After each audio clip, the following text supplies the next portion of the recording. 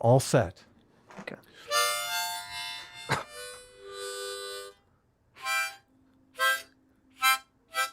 Hey now, it's your boy PSA Sitch here with yet another Sunday show. Look at this. With everyone's favorite jerky enthusiast, Adam Friended. Yeah, got some beef jerky, some snacks for the live stream. This enjoyable live stream. What are we watching today? I didn't. Did you watch any of this? Vaush versus the Daily Wire quitter. Nope. You watched none of it? I watched what I watched. I didn't watch any more than I watched before. Right. So there's a huge chunk of this I have not seen yet. So I'll be watching it fresh. Exciting stuff. Yeah. There was a super chat or something that was given before the stream that has now disappeared from the ether. So I apologize. Impossible. That can't happen. Yeah, I know. But thank you so much, our surrogate father, J-Mac. Look at that. Holy cow. For 60 gifted memberships. Oh my God. Very incredibly generous. Thank you, Jay. Yeah. Thank you so much. Notice J-Mac was like, I'll skip that Brianna Wu talk. Yeah, that's good. Listen. Anyways, so we're going to start at where we did last time, but we will actually watch the whole video as opposed to watching literally like 30 seconds of it and then talking for 3 hours. So let's, we're starting 20 minutes in because you said the intro. Can you summarize the intro for us? It's just extremely boring. Yeah. Just boring. Yeah. Like getting to know each other type stuff. Yes. Vaush trying to figure out if this is someone he could potentially date in the future. Yes. Now, last time we tried to watch this, we kept stopping it because we were commenting on Vaush mugging for the camera. So I guess we won't stop at this time to point that out. We're not going to do that? I mean, you could point it out, but it won't be a 3-hour conversation. So anyway, this is the woman who, Christina Buttons, she worked for the Daily Wire and she quit over, I believe, over what's his name? Michael Knowles. Michael Knowles said about eradicating transgenderism from public life. That, I think, combined with Matt Walsh's statements, made her reassess working at Daily Wire. So, did he say eradicating? Did he use the word eradicating? He said eradicate transgenderism from public life. Wow. Okay. That's the so he wrote that down and he's like, eradicating. That's the word I want to go with. Yeah, that's why he did it, to gain, because people will say, oh my God, he's advocating for like genocide. Like that was the reason he used that language. To trigger everyone. Yes. Okay. Yes. So I mean, it worked. I didn't get triggered, but nothing triggers me anymore. There you go. True. My lifeless soul in the realm of politics. I've seen it all. I've seen it all, kids. I can't get triggered by any of this stuff anymore. Adam is well known for his another detransitioner. There you go. No, I'm serious. I'm reading that. I'm reading the Tavistock book, A Time to Think, I think it's called. And man, I say, on my cold dead heart, I don't get triggered by anything, but that book is triggering the F out of me. So, and that's one of the reasons why this conversation is so terrible, because I mean, Vaush is basically advocating for something he knows nothing about, and probably convincing a lot of people this is a life path that they should embark on. So, right. So shall we get into it? Let's jump into it. Doctors and mental health professionals who are sort of trying to talk to others about this stuff without being accused of being anti-trans, but just sort of, maybe we should proceed with caution. People who are trying to have those conversations like this, that kind of inflammatory rhetoric coming from conservatives, it does not help them. She's talking about us, Sitch. Look, it's us. People who want to have those conversations without being called transphobic. True. Look, it's us. True. It's us. It's call me sexist all you want. Yeah. You don't call me transphobic, though. There's a giant difference. There you go. The war of the sexes has gone on for millennia. Mm-hmm. Mm-hmm. The transphobia is like 16 seconds ago. Yep. Look, only accuse me of things that are biologically encoded into me. Mm-hmm. And then, when you have to ask, like, who does it help? Like, it helps them. It helps invigorate their audience, helps draw people in to their channels. Like, it's just not helping anything that all of the people that I know are trying to accomplish. And what that entails is, talking to the US-based medical organizations and trying to get them to consider conducting a systematic review of the evidence, just like the Why would you want to do something like that, Sitch? That sounds like a lot of work.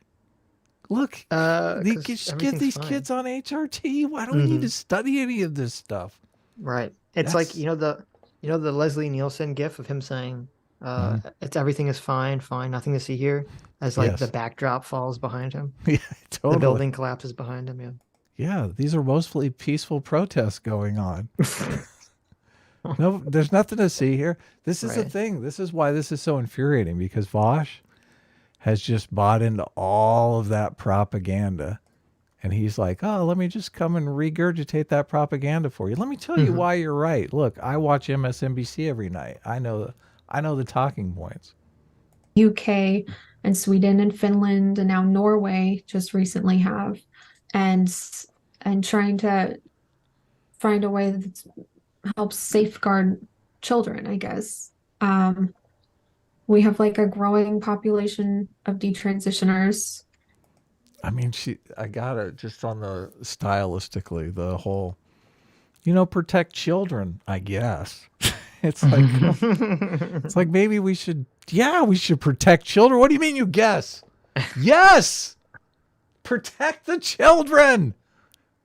Look, you're supposed to be a conservative. You think it's because she's talking to Vaush? She's not conservative.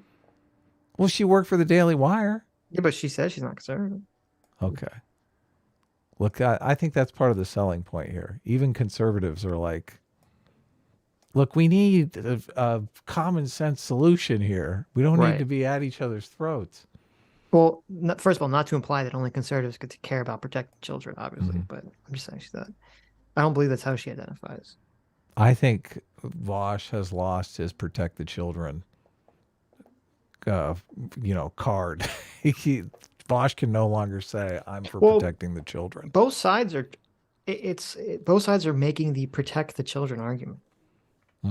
So I don't know how useful of an argument that is persuasively, or at least to frame it that way, generally, if you're going to be specific about specific numbers about, the desistance rate being very high before affirmative care, which I always do. I think that's good, but just saying protect the children, because their argument is, oh, well, they want to protect children from killing themselves because they have gender dysphoria, right?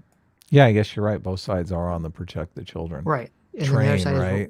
Right. And then the other side is, well, we want to protect children from wrongly transitioning, and then obviously some people are just against transitioning altogether. So. Right. Good point.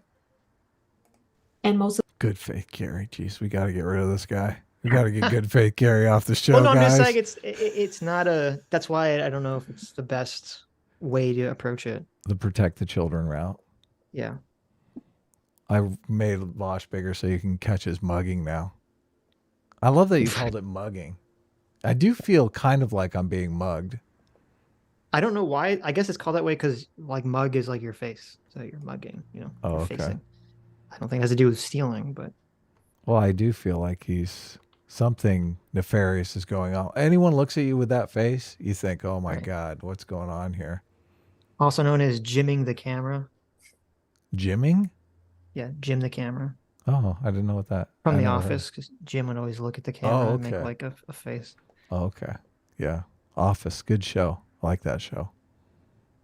So the more autistic. I'm autistic. Hey, me too. Didn't get it. Hey, I am too. Sitch, are you autistic? Look, we're all autistic everyone is here. nowadays. Right.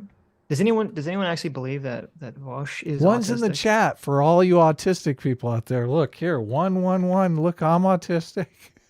Yeah, I don't. I'm highly skeptical of the claim, but Yeah, so am I. But so You are? yes. I didn't get diagnosed until I was an adult. There's a serious problem with like we just it used to be thought of as sort of a boy's diagnosis. Like the ratio they used to say was like 4-1, male to female.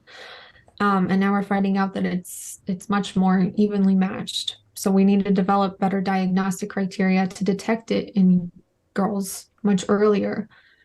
What I see the problem being really is that we're getting all of these autistic kids when they're a teenager who are hurting, they're struggling with their identity. They know they're different from everybody else, but they don't know why. They don't do well in social settings. They want a community, and then they see, the trans community. They're introduced to the idea that they might be born in the wrong body, and that might explain everything to them. They tend to fixate. They tend to prefer simple, sort of black and white solutions. They get it into their head that they're probably transgender, and then they're sort of immediately affirmed through counseling and through the medical and establishment. And that is sort of what I see is specifically something that we should be talking about, not eradicating transgenderism from public life. That's why I'm doing this. Is I'm in it because it's my community. It's I don't want people to suffer and get the wrong diagnosis and then end up medically harmed from it. what a bigot. God. Yeah, if Vaush was paying attention here, he might say, now when you say your community, are you talking about the trans community or the autistic community? But right. Obviously. So this is another huge problem I have with the affirmative care model, is that it was supposed to be pre-affirmative care that, a kid comes to a psychologist or psychiatrist, they think they have gender dysphoria, that they're supposed to kind of go through with them to like see like, well, do they have gender dysphoria? Or maybe they have autism, or maybe they're depressed about something else. Maybe they're just feeling insecure about their body because they're going through puberty. Like the whole point of having a doctor try to weed, to figure this out, is to weed out the people that have it from the people that don't have it, because there's no, straight up test for it. So it can be kind of a difficult thing to do. That was the entire purpose of it. And I feel like the affirmative care model is essentially the destruction of the entire point of a doctor being involved in the first place. Yep, that's exactly right. Yeah. I mean, it's like if you go to the doctor and you're like, hey, doctor, my knee hurts. I think I have XYZ problem with it. Give me this medicine. And the doctor just says, okay. And they don't actually say, well, we're going to run some tests. We're going to make sure you actually have that problem. Maybe you don't want the medicine you came in here asking for because it has XYZ side effects. Like, then there's no point of a doctor being involved in the process. Yeah, that's the situation. I was telling you before the stream, I'm reading that book, obviously, A Time to Think, the inside story of the collapse of the Tavistock gender service for children. Mm-hmm. And they give the inside scoop with the employees and that have worked at the Tavistock clinic and stuff like that. But they're also diving into some case studies of some of the people's experience with the clinic. And the one that I was reading about today was this kid had obviously, gender dysphoria. And his parents, his mom particularly, took him to the clinic thinking, oh, they're just going to do talk therapy to help him get through puberty. And that's not what they did at all. They basically told him that their, HRT was the, hormone blockers, puberty blockers, I guess that's what they call them, yep, was the treatment. And she's basically saying, is that the only treatment that you have? And they're like, yes. Which, as a parent, you're thinking, really? That's the only treatment there is? There's not any kind of like talk therapy or something we can find out if this is really the right thing to do? No, this is This is the miracle cure that we have for all these kids now, which is kind of the problem. And I told you as well before the stream began, something that came out of this story that I never really thought about was they're actually dealing with people who are social workers. So they're in a position to take your kid away from you if they think, you're mistreating the kid. So that adds a whole other level to this power dynamic where if you start asking too many uncomfortable questions, I mean, you don't know if you're sitting across from someone who is skeptical of the affirmative model or who is, a Vaush and is all in, thinks you're a transphobe if you don't accept the affirmative model. So it's an uncomfortable situation to be in. And, when we were talking to Brianna Wu in the last stream, she's saying this is a decision to be made between you and your doctor. Well, if your doctor's an idiot, it's just doesn't know the science or is unaware of the state of the science or just is overly enthusiastic of the state of the science, then you're talking to your doctor is absolutely no help at all. And if you're in a situation where you can't even really question because you're talking to some social worker that can take your kid away from you, none of the solutions that are being proffered by the left seem remotely practical for the situation that we're in right now, which that's a huge part of the problem. Well, it's an interesting thing too, talking about like this is between you and your doctor. And Brianna was talking about the WPATH standards and things of that nature in terms of like protecting from lawsuits. And I didn't really think about this until just now. I don't know if this has ever happened. I'm sure there's been cases about this. But what happens if, WPATH or, other American institutes change the standards of care for kids who have gender dysphoria or believe they have gender dysphoria? And part of their rationale for changing that standard of care is that they feel that the previous one was based on bad evidence, studies of low quality, which is what's talked about in a lot of the European countries. They think there's a lot of these low quality studies that people are using to make these ideas about affirmative care model. And so if they change the standard of care based on the studies being low quality, does that open them up for lawsuits? Because they say, well, why were you using, or maybe it opens up that, maybe not, it doesn't open up the doctor for a lawsuit, but maybe it opens up the organization. Because then the question is, well, wait a minute, why did you adopt these standards if they're based on, you're saying they're now based on low quality? And I wonder if that fear is actually preventing some of these institutions from changing the standards of care, because they don't want to open themselves up to that liability. Yeah, that's interesting. Yeah. I know when you do these medical malpractice cases, standard of care is the thing that you're always trying to zero in on. You're basically arguing that your doctor didn't meet the standard of care. But a lot of times in the court case, it becomes a battle over, well, what was the standard of care?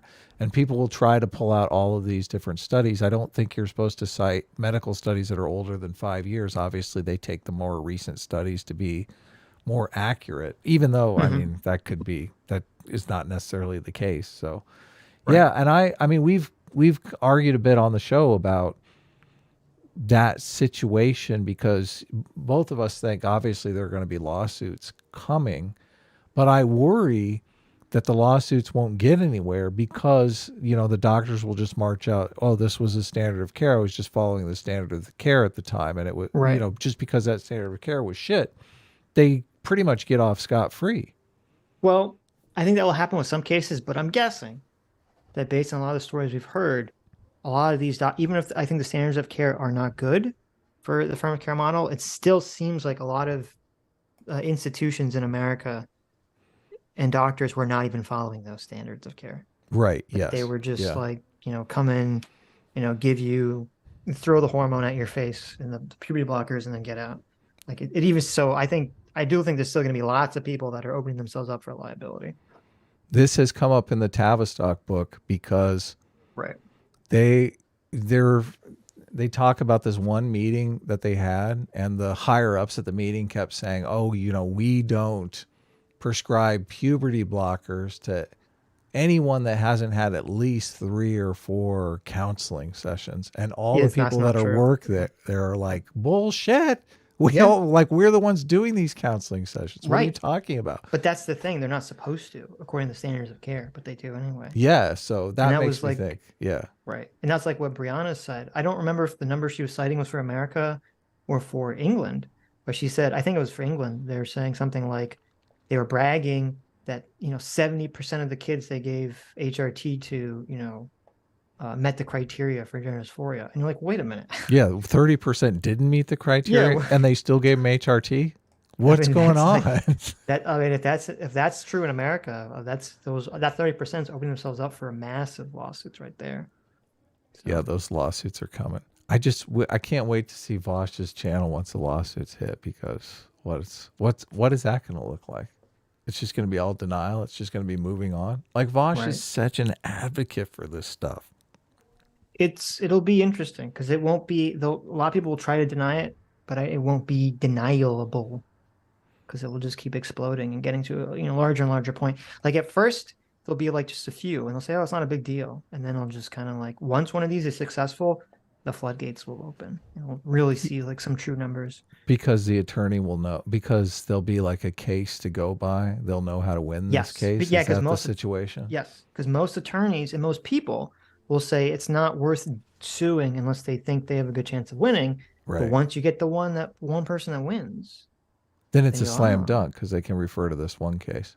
Right, exactly. Does it become case law in civil or only in criminal? Yeah, of course. Okay. JMac for $20, our Circuit Father, thank you so much, says, I didn't skip the Woo Talk. I was busy getting an amazing back massage. Nice. Hope your back's doing well. Yeah. Did you guys ask to unblock our most funny of boys, Chris O'Neill? Hope everyone's doing great today. No, we didn't get a chance to ask her that. We only had an hour with her, so we'll try. I can ask her in DMs. There you go. Sword and Scale for $20. Thank you so much, Sword. Says, when are you guys going to talk about the important topics that people are really interested in? Like fractional reserve banking. Thank you, Sword and Scale. Thank you so much. There you go. Sword and Scale knows what's up, because that's the stuff I should have been reading the Tavistock book. And I was reading a book on the history of the Federal Reserve. I find that so fascinating, Sitch. I don't know. I don't know why other people don't. Maybe I am autistic. I don't know. Well, I mean, everyone has their. I'll be honest. I only think it's interesting if I can argue with someone about it. On its own, I think it's dry and boring as hell. Right. So, but, yeah, that's my debate brain, aggressive, sexist male side coming out, I guess. Yeah. I mean, don't you want to use this kind of stuff to make money, though? No. It's just like, nah, I don't care. I'm motivated not by money, but by hatred. Okay, you don't understand. Right. Yeah. A little bit of I'm both really a for Sith me. deep down. Okay, I just have to suppress it. Yeah. Of course. What you open with there, with the disproportionate rate of diagnosis between boys and girls when it comes to autism, totally agree on that. It's a real issue. Yeah, there's a lot of understudied medical stuff when it comes to women. I remember there was that talk of heart attack symptoms being different for men and for women, but because medical, like studies have been conducted primarily on men, and with the expectation that men would be reading them, there was like a set of inaccurate expectations across the board, stuff like that. I think we're getting better. Certainly there's more work to be done, but I am curious. So we said this last time, but I think it merits to be said again. It's interesting to me that you have a problem that exists for two reasons. One, which you brought up, Adam, which is that, because women menstruate, it kind of screws up a lot of the clinical trials.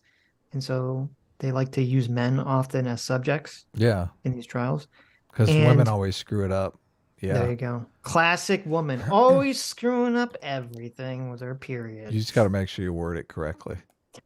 But the second thing too is that's interesting that, the reason that a lot of modern medical studies until recently were okay with just testing some men was because they were operating under the false idea that there wasn't, gender/sex differences between men and women in their bodies, and in terms of how they would have certain diseases and the symptoms they'd have for certain diagnoses, including autism and other things. So they weren't even looking for different, symptoms for women that had autism. And so they were underdiagnosed. And that's the reason. It was kind of this blank slate sex gender idea that led to this problem, not kind of the reframing that Vaush has done here, which is that it's sexism because they thought men were going to read the studies, I guess, and for some reason that means that they wanted to do the studies on men. I don't know how that logic follows, but okay. Yeah, you know why he had to reframe it like that? Because he likes the blank slate idea. Right, exactly. Yeah. Because it wasn't the conservative, sexist, gender stereotypes ideology that got us into this trouble. It was the progressive men and women are exactly the same ideology that got us in this trouble. Yeah. True. His own ideology. Yep.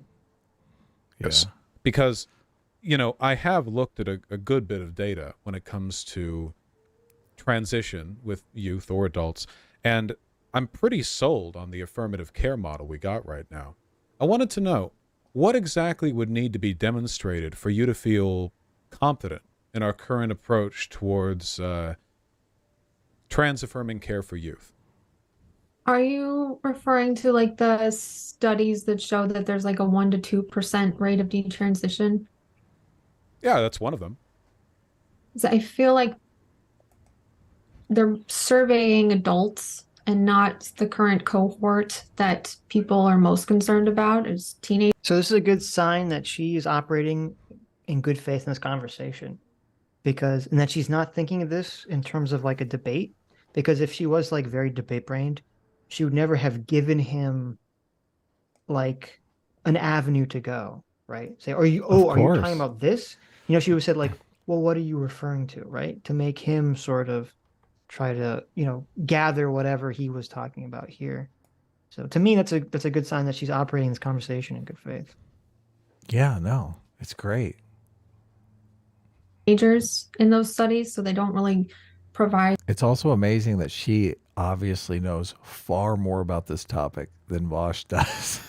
Well, of course. I mean, she was hired. And that was another thing. Oh, I forgot. I should have wrote that down. And I didn't have my notes open for a lot of the conversation with Brianna. We should have asked her because she was criticizing Jesse. I'll have to put my notes for next time, because I think Jesse Single's reporting has been pretty solid on it's amazing. Basically everything. Yeah. I'm very curious as to what her specific issue is with his reporting, especially when in our conversation, she said, oh, you guys are kind of talking outside of my wheelhouse on like specific trans issues in terms of like, true. How many kids are being wrongly diagnosed and specific numbers. And I'm like, well, I just thought now, I'm like, well, wait a minute. I mean, that's literally what Jesse does. Like, that's like his entire, not his entire, but that's like a huge part of his journalism and his job is to do that thing, just as it was with Christina Button's job. Yep. So, yeah. And she's completely right here that part of the reason that when they point to the desist numbers, it's number one, I don't think that those numbers have ever been studied recently in any way that's appropriate. Except for, the biggest study, as I said, the biggest study they had for this was they went around to areas of, they went out to groups and areas of trans people who still identify as trans. And so we're going to trans support groups. They asked them about desisting. And that seems kind of silly. Yeah, none of these places are doing proper follow-up, which is a giant problem. Right. Well, because if you detransition, you're probably not going to identify as trans anymore. And also, because a lot of these people are young that are going through it now. And so we don't have a current model for this group of kids. That much information. There's a great Reuters article that came out recently that looked at a lot more studies. Mm-hmm. I'm familiar with that Reuters article, but there's a few that. Oh, please. Well, there's at least 2 from last year that found that the rate of detransition in their particular studies, they had smaller sample sizes, but it was much higher. It was like 30%. I personally have talked to dozens of detransitioners with very similar stories. They were actually similar to mine growing up. I had a really, really tough time in adolescence. I'm in a group chat with like 60 of them who are gone through the same thing and were sort of medically affirmed, and they realized they made a mistake. They were actually on the autism spectrum. Well, here's my concern. As I understand it, the earliest pillar of medical intervention you get if you're a trans youth is usually hormone blockers. Yeah, obviously, right? You know, they give you a bit of time to decide if you want to continue on to cross-sex hormones. You know, they're reversible. You can take them for some time. And it seems like most, from what I'm familiar with, something like 98% of youth who go on hormone blockers then go on to actually take hormones, which suggests to me a level of consistency in their willingness to transition. Because we have... You know, It's so This is he's such an idiot. well, so this is what I say this a lot, and I don't think people appreciate it. Right? I say most people don't understand what proves their case, what pieces of evidence prove their position, and what pieces of evidence disprove their position. And this is the classic example, because what he said, we've all heard this repeated constantly. You know, this has been, you know, written in many articles. We've heard many, you know, people on YouTube say that exact argument. Like, they think that, well, because most people on puberty blockers then go to take cross-sex hormones, that proves that it works, or that proves that it's not like a huge rate of kids that are, you know, wrongly diagnosed, when that's evidence of the opposite. That's why a lot of these European countries are have decided to change this, because the old way of thinking, which has now been basically shown to be wrong, was that the thought was social transition and puberty blockers were neutral, that they wouldn't push a kid one way or the other in terms of affirmation or desistance. And we now know that's not true. It's the opposite. That social transition, we have very good evidence, very strong evidence, repeated, that social transition and puberty blockers are actually positive in terms of pushing someone in a direction towards transitioning treatments, and that it definitely drastically seems to reduce the number of children that will desist naturally. Yeah, I went back and I reread the chapter on consistency bias in Influence, Cialdini's book, just so I could start pulling out all of the studies that are based on consistency bias. It's pretty well documented in psychology that once people make up their mind to do something or to go down a path or engage in some sort of project, they just, you know, they shut their brains off. They're like, once the decision is made, they're confident that what they're doing is the right course of action, which makes total sense from a psychological perspective. Obviously, you want to, you know, engage in that project as forcefully as possible so you have the best chance of succeeding.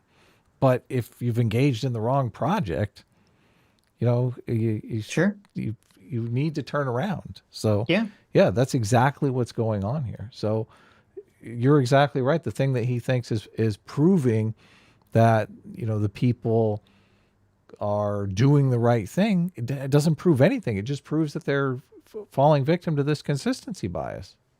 Yeah. Well, I would say consistency bias, and obviously the biological effects of not going through puberty. Yeah. Would be, obviously that has a huge impact on people in terms of the way they think about things and in themselves. And, you know, if before affirmative care model with puberty blockers, the desistance rate was somewhere in the range of 60 to 90%, and then after, it's somewhere in the range of 2 to 20%. I mean, that's a massive red flag that, well, wait a minute, we need to make sure that these treatments are not, you know, so basically solidifying children down the pathway to transition. The thing that's interesting about the psychology of the consistency bias is that it's not just applicable in the trans situation. The consistency bias is a problem for Vaush, because Vaush is in this situation where he's falling victim to the consistency bias as well. He's not allowed to evaluate any of these studies in any sort of objective way, because he's already gone down this activist path where he's just, you know, hook, line, and sinker with the affirmative care model. And it's to the point where, you know, he's just basically out there trying to argue anybody who's against him out of their position. Right. So right. Yeah, that's why I'm interested in this, because if the science, you know, changes and all of a sudden a new consistency consensus emerges, Vaush is still going to be trapped by the consistency bias. Well, that will be interesting, is because, if/when, because there's only a matter of time, when America drops the affirmative care model, Yeah. I would be very curious to see what these people say. They're going to say, "Oh, they just gave in to right-wing pressure." That's exactly what they're going to say. Blah blah blah blah. That's blah. exactly what they're going to say. So they're going to say, the medical community was, the Democrats were bought out. They're corrupt. They completely gave in to the medical establishment, and they're all just right-wing chuds now. Right. Yeah. Right. And that the affirmative care model is still great and that we should be using it. And what they're doing now is they're going to start comparing it to the conversion therapy, like they're so fond of doing. Mm-hmm. That's exactly what they're going to do. Of course. But in reality, they've just been wrong the entire time. That's what's so sinister about it. Yep. Yeah. I have kind of data on this moment to moment, because usually like medical data on large groups of people to get really strong answers on like demographic tendencies, those take a little while to come out. And this whole trans youth panic thing is relatively recent. The information So here he's saying we don't have enough information because we don't have good studies, right? Again, hurts his argument. Doesn't help. I know. That's exactly what I was thinking. Right. I'm like, so right here, he's saying, listen, we really don't know. Yeah. Okay, well, if we really don't know, then why are we putting people on puberty blockers? What do they need time to think for? Like they're going to do some long-term study in the time between, them hitting puberty and pausing puberty. Like it's not an indefinite thing. You can't pause it for 10 years. I never thought about it until our conversation today, but I am now worried that these organizations in America that create these medical standards for transitioning will not, or will be super resistant, and probably are super resistant now to change those standards just to protect their liability.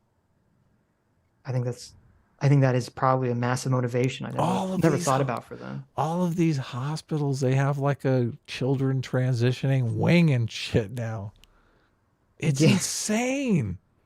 It's insane. This is considered like the cutting edge study.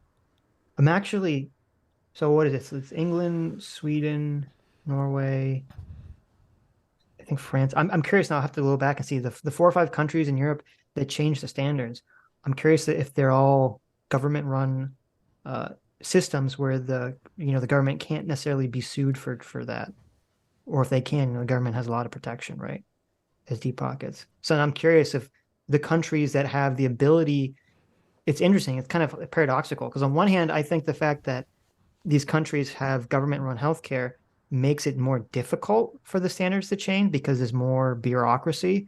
But on the other hand, maybe paradoxically allows them to change because they don't have to worry about getting sued as much. Oh yeah. Yeah, that could be the case. Definitely. Yeah. Because they have some sort of immunity to lawsuits. Yeah.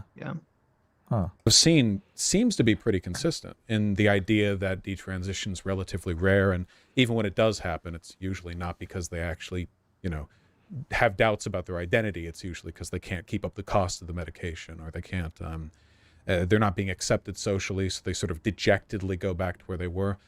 The reason I bring this up, like the real reason I'm concerned, reality comes in and kicks them in the face. How come they never give that answer? How come it's always like, oh, people weren't accepting enough of them? How come it's never, oh, I didn't realize this was going to be so much fucking work, and like this is a terrible,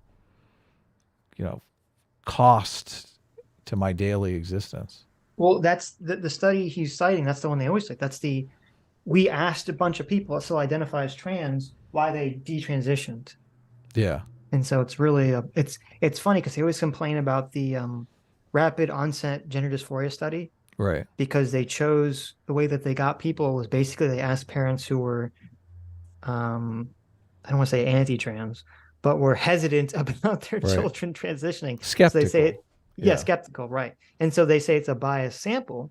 And fair enough, maybe it is, even though it's not really what the study was studying. So that's kind of irrelevant, but everyone forgets that.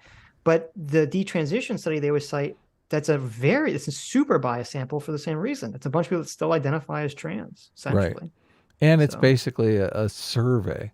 So they're asking them, they don't ask them if you got fired for being trans or, you know, you couldn't get an apartment because you were trans. They just ask them, what was your reason? And one of the reasons they have listed is, you know, social pressure. Sure. Yeah. Sure. Right. It's like, who knows? Concerned is, it's all well and good to spin a story, and I understand there are risks of overdiagnosis, but there will be thousands of detransitioners with regrets, even if youth gender transition is held to an incredibly high standard with regards to diagnosis. Medical regret's pretty common, unfortunately. Even if we just had 1% of people who regretted it, detransitioned, whatever, that would eventually be thousands of detransitioners. How do we arrive at a model you think would be good for children? Well, I want to go back to the irreversibility part of puberty blockers. I don't think that's actually true. If you're talking about puberty blockers and cross-sex hormones, if they're started at Tanner stage 2 of puberty, like they will be infertile. It causes sterility. There's all kinds of other studies coming out about cognitive delays. And I mean, even just your genitals don't grow if you take puberty blockers. If you're a guy, we're talking about, there's a loss of sexual function. The hormone blockers can have these effects during the time you take them, but that's because they're blocking the hormones, right? It would make sense. It's a natural consequence of their design.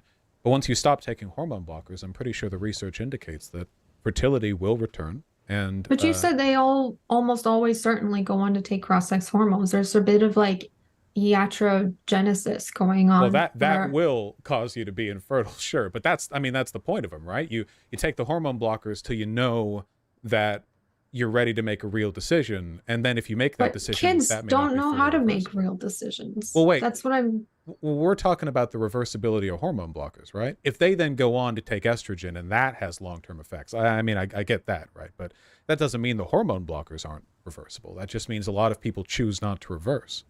So we're dealing with this argument because it's kind of like this. It's kind of like people arguing about different things, essentially. Mm-hmm.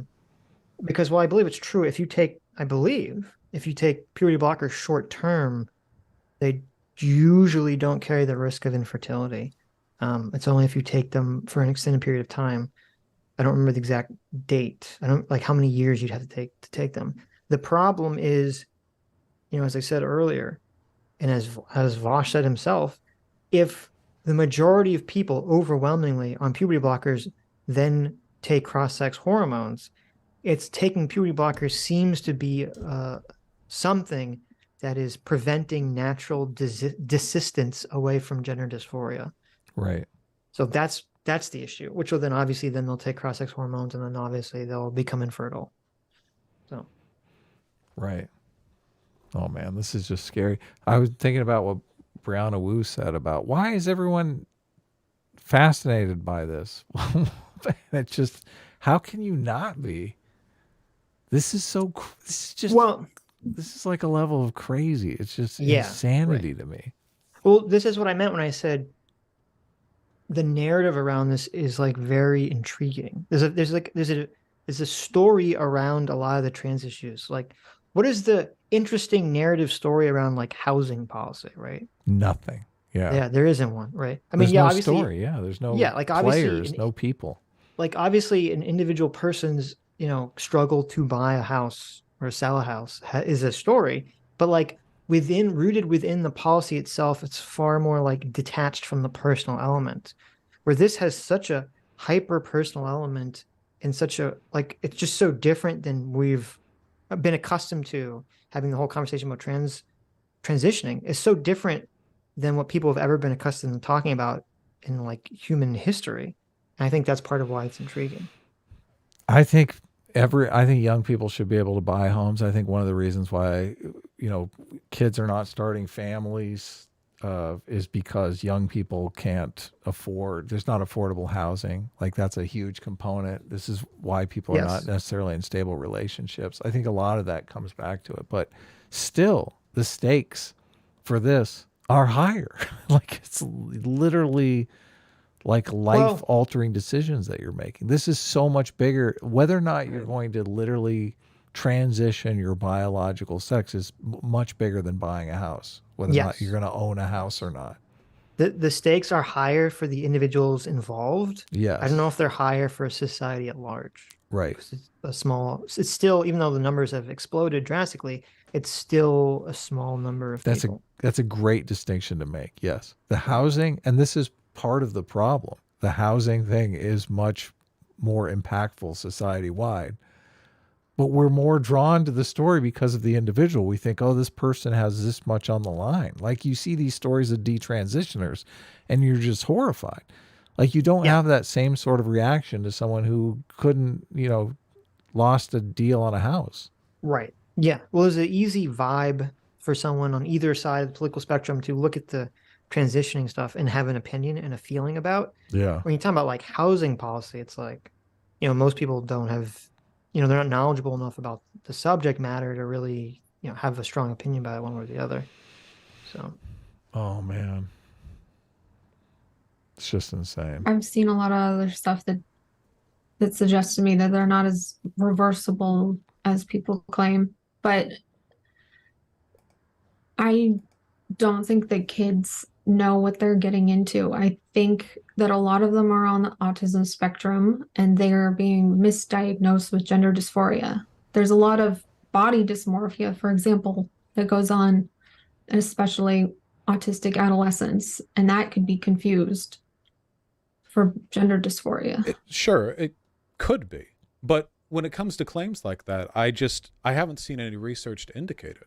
I mean, certainly when it comes to stuff like hormones being taken by 17-year-olds or whatever, I mean, there's room for mistakes to be made here. But that's why I'm so supportive of hormone blockers, because it gives you time. There's not a lot of research decide. Yet, because this is just sort of that they used to say the time to think thing in the Tavistock clinic. Mm-hmm. And once they realized no one was using it for time to think and that it just kind of became a conveyor belt to cross-sex hormones, they stopped using that. Like they made a conscious effort not to tell anybody as they're counseling them that this is giving you time to think, that specific line. Mm-hmm. Yet Vaush is just saying it over and over again here. So wait, are you saying that when they were continuing to give them to people, they were just not saying it gives you time to think? The Tavistock clinic, I believe, is closed now. So I don't. Right, but I'm saying, are you saying this is when it was closed, or are you saying while it was it was still open? Yes. Right. One of the things that they would constantly say as they prescribed the puberty blockers was, this is the pause button. Yeah, this is the pause button. Yes. This is the medical treatment to give you time to think. Yes. That's exactly what they would say. Yes. Right.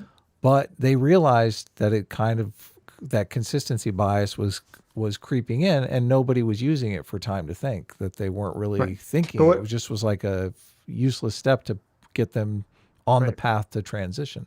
So they stopped saying that. They were like, we can no longer say this in the clinic. Right. So I guess what I'm asking is when they stopped saying that, was that part of what led them to close it down, or were they still open for a long time giving kids puberty blockers? They just weren't saying that. They were still open, still giving kids puberty blockers, but they weren't saying the time to think thing. Yeah.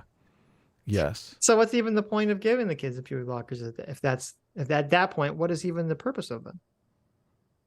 I have no idea, to be honest. At that point, all it's doing is it's essentially saying, well, we can't give you, HRT until some allotted time period, through some legal or medical standard. So we're just going to put you in limbo intentionally, until that date arrives. So yeah, and they weren't doing any sort of rigorous talk therapy or anything like that. Yeah. Right.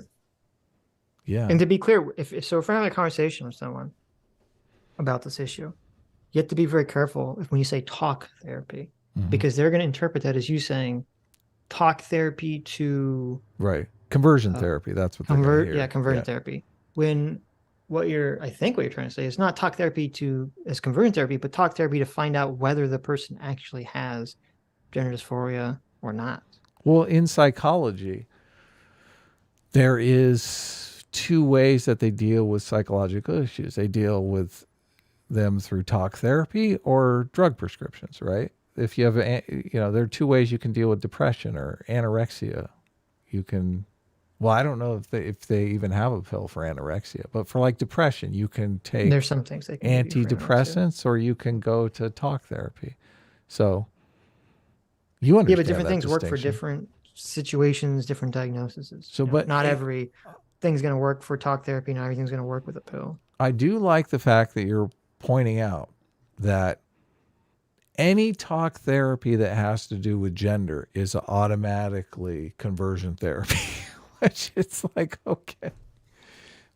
I don't disagree that that's the way people take it. If you have any sort of, if you talk to a therapist about gender and they do anything other than the affirmative model, then they'll classify it as conversion therapy. Yeah.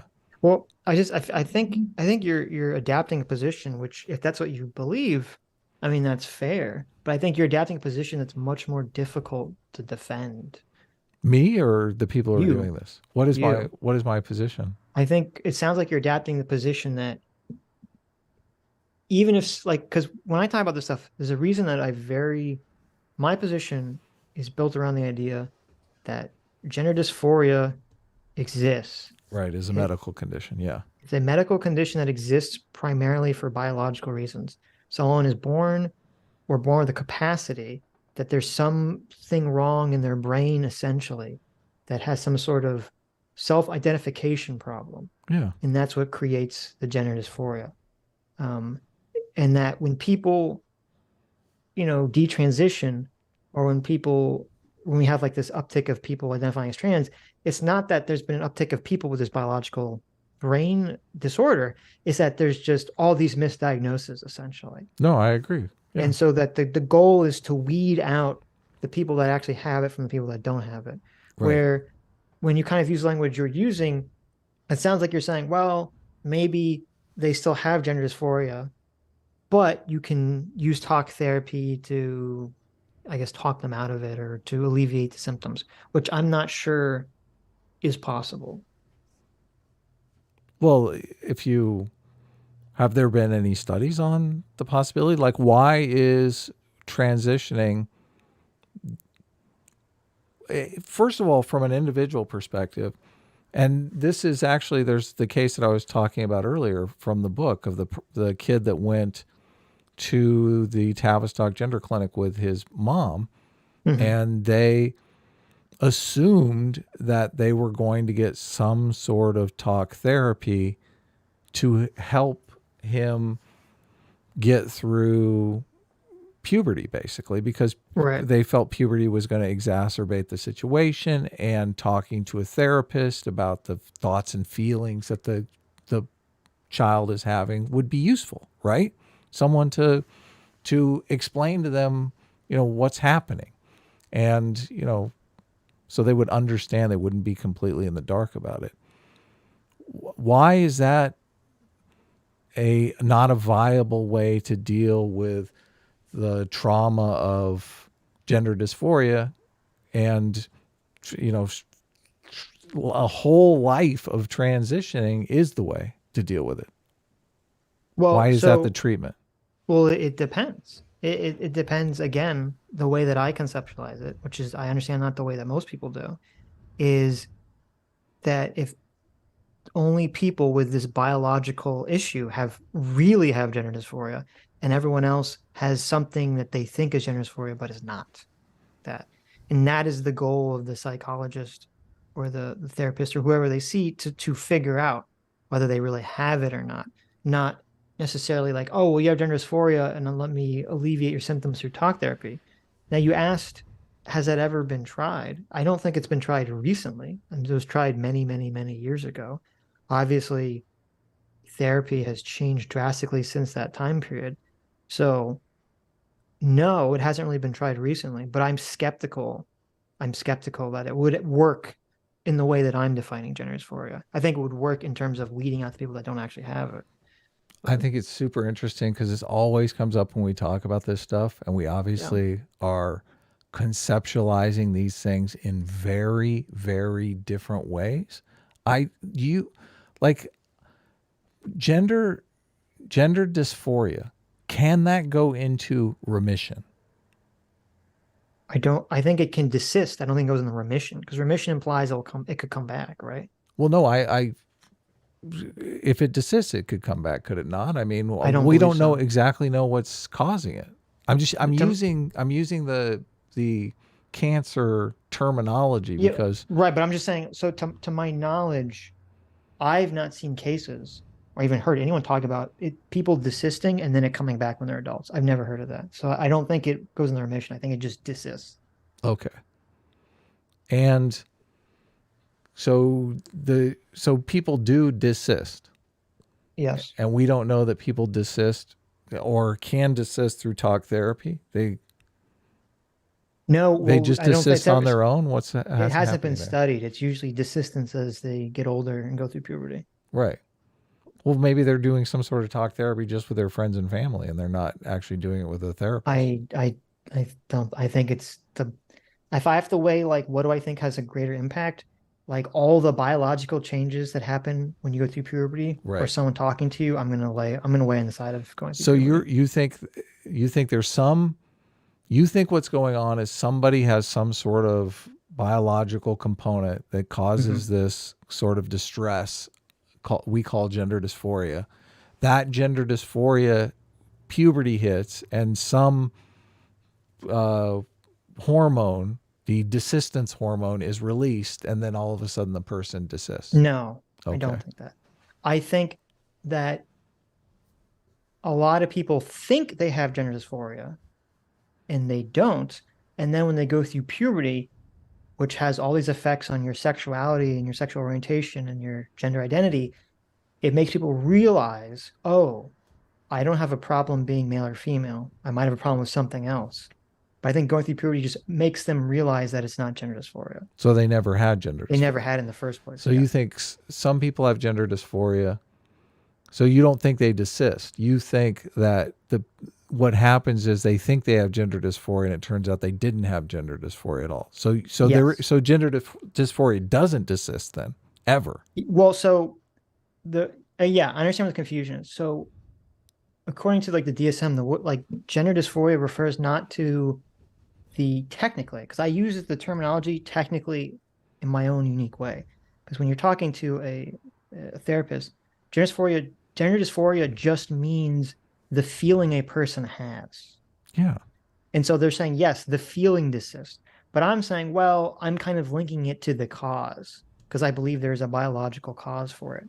And so I don't think that biological cause is fixed. I could be wrong. Maybe it is. But I don't think it's fixed by going through puberty. I think going through puberty just alerts people to being aware that they don't actually have gender dysphoria in the first place. Let's take depression. Is talk therapy and antidepressants, are those both viable options for treating depression? It depends on the person and how they have depression, what kind of depression it is, and why they have depression. Right. They're not interchangeable. Right, but both, you can have success with either or, correct? Not universally. It depends hold on. Some people might react better to drugs. Some people might react better to talk therapy. Yes. Right. Right. But you can't say universally talk therapy is an utter failure and we'll never be able to treat anyone for depression. No, of course not. Yes. Okay. So there are two viable options that may or may not work for each individual, but we have two viable treatment paths. But you're saying with gender dysphoria, we don't have two viable treatment paths. I don't believe we do. Right. We only have a viable option for weeding out people who I don't think actually have it. I wouldn't classify as actually having it. Okay. What is the fact? What is the reality that is preventing us from looking at it both ways, as if, someone has gender dysphoria that desists, or someone doesn't actually have gender dysphoria and Well, just okay, thought they were so- mistakenly had gender dysphoria. Well, okay, so what is the right. thing there? I understand what you're saying. Okay. Yeah. So I understand where the confusion's coming up. So it depends on how one defines gender dysphoria. If you just define it, which technically you're defining it in the more correct way, though I think it's a more confusing way. If you're just defining gender dysphoria as the feeling a person has, Mm-hmm. or the belief of the feeling a person has, then yes, you could say talk therapy is an alternative. Can make that feeling go away, just like depression. Yeah. Right. But my argument would be, and why I don't necessarily like the comparison, or I don't think it's apt comparison that you're making, is that I think people, in a circumstance where someone can have depression, they literally have depression, and they go through talk therapy, they go through cognitive behavioral therapy or some other thing, and it can fix it, but they actually had the depression. And they might have even had a biological reason for having the depression. Well, my argument with gender dysphoria is that the talk therapy cannot, or I've seen no evidence that it can fix the people that biologically have gender dysphoria. All it does is weed out the people that thought they did, but don't. And so that's where I kind of have a hesitancy with comparing those two things. What is the difference, though, between someone who actually has gender dysphoria and someone who thinks they have gender dysphoria but don't? If both of them, have this uncomfortable feeling around gender, all the descriptions of gender dysphoria, Right. both So have display that behavior. So the difference is one I think probably has depression or anxiety about something else, and they've mistakenly latched it onto gender dysphoria. Mm-hmm. That's the difference. Yeah, but what is the thing that makes the gender dysphoria? So, but a person can have depression and gender dysphoria, right? Sure. So, but what makes it makes it gender dysphoria then? It's whatever causes it in the brain. Mm-hmm. That's Okay. the difference. And you're saying talk therapy can't change what happens in the brain. To my knowledge, whatever structural issue in the brain causes people that really have gender dysphoria, maybe talk therapy could work. I am somewhat skeptical that it would, because it seems to be a pretty significant issue. What is the difference fundamentally between gender dysphoria and depression as just a medical condition? Right. So depression's usually caused by some sort of problem Outside. relating to neurotransmission uptake. And gender dysphoria isn't caused by that. We don't know exactly what causes it, but it seems to be some sort of flaw in the self-recognition part of the brain. Right. And what has convinced you so much that this is biological? Like, what's the smoking gun here that has really convinced you Well, we this talked is a about this, biological the thing? brain scans and the twin studies. The brain scans and the twin studies. So I guess I got to look at these brain scans and twin studies. How many twins were in the study? I don't remember. Okay. And brain scans? I mean, I don't put a lot of faith in brain scans just for anything. Like, why? Well, you should. I mean, I don't know why. What do you mean you should? So what? Well, give me the what happened with the brain? There was a woman who I forget her name. She did like hundreds of, if not thousands of these brain scans. So people that had gender dysphoria, and she found that the region of the brain, your brain has a little map of itself. Yes. In your brain, and she found that there was some specific area that had to do with self-recognition that seemed to be not lighting up properly and deficient in people that had gender dysphoria. Right. And did they do these brain scans for people who had gender dysphoria and people who desisted? And was the pattern a link to the behavior? Because if they desisted, then I believe the way that you're thinking about it right. is. So I believe, if I recall correctly, she had a control group of people that didn't have gender dysphoria, and it was normal. It was lighting up normal. But in the group that had gender dysphoria, it wasn't. I don't believe she had a sample of people who desisted. Okay. So the thing to do would be to take the people who have the gender dysphoria pattern, Yes. see which ones desist, and see if the And then- pattern still remains. Exactly. See if they have that.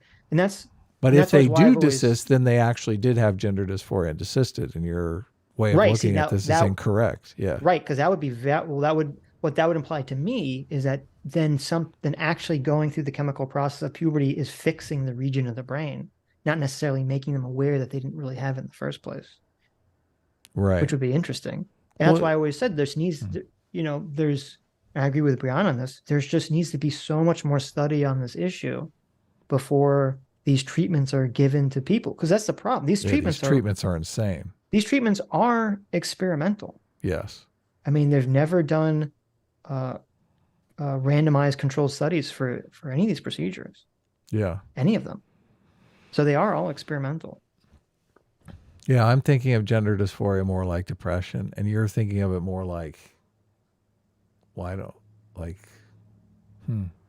Like autism Okay, yeah. or bipolarism or something. Something that never goes away. Yeah. Something that can't go away. Well, it can. So the idea is that when you transition, it alleviates to some degree in some people the sensation, feeling, symptoms.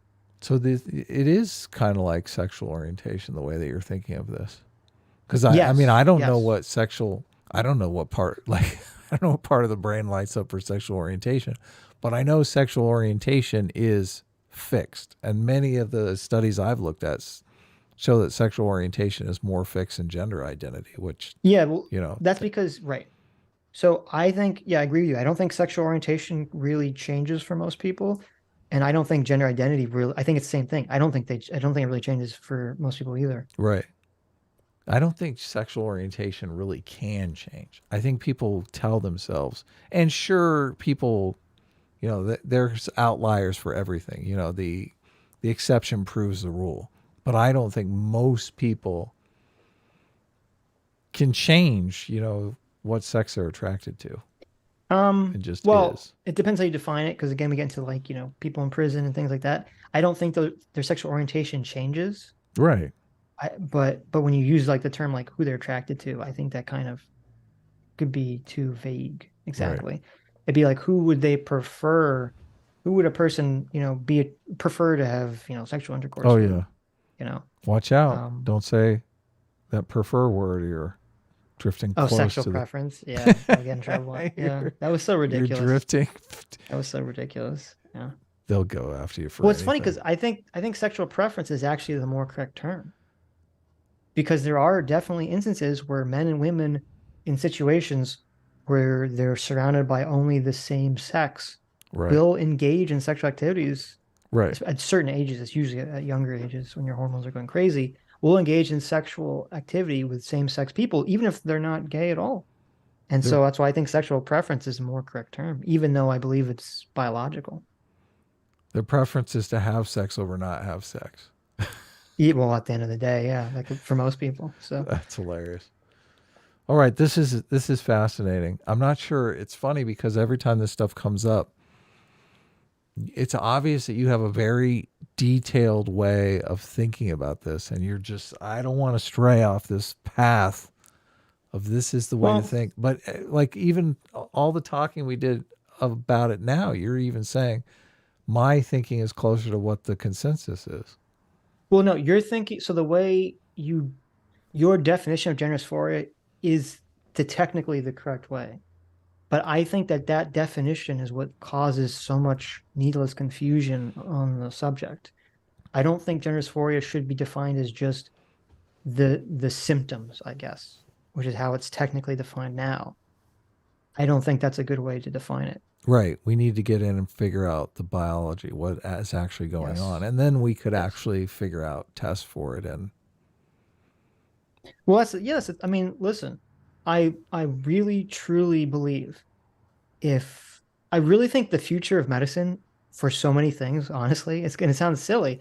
I think the future of medicine is literally going to be giving mass brain scans to people across all populations and then throwing them in a chat bot or throwing them in a machine learning algorithm. And that thing's going to spit out all sorts of crazy shit that is going to be able to find stuff by just looking at your brain that people would not have ever expected in a million years. Well, and your genes. Yeah. All kinds of stuff is going to come And your out. genes. But I think I honestly, I will not be even remotely surprised if they could put a bunch of brain scans in an AI algorithm and it can pick out who is left wing and who is right wing. Yeah. Yeah. No, it's going to be fascinating. We've got a Yeah. lot of interesting things on the horizon. I do think so. that's going to be the future for a lot of diagnosis of medicine. But Great. More doctors unemployed. It'll be perfect. Just what we want. Happening right now. I mean, there's studies that are being conducted, but we're kind of just like, people are just, this is all just happening right now. Well, I the mean, studies- the concern, sorry. Oh, just the studies we have seem to be positive. The studies on like the likelihood of continuing on to take hormones, the low rate of regret. I mean, a lot of these do include youth. If people take hormone blockers for a bit, then stop, you know, it's fine, right? That's just a part of medical decision making. But I just worry about basing concerns about the process on the stories of what seems to be a relatively low regret rate in people, you know, a small proportion. Because if you do that, you can get people upset about any medical procedure, right? There are folks mad about hip replacements, heart surgeries, you know, nose jobs. But if you just take those stories, I mean, you're not really getting the full picture. It's consistently the same story though. It's a lot of people. I talk to a lot of them. I follow them on Twitter. I interview them.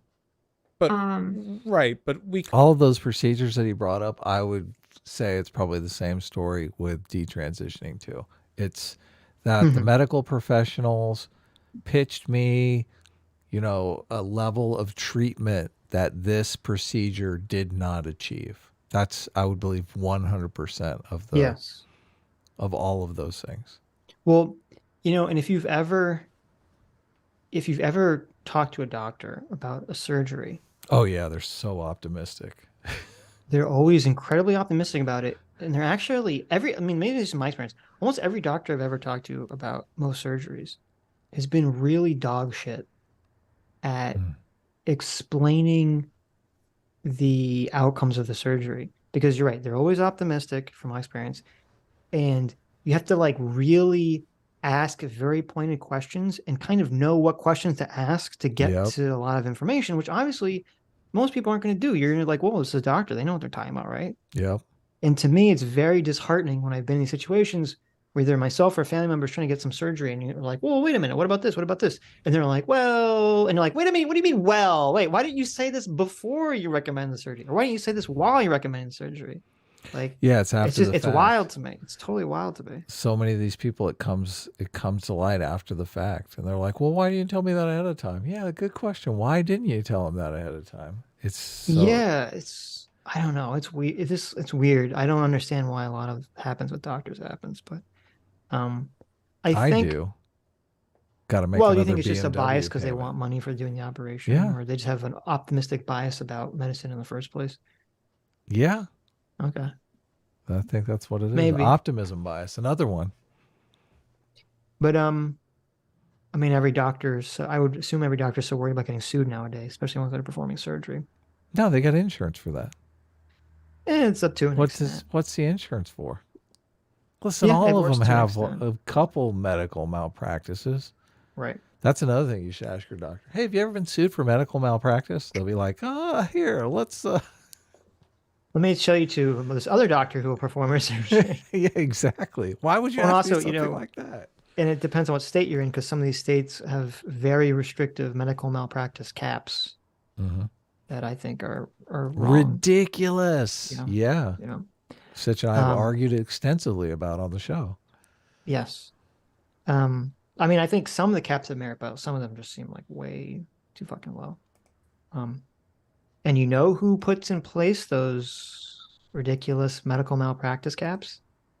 Democratic Party. Nope. It's the Republicans. Oh, it is? Yep. I knew it. It's not the Democrats. It's not the Democrats. Oh, the Democrats want you to sue the doctor or the corporation and get a shit ton of money. Oh, yeah, because they're all... Yeah.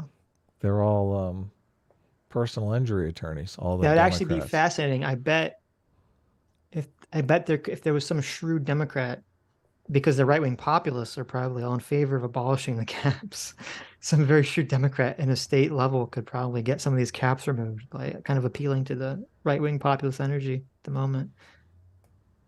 But what I was going to say is, I don't think that she's making a persuasive argument. I don't think saying, well, I know a lot of detransitioners it's not going to be persuasive in these kinds of conversations. Nothing. Because they'll just hand wave it away as like personal. Oh, that's just your personal anecdote, right? Yeah. None of this is going to be persuasive for Vaush. It's kind of like when Brianna is talking to us and she's like, well, I know so many women in the programming industry. And I'm like, well, I mean, it doesn't really mean anything to me. It's like, they're just personal anecdotes, right? I don't know if that's indicative of the whole. Oh, I was thinking it doesn't mean anything to you because you're just a sexist pig, but. Well, that's true too. Yeah. That is also true, yeah. I mean, I don't think women should honestly, be in the workplace, right? Well, they can't. Listen, I think women that make video games should be restricted to making video games about cooking. Every place I've ever cleaning. worked had a really dirty break room. So there you go. No. Need more women. Women are great in the workplace. Look, that's where you guys are going to meet your future wife, so don't complain about it too much. It's very funny. There was a time period, I don't remember what, it was like in the 50s or something. There's a time period in comics where in the Justice League, Wonder Woman was like literally, all she would do is she like clean coffee. Up. Yeah, she was like literally just making coffee and cleaning up like the Hall of Justice for like Superman and Batman. No way. She wasn't actually like out there fighting people. No way. That's awesome. Yes. It's wild. It's so funny. I was like, I saw these comic tales. I'm like, oh my God, this is like insane. The good old days of comics. There you go. There you go. That's why they call it the Golden Age. All right, anyway. We got to shut up now. Yes. So you acknowledge then that at most we're talking about like a collection of anecdotes in the absence of data, right? Because even if everything was working well and fine, we would still have hundreds, even thousands. Detransitioners are evidence that it doesn't work well, and it's not fine. There are people who regret any surgery. Like, we couldn't use those as a argument against. Those people weren't misdiagnosed. Well, any kind of medical intervention. Otherwise, we wouldn't be able to do anything. But they're evidence that gender identity is not fixed. They were medically affirmed because they were told that their gender identity is innate, and they're living proof that there is a flaw in the system. So would a diagnosis of gender dysphoria have to be 100% accurate for you to feel comfortable for it to be levied at kids? I would be happy with just longer assessments and don't immediately affirm and get people diagnosed with autism if they have autism, like just find the right treatment that is right for the right person. Like this affirmative model just seems to be sort of like a one size fits all. I mean, I agree with the idea we should do our best for every individual, but it could be the case that that's already happening. And what we're seeing right now is an inevitable proportion of people who regret the procedures done in a way that's not what's happening though. At the Tavistock clinic, they were like, some of these therapists have 145 patients, which you can't possibly give proper care to that number of patients. Yeah. But that might be unique to the Tavistock clinic. I don't know what it's like in America. Sure. That could never be fixed, right? Like, even if we took all the time in the world, and the point of hormone blockers is to give more time, that's the whole point is, all right, well, while we're deciding, you're not going to get armpit hair or whatever, Godspeed with you. And I think that's why they're so beneficial, because the alternative to that, I think, would be a greater pressure to jump on hormones immediately. If we could get 99% success rate with regards to detransition, would that be sufficient? We're a long way from that. I mean, it takes 4.5 to 8.5 years to realize that you made a mistake in most cases. Well, for detransitioners. That, I don't know how you could medically assure that's, would you have to like wait 8 years before any diagnosis of gender dysphoria?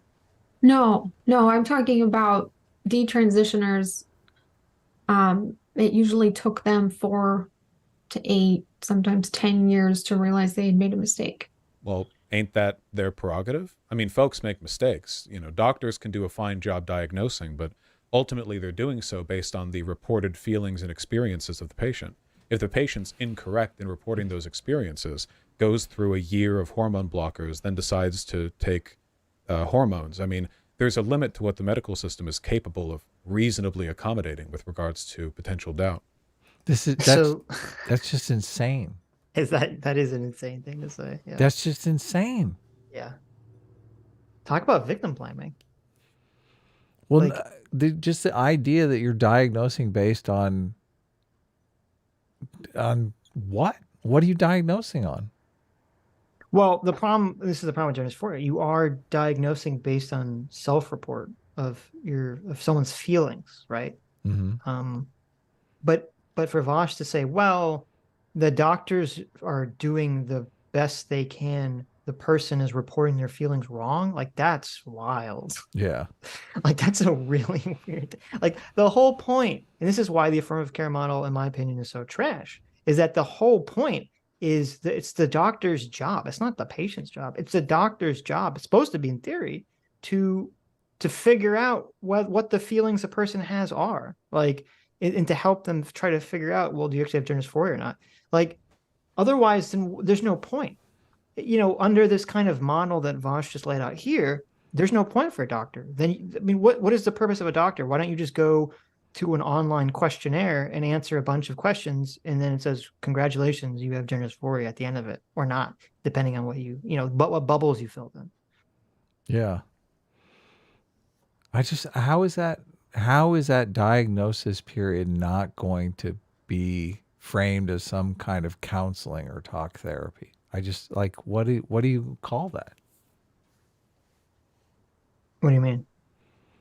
If you're assessing a person to find out if they have gender dysphoria, I mean, if I'm doing that, even the ones that I look up online that are like these gender therapists or whatever they make videos on how to tell if you have gender dysphoria or not.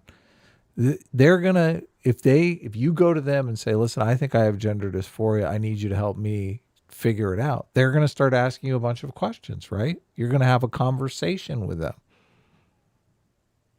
Sure. That's not classified as talk therapy. I guess it's not. No, no. I mean, when you go to the doctor, there's connotations to talk therapy that kind of.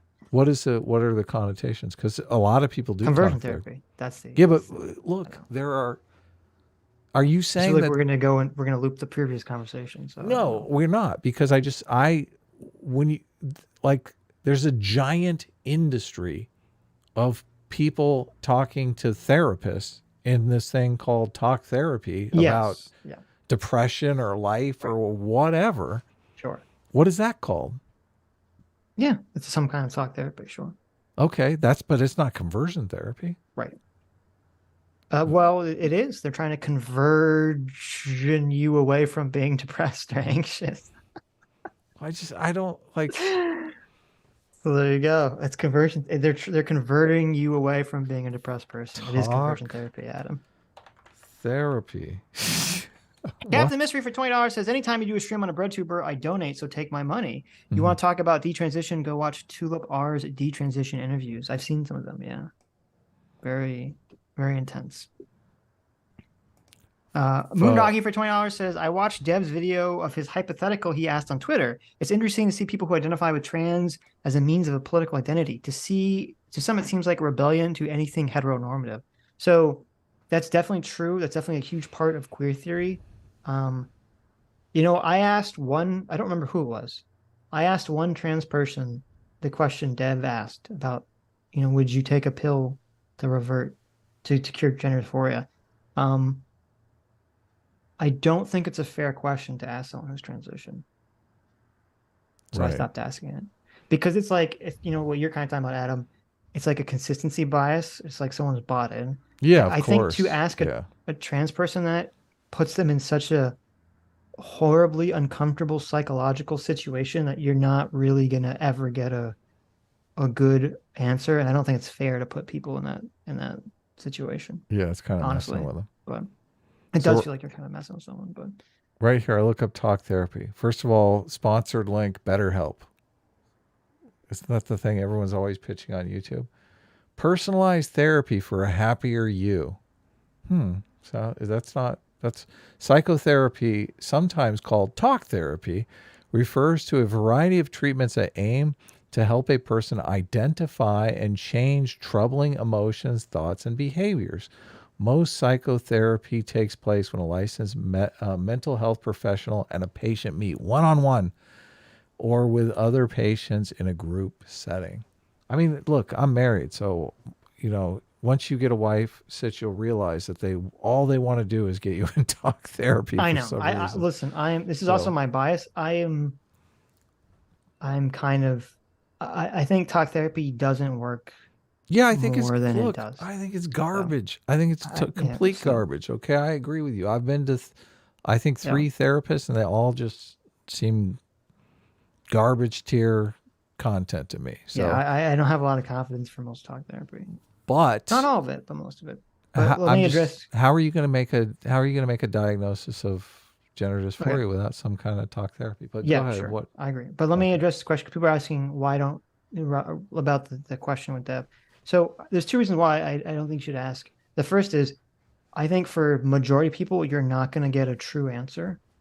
I don't think most people are able who are transitioned could give you a true answer, because you have to think about it from their perspective. If someone who transitioned is going to say, yes, I would rather have taken a pill and maintained my birth sex or my birth gender, that's a weird acknowledgement that like they're not happy with their transition and they're not happy with their body. And that is going to cause all sorts of negative feelings for them to confront, which they're not going to want to confront. So that's why I think, 1, you're not going to get like a good answer that's true. And 2, you're just basically going to cause people mental anguish over a hypothetical that I don't see what the point of it is. Like, I think it's a useful question to ask pre-transition. I think it's a useful question to ask society as a whole, because it exposes the idea that gender dysphoria should be thought of as an illness and not an identity. But I don't think you're really going to get anything useful out of asking trans people that question. And you're just going to basically cause, needless emotional harm, essentially, by doing so. So that's my take on it. But maybe we'll ask Deb about it tomorrow, or on Tuesday when we talk to him. Hell yeah. Globo Cop for $20 says, no body double and under the skin. Scarlett Johansson was actually naked. She did an interview about it. Well, there you go. Really? I thought we looked it up on stream and it was a body double, but I don't remember. Wow. So that's a great movie. I never saw it. It's better if you know what's going on. They went a little too artsy with it. I mean, I enjoy that because I like David Lynch movies, so I was watching it going, this is just what's happening. I'm totally intrigued. But then after it was over, I went to the internet and figured out what the story was, and it's like even more fascinating. You're like, oh wow, that is crazy. Yeah. Right.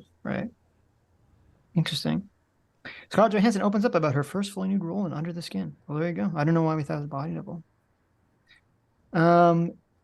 Austin Unruh for $20 says, talk therapy is nearly always used in combination with medication with depression. The medication is used to even the mood, and talk therapy is used to help the subject cope with their mood. Yeah, I would argue that usually, in my estimation, talk therapy only works in conjunction with that. Yeah, in my opinion. And for depression specifically. I don't know about other things. Jay for $20 says, I don't see how gender dysphoria can reasonably be anything other than neurological. Otherwise, we are allowing and promoting life-altering surgery for an aesthetic. An aesthetic would be way more prevalent than 1%. Yeah, no, I agree completely. J Mac, our surrogate father, for $20. Thank you so much. Says, talk therapy helped a lot with my PTSD and alcoholism. It can help, but it probably depends on how open the individual is to it. Yes, it depends on, I agree with you. It depends on how open they are to it and what exactly it is, right? What exactly the problem is that they have. So Sitch is obviously very open to it, so it would do wonders for him. Maybe. No, obviously you're not. Maybe But no. you shouldn't be because, well, I mean, maybe if I had PTSD, maybe it would be helpful because I just felt like my problems are so insignificant here. It's really just like, why am I? Just the fact that I was going to talk therapy for my insignificant little like problems it just makes the whole talk therapy thing unimportant, moot.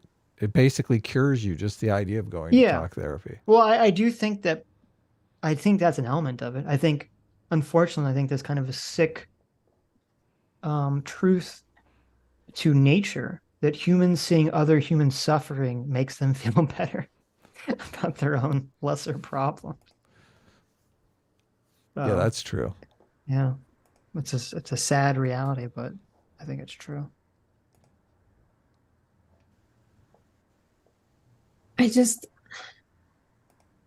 What was the question?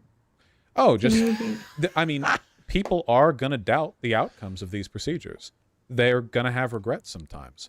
But I don't know how you could use the existence of people with regrets as evidence against the efficacy of the current model, because even an ideal system would produce people who later have regrets. It's unfortunately unavoidable in any kind of procedure.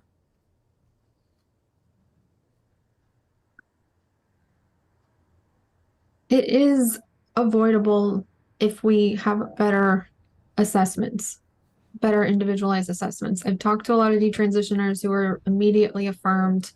We've talked to Dr. Erica Anderson, who knows that, who's spoken with parents who said that their kid was affirmed after 20 minutes. There's detransitioners who affirmed for what?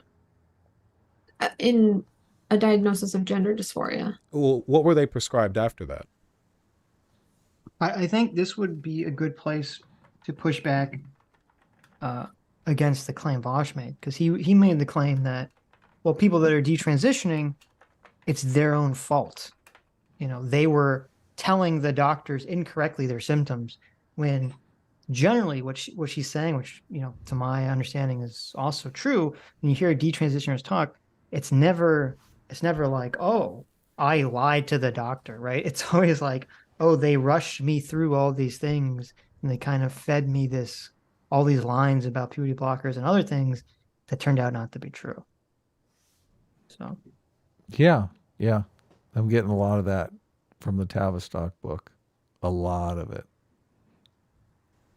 Usually the path is puberty blockers, then cross-sex hormones, and then if they want surgery. Well, the whole point of the puberty blockers is to give them time to decide not to, right? You could, if you later decide that's the wrong path for you, you've got a year, 2 years, however long they're on it. That's so weird. To stop taking them, and your life will continue on. But this is where the iatrogenesis comes in. There's not to mention, like, if you have any kind of friend group in school, they're going through puberty and without you. That's just so strange to me. That's got to be a weird social dynamic, don't you think, Sitch? That's another issue too. I didn't think about what you said just now, because that's true. If you have, like, you're part of a friend group, everyone's going through puberty. Yeah. And so it's going to definitely change their interest, obviously, and the way in which they view the world. And if you're kind of left out there, that's going to make you feel additionally isolated and socially disconnected. And that's going to cause increased feelings of, depression, anxiety, dysphoria, etc. Right. Yeah. So I don't see how this is helpful.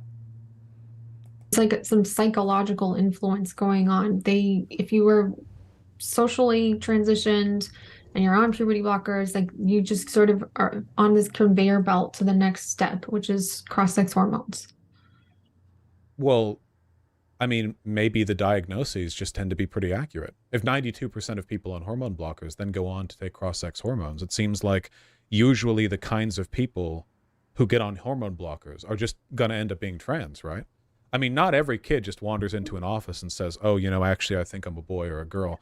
Usually some thought goes into it beforehand, probably years of internal debate and deliberation. I'm not trans, so I'm just assuming here, but it seems like a big life decision.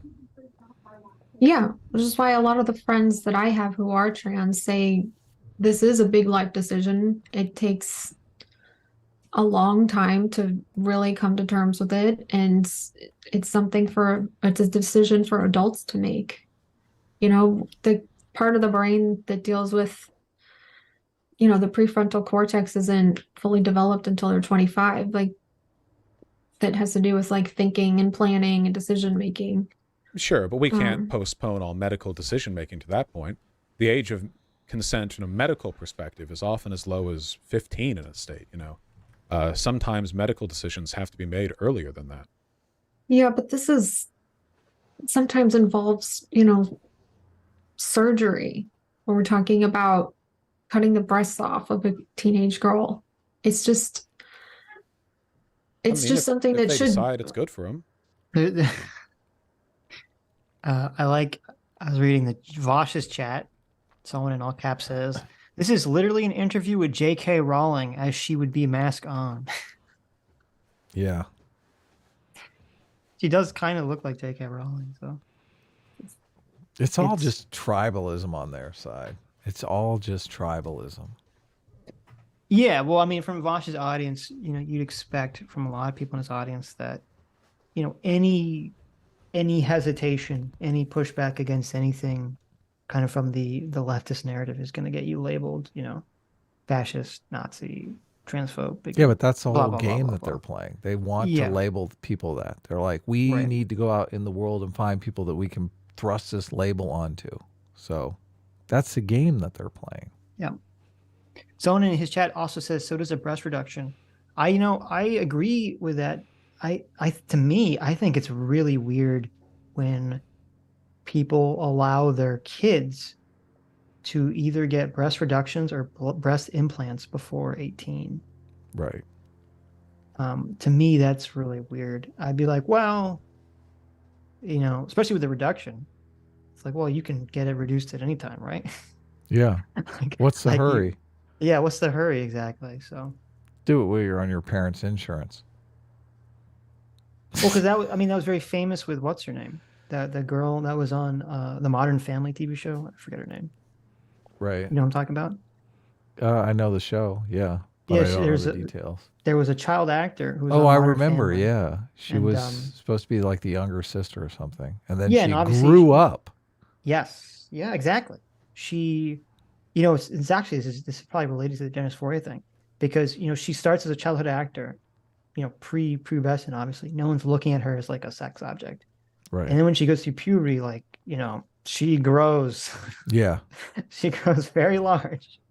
She has very huge tracts of land. And suddenly, it's got to be totally, it's got to be totally wild and bizarre and uncomfortable for a girl who's been like in the public eye as just a child, all of a sudden to be in the public eye as like this sex object. She's like 15 years old and there's always like grown men lusting after her. It's got to be like super fucking weird. Yeah. And creepy.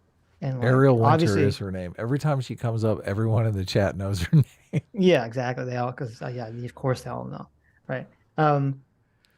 Yeah. So it's got to be super weird for her, and so to me, I'm guessing. I'm not her, right? But I'm guessing that's that feeling is what led to the idea about the reduction. Yeah. And I would be, if she was around in today's climate, she could have confused what she was experiencing as a form of gender dysphoria. Right. Yeah. That's why we got to get those brain scans worked out. Well, and that's what kind of concerns me, because I've seen lots of interviews with girls that transition to boys. And a lot of it does seem to me, from what I'm listening to them say, sounds like puberty hesitancy over their breast growing in and getting weird attention they're not used to. Well, they get periods too, which has got to be terrifying. Yeah, that's got to be weird. But the interviews that I've seen, it's like they talk. It seems like there's this very huge emphasis on their breasts in the way that people are looking at them. Wow, that's just so I weird. know, but that's it's not a something day that one should- thing. That's a day two thing. Takes a while to get there. She's so Not always. I disgusting. mean, I ran into a Facebook post about a girl who's 11 planning for her mom was planning for her surgery. Like it's just, this is the kind of thing that just requires more care. Right. And But, you know, data wise, surgery on youth, or especially for trans stuff, it's pretty uncommon. Hormones and over puberty blockers. 1,000. Well, in a country of 1/3 of a billion, maybe. I mean, it's not unheard of even with cis people. I know, for example, I believe there was a girl in my school, not in my class, but in my grade, who had a breast reduction surgery. Probably would have been 15. Ariel Winters, that was her name. Was hurting her lower back. You know, they were too big, probably. Yes, I mean, to me, I don't know. As a parent, I'd be like, listen, your back will survive 3 years, right? Yeah. I don't know. Unless you got We'll like get you one of elephantitis those or neck something. braces. Yeah, unless you got elephantitis or something, I'd be like, listen, I don't know. I would wait it out. I'd wait it out. That's just me. Yeah. But That's a sort of an aesthetic thing to make them look different, not like just removing them entirely. both the same surgery, just depends on the amount of fat you take. And in both cases, Oof. it's being done to enhance the health of the person doing so. I don't think the surgery stuff Not is usually done true. that spuriously. You usually have like the diagnosis, then the hormone blockers, then the hormones, and then like usually like 18 or past, they do the actual surgery. But it seems like, I guess what I'm curious about, or what I want to get at is, it seems like you don't think there should be any medical intervention before 18 at all. Like you like there should be like, maybe you get a diagnosis, but the wall should be at 18. And I think that's potentially quite harmful. My problem is with the affirmative model of care. So I don't think with that current model that kids should be able to make those kinds of decisions. Well, so you don't think there could be any circumstance where it's acceptable for a kid to get on hormone blockers at 12, 14, 16, you know, wherever in that range? I mean, if we're talking about exceptions, but this isn't like the exception. That's the rule right now. And there's other countries who have rolled back on the affirmative model. They've conducted reviews of the evidence. They found that it has far more risks than benefits. Yeah, I've reviewed some of their assessments and I've found them lacking, especially with the closure of that NHS clinic. It seemed like the problems they had were mostly political. I heard a lot of anecdotes when I read those reports, heard a lot of, well, this could happen, that could happen, here's a person, not a lot of data. It's one of the reasons why I don't like it when politics gets mixed up in medicine. In medicine, the best you can do is you work with the best standard of practice you're capable of. You assemble the data you have, and the data we have right now affirms the affirmative model. We just don't have much of a body of evidence to contradict it. Doesn't mean it's perfect. There's always room for improvement. But a lot of the challenges to it have been political. They've been, you know, here's little Sally, hear their story, or what if this happened? And, you know, what if it happened? Mistakes I think happen. that there will be. That's not actually true. In the Tavistock book, they're talking about how they're putting out these affirmative reports that have no data, and everyone is like, what are we supposed to do with this? Because they don't have any sort of studies or anything to back them up. Like, so that's more the case. It is, you know, and to me, to use like the Iraq mistakes were made, like I don't know. That's a rough thing to tell someone who's like detransitioning. Oh, mistakes were made. Like, Oh, in the come on. Tavistock clinic situation. Yeah, I mean, I don't know. To me, that really seems like a very lack of empathy and care of what's happening with a lot of these kids. Well, he's making it out like the Tavistock clinic was full of a bunch of, you know, anti-trans activists that were involved in shutting it down, which isn't the case at all. It was the opposite. Yeah. Everyone there was completely in favor of, you know, the affirmative care model and helping kids, really doing whatever they could to help kids. But as they were, you know, interacting with more and more of these cases, they started, you know, to feel that maybe they weren't helping them. Maybe they were doing more harm than good. And when people, you know, respected medical doctors looked into this, they found a lot of problems. So the idea that it was a bunch of, anti-trans people is just not close to the reality of the situation. And they tried to keep it as apolitical as possible. Like nobody was, they were worried about the politics, and they were worried that politics were clouding their judgment on a medical perspective. Right. Which right. you should be, obviously. So, but Vaush is making the opposite claim, that they were totally wrapped up in politics and they just threw the affirmative care studies out the window because they were giant trans haters. So, but that's True. not close to what happened. Thank you, Doomer Media. It's the real Doomer for $2. Says therapy doesn't work on Sitch because he's too gay. That's probably the funniest super chat. Thank you, Doomer. You bigot. Does that mean that Homophobe. that Doomer is officially a homophobe, that he's That's for what that conversion means, yeah. therapy? He's basically saying that conversion therapy works, but only If you're not if you're a super little gay. Yeah, a little bit of gay maybe, but not super gay. Oh, okay. There you go. Great, Doomer. Your progressive cred just took a giant nosedive. So, Good Faith Gary, thanks so much for $20. Look at that. It's Good Faith Gary. oh, with it's his the 20 real bucks. Good Faith Gary. The real Look. Good Faith Gary. Holy cow. A member and everything. And a member, yeah. Says, hey guys, I heard my name earlier. I hope everything's okay. But come on, guys. Maybe Vaush saw a spider on the camera, and that's why he looked at it. Oh, yeah, sure. No. There you go. He was mugging for the camera. Exactly. Also, Whiskey Guy for two Canadians says, Adam, what kind of jerky are you eating? It looks good. I'm not sure what kind it is. It's just how do like you not regular. know? Do you just have wait a minute. Oh, it's Do you beef have jerky. Do you have a box of open jerky in a Tupperware somewhere? How do you not know what It's just regular jerky. Well, no, I just bought. what brand It's is like it? store-bought jerky. I don't know. What brand is it? How do you not know? Is it in a package that you open to eat it? It is in a package. Yes. Okay, what does the Yeah. package say?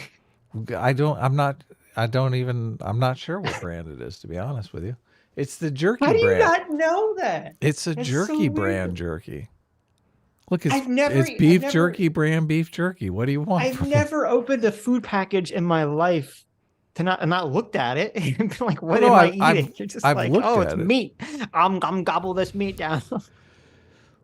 Sometimes I get the teriyaki. Sometimes I get the regular. This one's just Sure. the regular. Yeah, but okay. I could not for the light without the packages in the other room. Look, I have it in a Ziploc bag. Look, Okay, fair enough. there's nothing to read. There's nothing to read on the package. So, but I don't read names. Look, Oh, that's right. I forgot you can't read. I've eaten products. There's this snack Yeah. that I love that I could not tell you what the name of it is. I couldn't I don't know what the name of that is. So, I know Coke and Pepsi and stuff like that, but and I know just different forms of chips, but this is like an exotic snack though. This thing. Okay. Yeah. Okay. Has anyone in the chat, anyone tried those popcorners? Are they worth trying? The what? Yeah.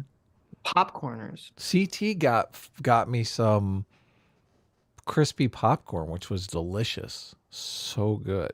Wasn't it half popped popcorn? Yes, or something? yeah. Yeah, that stuff's really good. It is delicious, Yep. yeah. Don't look at the package though, because I think it's like 500 calories a tablespoon. No.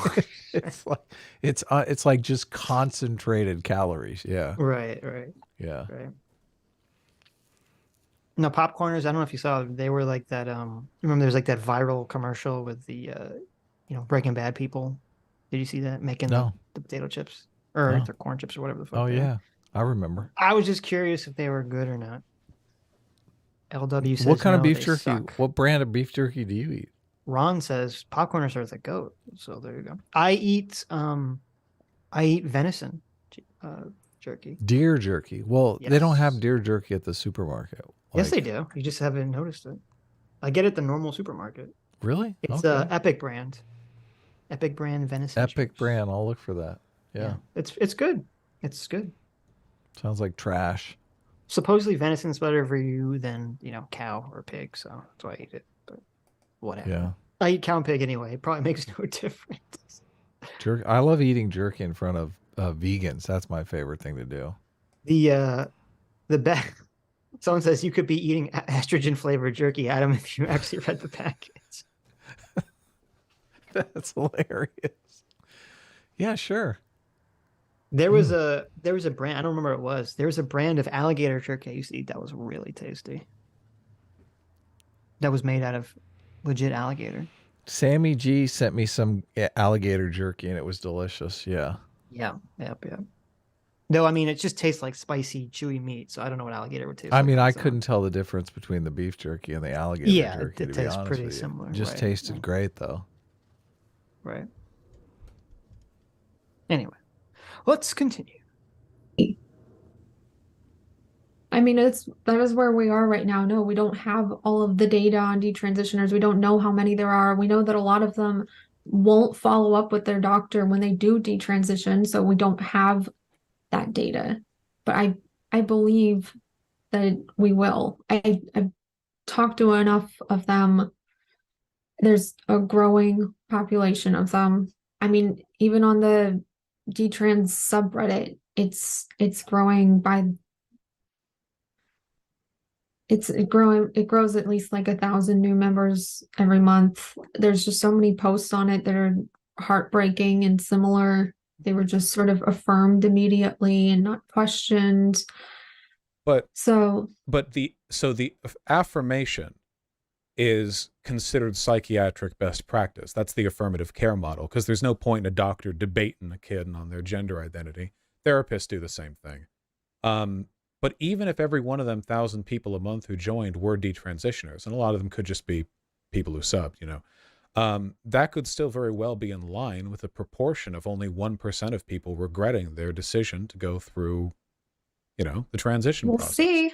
I mean, we'll find out in the coming years. I suspect that that there are going to be quite a lot of them. The data is going to show that there is a large portion of them, and I think that they're mostly going to be autistic.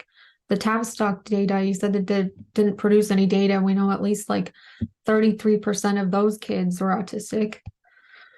Well, I figure a lot of the conditions that might make a person trans might also make them autistic, or like there's probably a shared variable there. Gender nonconformity is a trait of autism.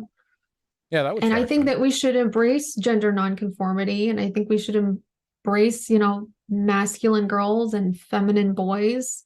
And I mean, the thing is, like, when you transition, then you are getting put on the path towards lifelong medicalization. Wouldn't it be better to just, if you're a gay kid, not to transition and to accept who you are, and if that's what they wanted to be? But I think this is a really bad argument.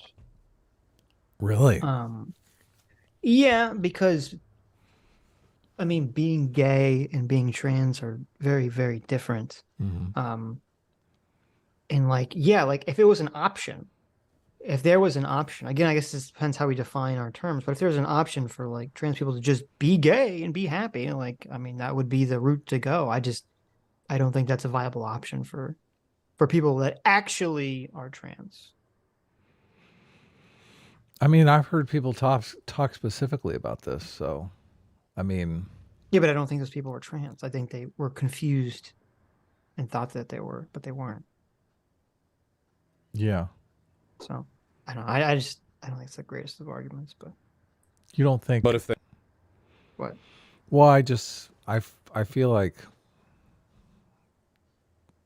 people do assess, which path will be more comfortable for them. They talk about it in the Tavistock book constantly. So, I mean, people who think my life will be better as a trans person than as a gay person. Like they're literally making that calculation. So yeah, right. Like if I think that therapists that are dealing with people that are coming in for dysphoria, I mean that I think that should be, if you were responsible therapist, that should be a question to pose to them. Is like, well, do you think you're just gay? maybe, and maybe sit with that for a while and conceptualize, see your future, see yourself in the future, not transition, but just as gay, and see how that makes you feel. And maybe you'll realize that's the issue. Like, I think that's what they should do. So I think it's fine from that extent. But I think we get kind of lost in like what exactly is trans, what exactly is gender dysphoria in some of these conversations. They cite several cases in the Tavistock book about people who are kind of mulling that over. Like, Right. some people have said in that book that, they just couldn't imagine their lives as a gay person.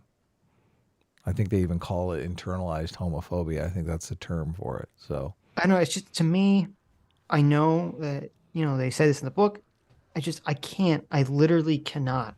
My brain refuses to understand the concept that there are people that are homophobic but not transphobic. That just doesn't make any sense to me. Well, this is the bias that we talk about a lot is assuming that other people are just like you but in different bodies. I know, because but they I don't, have no I don't problem understand doing it. it. They're like, I listen, logically don't understand. Nothing about it makes any sense to me. It's but baffling. do you think? I mean, but people like Blair White. Do you think Blair White goes out into the world and is worried about people perceiving her as trans? No, she's perceived as a woman. Nobody even knows. I think she does. I think most trans people do. That's part of the dysphoric feeling. Is always the wondering, if they're looking at me, do they looking at me as a woman or a man? Do they know? I'm sure that's really? a constant thing that a lot of trans people think, no matter how well they pass. Some do, obviously, but not all of them. Yeah, I think they do. I think that's a big part of the dysphoria. Is the sensation that people know, and that's a huge part of dysphoria. Even if people are being polite about it. But I mean, the reason why it doesn't make sense to me is it's just because, like, when we, and maybe this is the flaw in my thinking here, just like when we perceive, the level, the spectrum of like, progressivism or change, it just seems like trans is like, to me, way more further down the path than being gay in terms of gay acceptance. It just seems like it's, because if you're gay and you gay acceptance, like, you don't have to change anything about your body to do it. You just do it. Like, trans is so much more involved. It requires surgery, it requires hormones, it requires like so much things to change by yourself. To me, I don't know, it just seems so much more extreme than just like accepting that you're gay. So that's why it's hard for me to conceptualize that there are people that are like, oh, like, I hate the gays, but I'm down with the trans. Like, I don't know. I can't wrap my brain around that. I've really never heard, it doesn't seem like I've heard like a group of people. I've heard individuals say this. I've never heard like a group of people come out, except I think like there's some Middle Eastern countries like this where they're like, we're totally accepting of trans people, but we hate gay people. I don't know. It seems so foreign and alien for me to understand that concept. Yeah, and like that's definitely the situation in Iran and Islamic countries. Right. But yet for some reason, these super conservative countries can accept that a person is trans and not accept gay people. I don't understand how wild to me. I don't know. It is wild, but intuitively it makes no sense. It exists in the world. I don't know why you have such a problem with it. For me, obviously, because this is the way I think, right? For me, it would be, well, what are my dating options as a gay person, and what are my dating options as a trans person? If you have a one-track mind, and I'm like, but look, that's what I was going to say. This is because it's me, but I'm sure other people are like me. And they would be thinking the same thing. They're like, okay, dating options this way, dating options this way. And they're like, well, it's going to be more work this way, but a lot more dating options. So, you kind of do the cost benefit analysis in your head. And this is why talking to somebody about this stuff who's been through it would actually be kind of useful. To me, when you look at like the handful of Middle Eastern countries that have this, the fact that those are the exceptions to me is evidence that that's not the norm, that there's some external cultural pressure that's pushing people down that path. Of course, because they're gay people and they're like, okay, I'm going to get thrown off a building or I'm going to transition. That's not what I mean.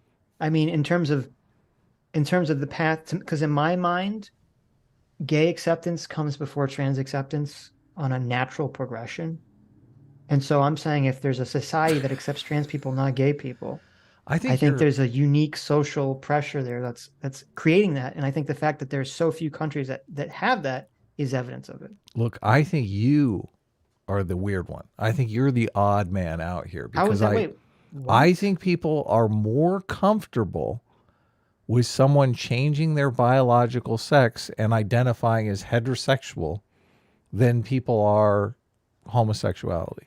So I think trans is actually No way. Okay, we need a poll. How am I wording this poll? I don't believe that for a second. well. I think people are. I think people are even themselves. That's the conversation that comes up in all these examples that they're giving in the Tavistock book. Okay, so wait, how should I word this poll question? Do you think people are more accepting? Yeah, in the hierarchy of acceptance, which is more accepted? Or how if I say, do you think people are more Homosexuality or transgender? How about that? Do you think people are more accepting of homosexuality or transgender? Does that make sense? Look at this. Adam's so wrong on this. Adam is right in all caps. I know, I I was gonna agree say, with but like- Adam. Yeah. Okay, but wait, is this? This I don't seems wanna- like a cope. I don't want to enter the question until I have to side with Adam. Well, Adam you have to seems sign off more- on the question here. Okay. Do you think people are more accepting of homosexuality, Or transgenderism. Yeah. transgenderism? And then That's a fair question. and then put homosexuality over transgenderism and put transgenderism over homosexuality. Well, no, I was going to put homosexuality or transgenderism. Okay. I don't. Which one are by putting them people- both in the choices? Put which one are people more accepting of? Yeah. And then put transgenderism, homosexuality. Yes. Okay. Okay. Yeah. Which one are people? Should I say in America? No, just the world? in general. Okay. Which one are people? Everyone's going to guess. Everyone's going to pick what they're more accepting of and then go, this one. Which one do you think people are more accepting of? Right. Well, that's an interesting poll because they could be less accepting of one, but think people are more accepting of the other. Oh, so which way should I word it then? Which one are you more accepting of? No, let's leave it this way. Which one do you think people are more accepting of? Right, yeah. Homosexuality, transgenderism. Okay. Which could be funny. I don't know, man. I just have such a wildly different view on this than you. It's interesting, but so homosexuality off to a huge lead. I really think it's gonna be like we'll do the next poll will ask which one are you more accepting of, and it'll be completely reversed. We'll see. You can hold out for that. You can hold out hope for that one.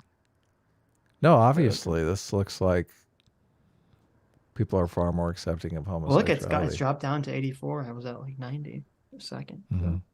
So. We'll come back to this, but let's continue the video. If they wanted to be a girl, then that's also open to them. But what if they're told they're a girl because they like girl things? Yeah. And they come to believe that. I hear a lot of this. This is like the grooming rhetoric, basically. The idea that like the upswing in trans youth are being sort of cajoled into him. There ain't no data for it. Like the ideology. Do you think you could, if they gave you, obviously this is totally unethical and can never take place, but if you, like in some alternate reality, right, they have a gun to your head and they're like, Sitch, we need you to gaslight all of these children into believing that they were born in the wrong body and that they're the opposite biological sex, right? And, we have 30 kids and you have to do all of them. How many of those 30 kids do you think you could do? Gun to your head. A minority. Right. I don't think you do most of them or all of them. But then again, I think the way social contagion works is a little different. Yeah, if you got 5 of them, I think you could get 30 of them. Well, no, it's sort of like, because like when people talk about like kind of the social contagion grooming aspect, I don't think for the most part. I mean, I've definitely seen, there are, videos and pictures of parents who are obviously grooming their children to be non-binary or trans. But I think for the most part, it's not like a doctor or a parent grooming them to do this. I think it's just that there are people who are unhappy and they see, people they like on YouTube or Twitter or whatever who are trans, and they hear their experience about unhappiness being alleviated by transitioning. Yeah. And then that sells it. Sells it to them.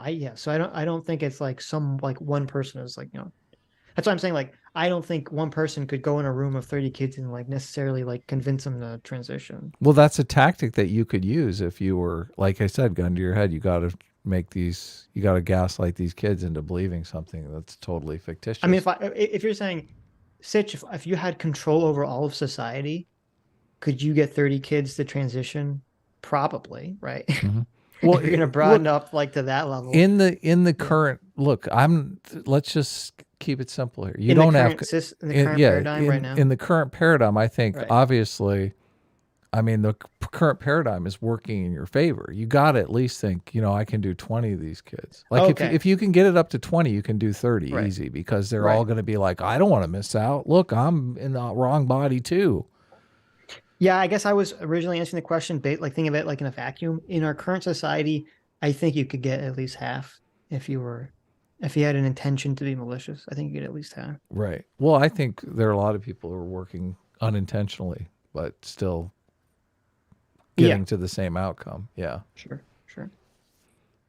Which is scary. This is scary stuff, man. Did you see the latest one where it was a woman who, like, I guess she convinced some kids to socially transition, and the parents are suing her? I think it's in New York State. Wait. Her parents are suing her because she's transitioning? No, the parents are suing a teacher because the teacher gaslit their kid into transitioning or something. Gotcha. Yeah. CT says, I have an issue with the poll because trans people don't announce they're trans. A passing trans person would probably be more accepted than a gay person just because they appear to be a straight person. So what I mean when I ask the question is, what do you, not like in reality, like kind of you're saying like, would a gay person or a trans person be accepted? Like, there are gay people that you're not going to look at and know they're gay, right? So I'm not talking about like on a personal level. I'm just talking about like conceptually. If you asked like random people, do you accept gay people or do you accept trans people? Which one do you think people are more accepting of? That's what I mean. If that makes sense. So, well, we've already got close to 500 votes. Let's change the thing. Which do you think society would be more accepting of? Right. Okay. So homosexuals or transitioned people, right? Or trans. people. Okay. So yeah. So we have about almost 400 votes. 87% homosexuality, 13% transgenderism. Okay, so what was the next? Which do you think society would be more accepting of? This is the weird. You got to think of like, okay, society. Well, I thought the one I asked was that. I thought you wanted to ask which one are you more accepting of? Well, the one I asked was society. It's which one do you think people? Right, but that's individuals. You're saying people. I'm like society. There's this connotation of like with trans people, you don't have to think of. There's not like gay marriage. There's like every wedding is going to have. Well, I guess there could be a trans person and there could still be gay marriage, right? There could be a trans woman marrying a biological woman, right? I think if I ask society, it's going to be literally the same exact answer. Okay, well, never mind. Let's move on. I thought it was you wanted to ask which one do you individually are more accepting of, right? I mean, I feel like that's the one we just asked, but no, which one? The first question was which one do you think people are more accepting of? Sure. So that doesn't mean you. That means which one do you think other people are? I'm not sure I can answer the which one are you more accepting of, because I'm just accepting of both of them. Like, well, yeah. That could be a choice. It could be both. Mm-hmm. Okay. I mean, I don't have to ask. It's going to be overwhelmingly both, but. Okay, well, whatever. You can skip it. Doesn't matter. Anyway, I hope that poll shows that I was right. Oh, it did. Yeah, overwhelmingly. So that's why it's hard for me to grasp the handful of situations where it's I mean, it's not 100%. There are people that feel the other way. So yeah, and all those that people could be wrong though. I mean, and they're all in the Tavistock clinic. Take it serious because there's just literally no data to go off. It's stories, but you can make stories of anything. You go to the wrong part of the internet and you can hear stories about, like an epidemic of rabbis beating people to death on the streets of New York City. Make a political. the affirmative care model, for all intents and purposes, is just stories too. There's not enough data for you to call it anything more than anecdote. There's contradictory data. Yes. So I don't understand, like, this whole idea that people can go, oh, well, I have the science on my side. I have this study of 24 trans people. It's like, Yeah. No, you don't. Ideology out of that. It's cutting through the noise.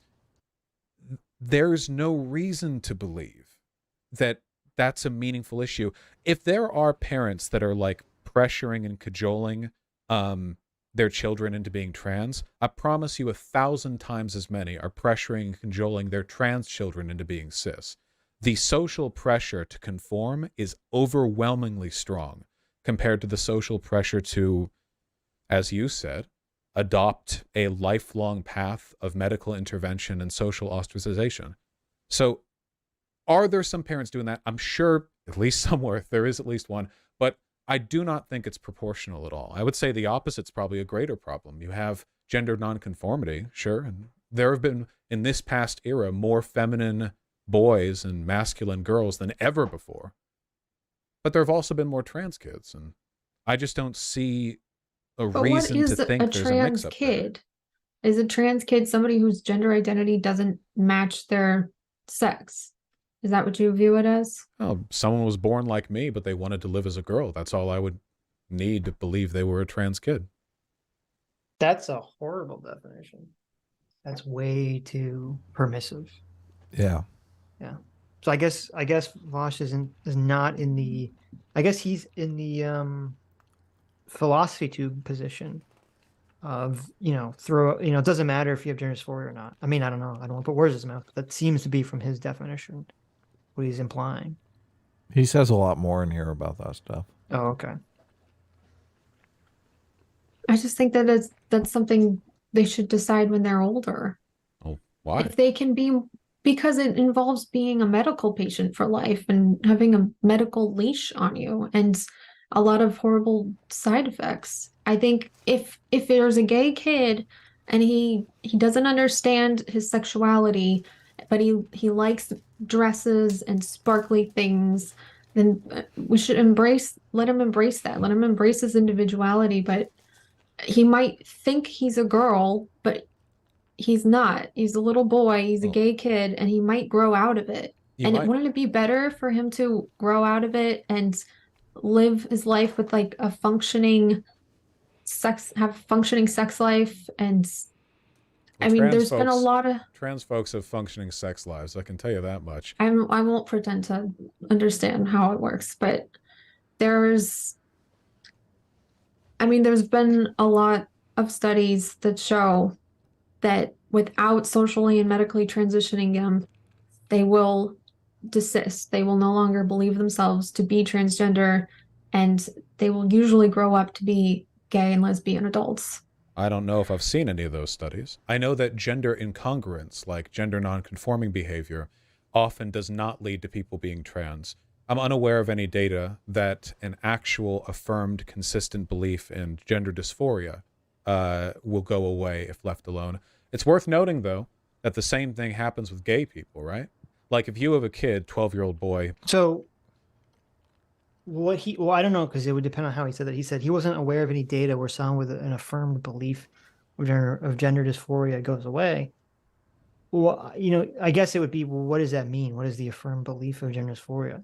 Because if the desistance rate, the rate of people, of kids specifically, the rate of kids who went to doctors and said thought they had gender dysphoria, and the doctors thought, well, you have some criteria matching gender dysphoria, and then that going away over time, usually around puberty. I mean, the rate of that was as I said, 60 to 90%. Right. So that's that's completely contradictory to the position Vaush is saying exists. So instead of the affirmative model, you just tell them, it'll go away. Maybe. Well, wouldn't you be better off telling them it'll go away? I mean, if it's 60 to 90%, then yeah, on average, you would be better off. I mean, what? Yeah. 9 out of 10 people you're going to be right about. So why not just tell them, it'll go away? And if it part of the doesn't go problem- away, then Right. you know you've got gender dysphoria. Well, so there's two issues. The first issue is like, and this came up in our conversation with TJ, I am sympathetic to the idea that if you actually do have gender dysphoria, going through puberty would not only heighten those feelings of dysphoria, but they'll also could, depending on the person, make it very difficult to pass, especially if you're transitioning to a woman. It seems Especially much if you're harder to pass. TJ, right? Well, if you're a big husky guy like TJ, yeah, definitely. 6 foot Big, dirty guy tall, like hairy TJ. as can be. Yeah, very tall, guy. Yeah, definitely. So I am sympathetic to that. So I understand sort of the difficulty. But the second part is that the fact that the range is so massive, a range of 60 to 90% should shake anyone's confidence, because that tells you, well, this really needs to be studied more. If there's such a broad range, 60 to 90% Why is it unacceptable? Why is it 60 to 90%? Because Why different isn't it studies just have like- shown different Okay. numbers. That's why. Okay, I got you. So in study A, it's 60%, and in study B, it's 90%. Yes, exactly. But Yeah. isn't this where the meta-analysis comes in and says, 60, they just like average it out? Well, so the meta-analysis does come in and it says 60 to 90%. That's hilarious. It literally says that in the Doesn't say DSM. 85%. It's like in the DSM, it's literally like, I forget the exact number, but it's literally like the range is 60 to 90% or Wow. something equivalent to that. I mean, if I you think could it's more say like 90%, you'd be better It's like off. 88% or something. It's Okay. like 62 to 88% or something, more specific.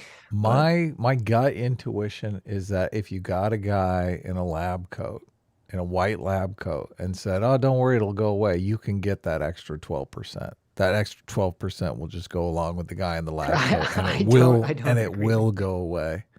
I don't agree with you. I don't think you could get. I think you could get high, numbers, but I don't think you get the 100% of people. If the guy in the white lab coat tells you it'll go away. Mhm.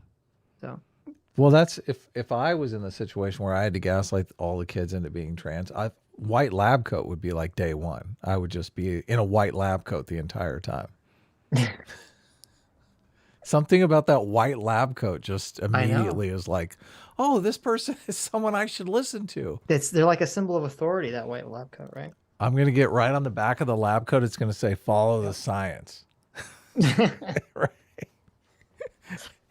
They'll say, you have the white lab coat, you have the little name tag, like the hospital says like Dr. Science Man. Yeah, there we go. Exactly. You have an old fashioned, like the doctors used to have that, I don't even know what it's called, that little head thing. I don't even know what the point of it was. And listen here, kids, follow the science. What was the name of that thing?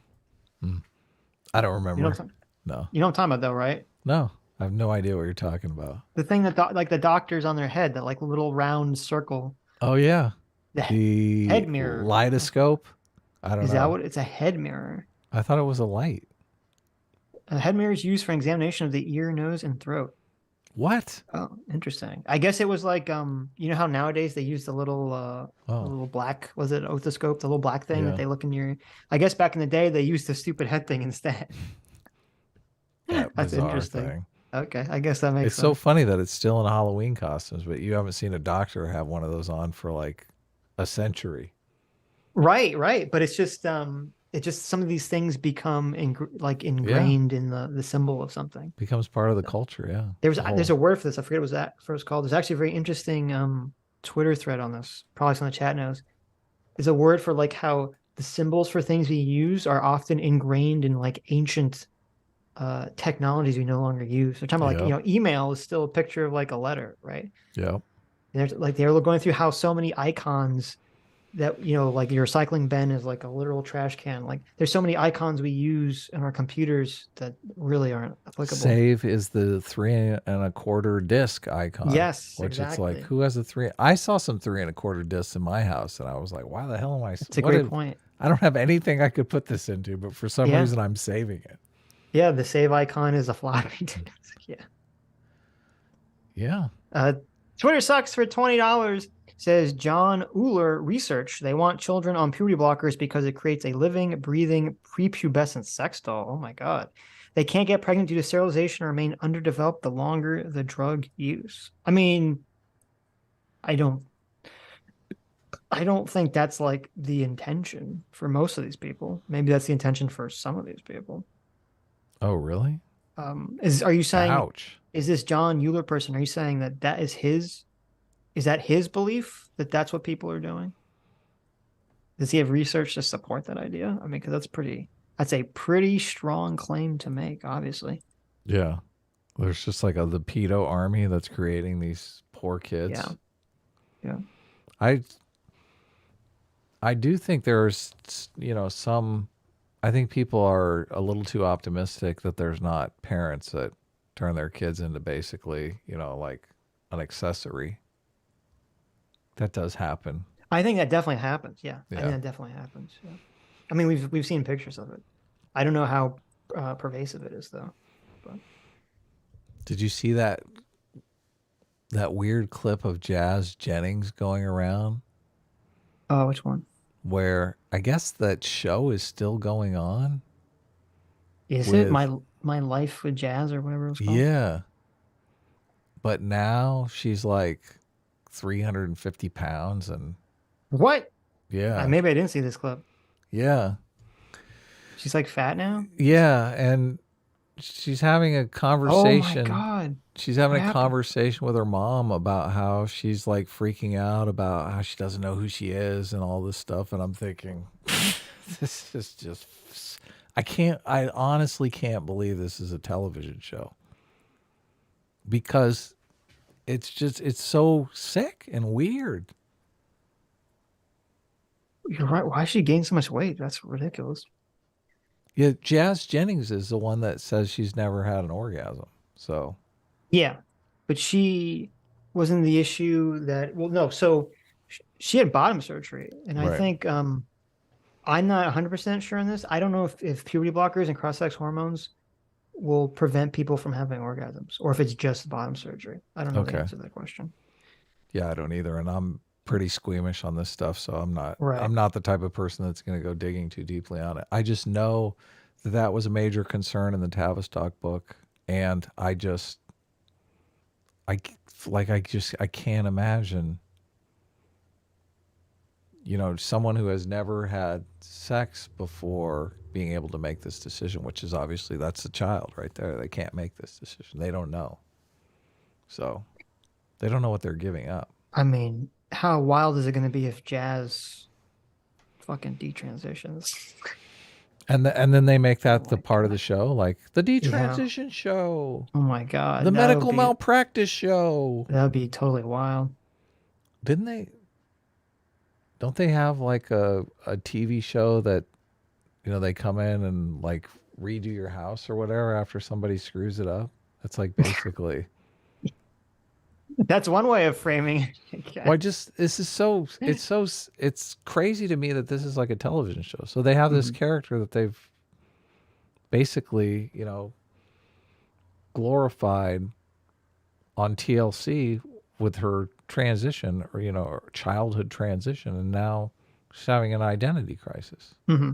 You're thinking this is going to be like, what was the name of the show? Where Gordon Ramsay would come in and like fix the restaurant. Yeah, Kitchen Nightmares. That's exactly what I'm thinking. It's going to be like that. This is like the Kitchen Nightmares type situation. Okay. Medical nightmares. It's horrible. It's horrible. Yeah. Oh my goodness.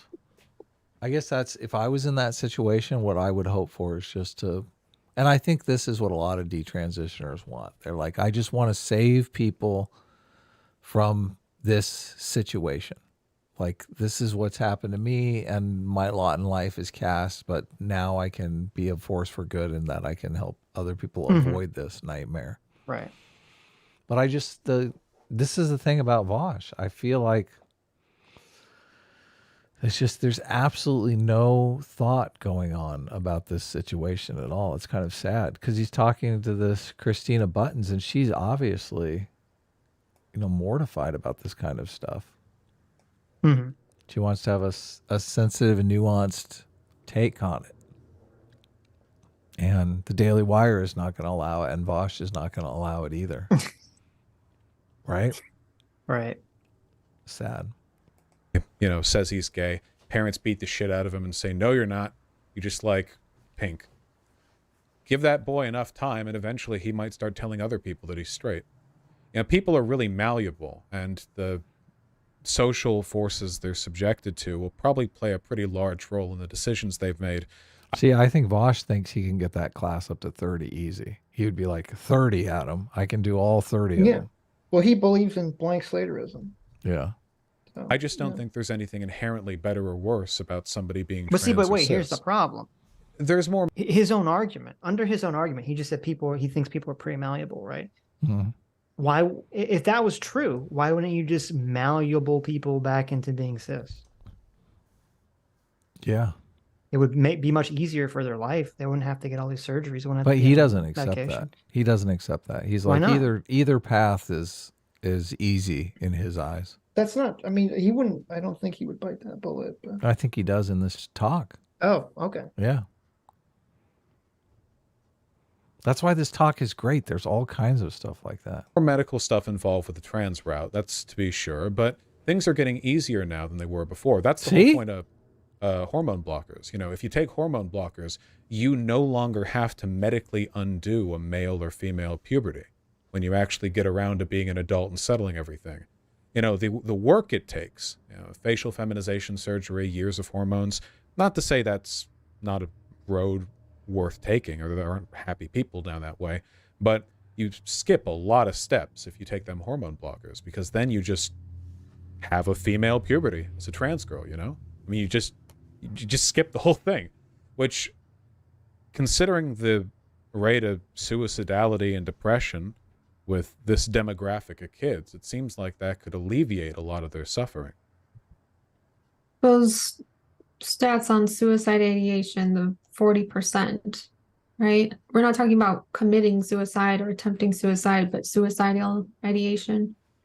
Yes, that's that stat. But we do know that LGBT youth do have a very high rate of suicidal ideation compared to non-LGBT and youth. autistic, right? And I'm very, very sympathetic to that. I don't actually know the rate of autistic suicidal ideation. Let me see if I can look that up. Oh, I didn't mean to interrupt you. Sorry. It's not a data point I'm familiar with. No, go ahead. You can look it up. I don't know the exact number. I would have to Google Scholar this for a little bit. At any rate, we do know that when people, given the very low regret rates, I think we can safely assume that the path to transition and transitioning, usually one that these folks, don't in retrospect disagree with. They're happy with the changes made. I know a lot of older trans women, for example. By older here, I mean like 20 or older, like not kids, wish they'd been able to go on hormone blockers when they grew up, because it would have saved them a bit of time, on the uptake. And it's not as though it's just youth, right? There's been an upswing in trans identification in millennials as well, people who are old enough to make their own decisions. The fact that there would be a proportional swing in Gen Z indicates that it might not be It's a little more than proportional. I think like the most recent data from UCLA found that the rate of youth between 13 and 17 doubled, while the rate of adults had stayed the same. A rate of trans people? Youths identifying as transgender, that rate had doubled. Adults had basically stayed the same from a 5-year difference. Let me see. UCLA has some data on this. Yeah, that's what I'm referring to. Let's see, 1.6 people. Oh, sorry, 1.6. 1.6 million people ages 13 plus identify as trans in the U.S. Whew, that's a lot of people. My goodness. Yeah, but don't we know they're trying, I mean, there's a lot of activists who are sort of trying to do away with like gender dysphoria being a meaningful diagnosis. So now like there's different organizations like I think Planned Parenthood, ACLU, CDC, other places like that that sort of define transgender now as just sort of an umbrella term. Well, it includes non-binary that people. includes gender nonconformity. Oh, I will say though, I'm looking at this data, the UCLA thing. It says that 1.43% of ages 13 to 17 identify as trans, and 1.31% of ages 18 to 24. It feels pretty proportional between the two. Like that's only a difference of 0.12%. From the past 5 years, it's doubled. Oh, sure, but at the moment, it's about the same rate. So I feel like that would argue against the idea that grooming is a major factor in this, because you have people in their mid-20s who are proportionally as likely to be trans as, you know, people in... Well, no, because those people are still, people in their mid-20s now are definitely subjected, because this stuff started in like 2016, 2015, 2017. So people in their mid-20s now would have definitely gotten when it started. But I think the issue is if you look at the prevalency rates, like in the DSM, I mean, the prevalency rates for this in the DSM overall, not for kids, for males was something like the range was 0.005% to 0.014%. Okay, that was the prevalency rate. How does that jump up to 1.3 or 1.6? That seems like crazy. Yeah, it's a giant increase. In their early teens. I don't necessarily call it grooming. I just think that the idea of what being transgender is has expanded, and the definition has included all of these other kinds of things, like not conforming to sex-based stereotypes, that more people are identifying as transgender now. Yeah, well, because you can be trans without going down any of the medical route. You know, there are non-binary people and so on and so forth. And I imagine most of the accountings for that. I remember, you know, speaking of Matt Walsh, who we were both lovingly recounting earlier. Yeah, I remember he was on Joe Rogan, and he was, he was asked, you know, like how many youth are on hormone blockers, and he was said like, millions, you know, billions, trillions, the whole population of the planet, who knows? And then it was something like 4,000. What was it? How many? Well, Jamie Reuters pulled it up. So according to, I just looked up, according to a recent Pew poll from last year, which is different than whatever Vaush was looking at, it says 5% of young adults in the U.S. say their gender is different from their sex assigned at birth. That's pretty high. So 2% say they are trans man or woman. 3% say they're non-binary. So maybe the non-binary numbers are skewing that. 3%. Okay, that's a so they're non-binary. So maybe all the non-binaries are skewing things in some direction or something. But even 2% is higher than the 1.3 or whatever he said. This compares to 1.6% of 30 to 40-year-olds and the 0.3% of those 50 and older who are trans or non-binary. There you go.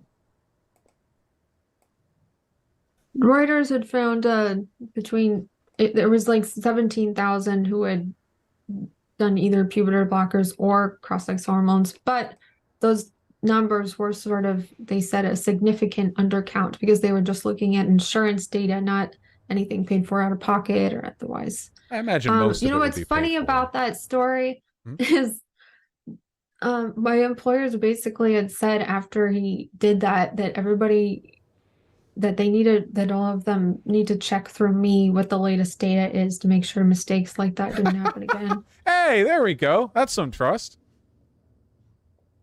That's very funny. Yeah. Well, that's what happens when he goes off script. Yeah, well, tragically for my... She's so disgusted by... This interview is kind of interesting because she's just like so disgusted by everything Vaush says. Side of the aisle, there aren't billions of trans 5-year-olds or whatever, but, you know. I mean... She was saying that's what happens when Matt Walsh goes off script. She was insulting Matt Walsh. Right. How was that being discussed with Vaush? Well, I guess she's discussed it with Matt Walsh then. Right. Yeah. But she's got like a air of disgust with everything that's said or talked about. Don't you think? I mean, she's not like a very warm person I in think this you're interview. reading into her autism as an air of disgust. Oh, really? Yeah. Okay. That'd be I my mean, guess. it comes off as disgust. It's like has a disgust affect. Are you not No, picking that I up, think or it's just I don't. That's not my perception. okay? And be curious what the chat's. My perception is she has a very neutral affect, Okay. which is very common with people with Asperger's or autism. Gotcha. Yeah. Okay. But it's also very common for that to be interpreted the way you're interpreting it. Yeah, I think so. I mean, Yeah, that's which is the why- problem with autism and Asperger's is that Yes. people don't actually emote in the way that most people do emote. So therefore, there's a lot of social Right. dynamics that are difficult for them. Which I mean, Right. I can totally empathize. I've always been a people person, which is a gift. So Some of the chat said everyone should be disgusted by Vaush's sheer existence. well, yeah. There you go. Twitter sucks for $20 says regarding John Euler from the previous super chat. He's been researching pedophilia for close to 40 years. His research is heavily reinforced by studying prison inmates. There are networks for these things. Minors on Twitter literally code their age into their bio to be seen. Oh, okay. I mean, I wouldn't be surprised if there are a web of people that are definitely engaged in that behavior for that reason. That would make sense to me. Look, Benjamin Boyce has talked to him. There you go.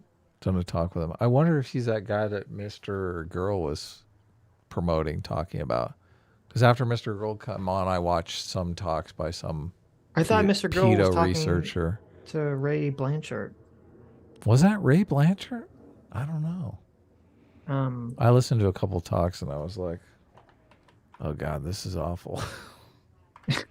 Well, just because obviously I have a massive amount of disgust for that kind of stuff. So right. it's not comfortable. Yeah, I do think it is Ray Blanchard. That's interesting because now I know of Ray Blanchard through the transgender stuff. So I know a lot more about Ray Blanchard then. But I do think Oh, no, you're right. Someone in the chat's right. Thank you. Mr. Girl talked to Cantor. That's right. Oh, you're right. It is That's Cantor. right. It's like a third guy even. Yeah. Thank you. Okay. All these, Chat has a much better memory than either of us. I know it's great. Yep. It's because James there's like Cantor. 1,000 brains. Yep. So James Cantor was he was one of the pedophile guys, right? Or was it about gender dysphoria? James. No, it was for pedophilia, I thought, right? Yeah, it was for pedophilia. Oh yeah, that's the guy, Dr. James Cantor. Yeah. And I'm trying to remember because I listened to, after our conversation with Mr. Girl, I did listen to a video that James Cantor put out, and it was very fascinating what he was saying. I don't remember what he said, but I remember going, oh, that's interesting. Yes. I think he was basically saying that he didn't think it was curable. Yeah, which is Yeah. very devastating, obviously. Yeah, it is. It is, yeah. Sucks for Inshallah, them. we're getting there. Look, I don't mean to pretend that this is all settled science. You know, the process of forming best practices for medical care, it's always an ongoing thing. It never stops. You know, there's always going to be change. And I'm receptive to the idea that there are refinements to the model that could be made.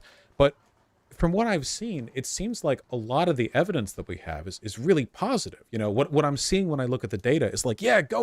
Like we're doing it. We're correcting a long-held imbalance in social well-being. And then when I hear we should roll it back, you know, we should step back, we should hit the brakes, it seems to be more anecdotal. Like, well, here are some people who are unhappy. I don't think we shouldn't listen to them. You know, I mean, a person who's detransitioned or who mistakenly identified themselves as trans or who is misdiagnosed, those are, those are stories worth hearing. And I don't think they're bad people or anything like that. I just think that in the absence of more compelling data to criticize the affirmative care model, we've got something good going on here. You know, we've got. I don't view those studies as being evidence that things are going right, though. I view them as all it shows us is that if they start puberty blockers, they're more likely to take cross-sex hormones. Well, we might one day see a study, and I'd be interested in seeing it as well, where we get regret rates on people in their early 20s who transitioned when they were young, who did the whole diagnosis, puberty blocker, cross-sex hormone, yada, yada, and we get like a total proportion. At the moment, the data we have from all age groups brings a really low regret rate. But we don't 1%. want that to happen, though. Like, we don't want a whole bunch of people to regret it. We want to be more cautious now so that everybody gets the treatment that is right for them. Like, I don't want there to be huge numbers of detransitioners. But it is, it's wild because basically, what he's talking about is he's saying, well, let's allow this experimental treatment to continue till we have more data. When in medicine, it's supposed to be the opposite. I know, it's so bizarre. Yeah, I mean, and he's like, it's not that big a deal, really. We got a good thing going here. I guess if you're not the one that's, misdiagnosed. Right. What if there's a 60% regret rate? Oh my for God, the current cohort of trans kids right now. That's horrendous. It is, but it's definitely possible. Vaush would be that's not such an unbelievable thing. Vaush would be like, but we saved the 40. Why do you got to dwell on it? We got a good thing going here. This video gets way more insane than this. You're going to lose your shit. Yeah. It's so interesting to me that, like, for COVID, something you can very clearly see under a microscope, it's okay to do these randomized trial studies, but with something that's more ephemeral and harder to detect, like gender dysphoria, that's off the table for some reason. Yeah, because all this stuff is just, it's not going to be confirmed by any sort of scientific method. Yeah, that's why it's off the table. Yeah. I feel like if we could just be a little bit more cautious now and provide better individualized assessments instead of just affirming, and get better diagnostic criteria to detect autism earlier, I feel like that might be the best route. And I know you call detransitioners sort of anecdotes or whatever, but they're people who have been, like, medically traumatized. Like, they have very important stories to tell. There's a lot of them. Their numbers are growing, and pretty soon, like, there's going to be so many that people can't ignore it anymore. I'm all in favor of evidence-based approaches towards our medical model, but you have to remember, there isn't one regret rate. There are two. And the second regret rate is trans people who regret not transitioning earlier. And that regret rate, by the numbers I've seen, is massive. Since we've only recently started affording proper medical options for trans people, what we're doing is correcting an existing regret rate. The decision to do nothing is not a neutral one. We take a stance either way. We have affirmative or we have more resistant, less affirmative models of care, but we're producing regret rates on either side, both directions. And right now we do have a lot of evidence that trans people have been begging and screaming for medical care like this to be accessible earlier, to be more thorough, more available. We don't have evidence to indicate that the number of detransitioners exceeds an acceptable proportion of the total people who have been serviced by transgender healthcare. That's not to say that, cut our losses, people are hurt, whatever. There's just always a regret rate in both directions. So, but more of the recent studies are showing a higher regret rate. In the UK, 7 to 10%. In the US last year, 29 and 30%. Do you know what the names of those studies are by chance, or which publications released them?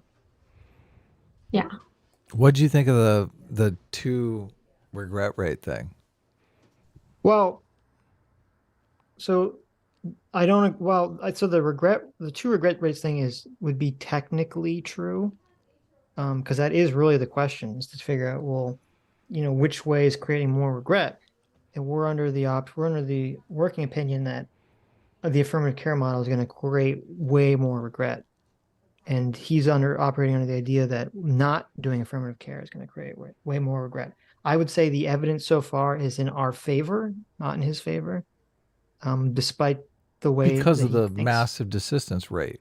Right, because once you go through puberty, none of them talk about the massive desistance rate or they hand wave it away under some idea that like the criteria has changed or something, or but doctors are just better at figuring out who has gender dysphoria now, which I don't buy, especially nowadays where as is brought forward by Philosophy Tube, whose name I always forget. You know, she was saying people just go, everyone she knew would literally just look up the answers and lie to their doctors Yeah. about it. She made And a so video about it. We covered it. exactly, right. And so if that's the case, and there's no reason to believe that that just, you know, that that's a unique phenomenon for Philosophy Tube, I mean, to me, that makes it seem like it'd be much harder for doctors nowadays to adequately judge whether kids have gender dysphoria or not. Because it's so easy for anyone to go look up what the criteria is and just regurgitate some answers. So it could be 99% desistant rate because the numbers are so jacked up. I mean, in theory, I don't think it would be that high, but I think in it that would case, definitely it would be like the 1% of regret, because that would be the 1% of people who actually had gender dysphoria and didn't transition. Right. Yeah. That number, I'm like, how do you calculate that number? I guess it's people who have persistent gender dysphoria that didn't transition and wish they had transitioned. I guess. I mean, yeah, that's a good question. I don't think that's ever been measured by anyone. Yeah, exactly. That's why I was like, where is he pulling this number out of? Because well, where are those numbers? It would have to be two numbers. It would have to be the people who have dysphoria who never transitioned would be one of them. Mm-hmm. And the second part would be people who do transition, but because they transition late, it was more difficult for them to pass, and then it's believed that causes additional dysphoria. Okay. But to my knowledge, nothing like that has ever been studied in any capacity. Right. It'd be very difficult to try to figure out what that number is. Yeah. But he's arguing that we're doing more harm by not doing anything.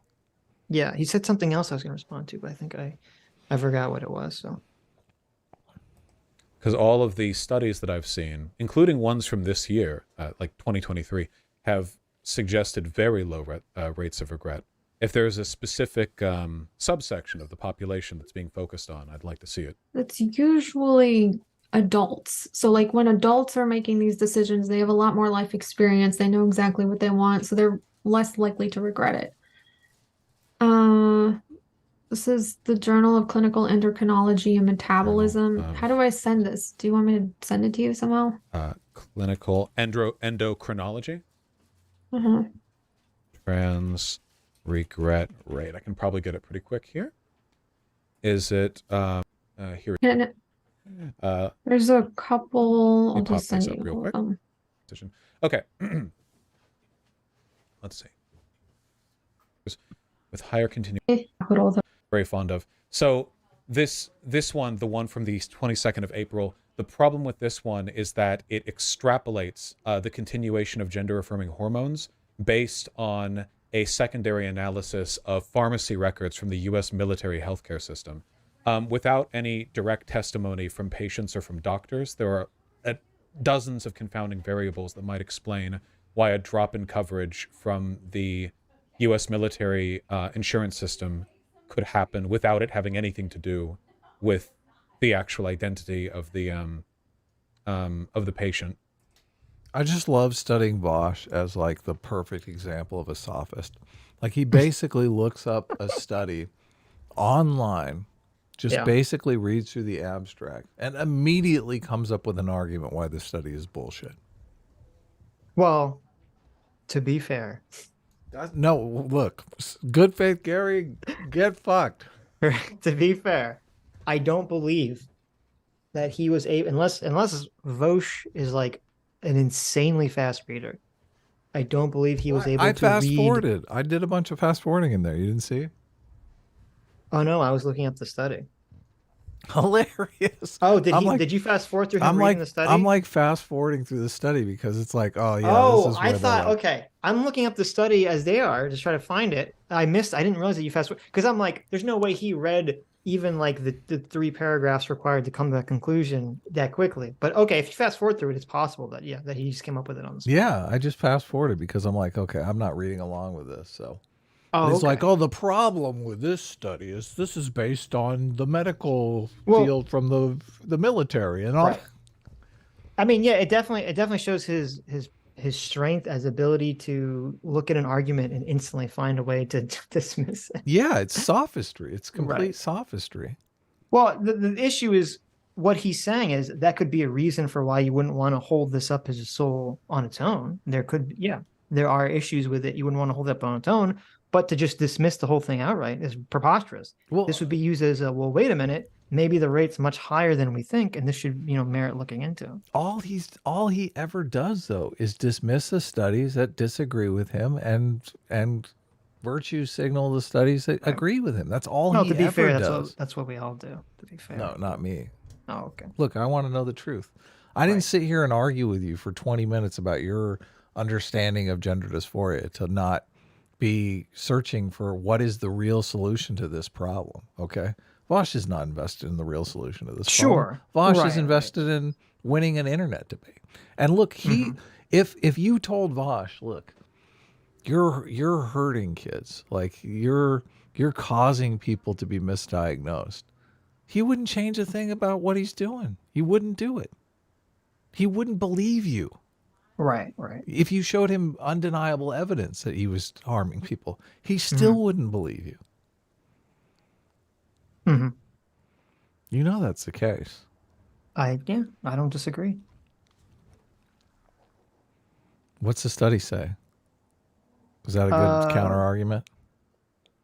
I was just skimming it because I mean, sometimes there is a danger too where people, you can read like just the first couple paragraphs of a study and you make some assumption about it, and then you read down and you're like, oh, my assumption was wrong. They actually did, because I'm guessing somewhere in the study, if you read through the whole thing, they do address the issue he's talking about. Of course, yeah.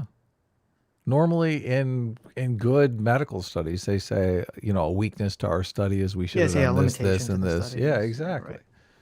Yeah, no, I get it. But usually they'll, I mean, if it's a good study, they'll include that in trying to calculate the confidence variable for whatever they're, advocating for. Or they're concluding, I guess I should say. I remember when Hunter Avalon came on and he had us just cavalcade of studies that, oh, this study and that study and this.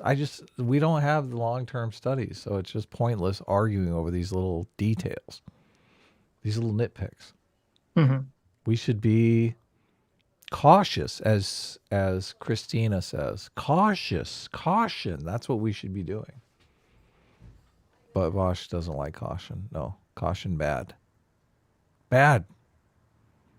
It's bizarre too because Vaush probably has a larger influence over a lot of people than their actual parents have. Right? Sure. Yeah. So this is a guy that your kids are going to figure out who they are. Well, and you could levy the same complaint that he has towards this study is used in the evidence. They talk about this in the study, is evidence against the detransition numbers. Because they said there's a study of 100 detransitioners, and they found only 24% of them inform their clinician that they detransition. And so when you look at those detransition rates that are very low, usually it's from looking at the doctor's medical records. So if 75% of people that detransition don't tell their doctor, then the numbers are going to seem way lower than they actually are. And that's his argument on this study that, this is based on medical records and there are people who may exactly, not which is have why it's informed hilarious their... that he said it. Well, yeah. Yeah. It is so much work to see past your biases. It's a lot easier if you don't have a dog in the fight. If you're just like a truth seeker, but you're pretty apathetic about who wins in this political food fight. I mean, that's why I generally try to, I won't say this for everything, but I generally try to adopt an attitude of whatever works. Yeah. Is what I'm for. So to kind of try to avoid that bias.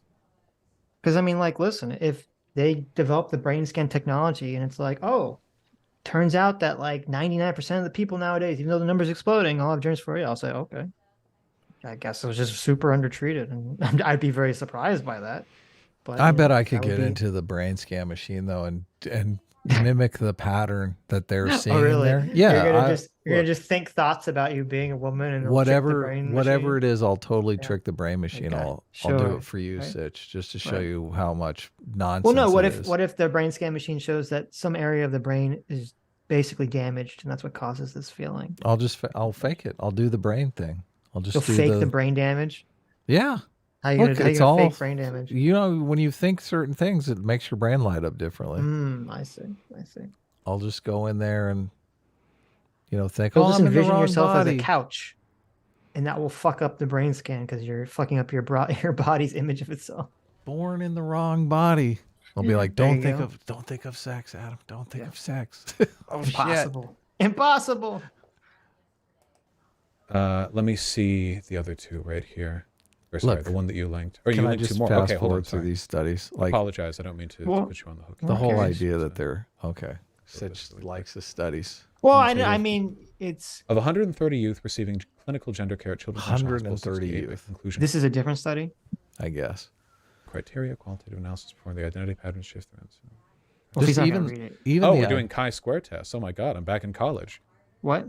even just like when, depending upon where the test is, I mean, these things can, I mean, you can get 130 people involved in any kind of social contagion. It's pretty easy. Sure. I don't disagree with that. Yeah. Yeah.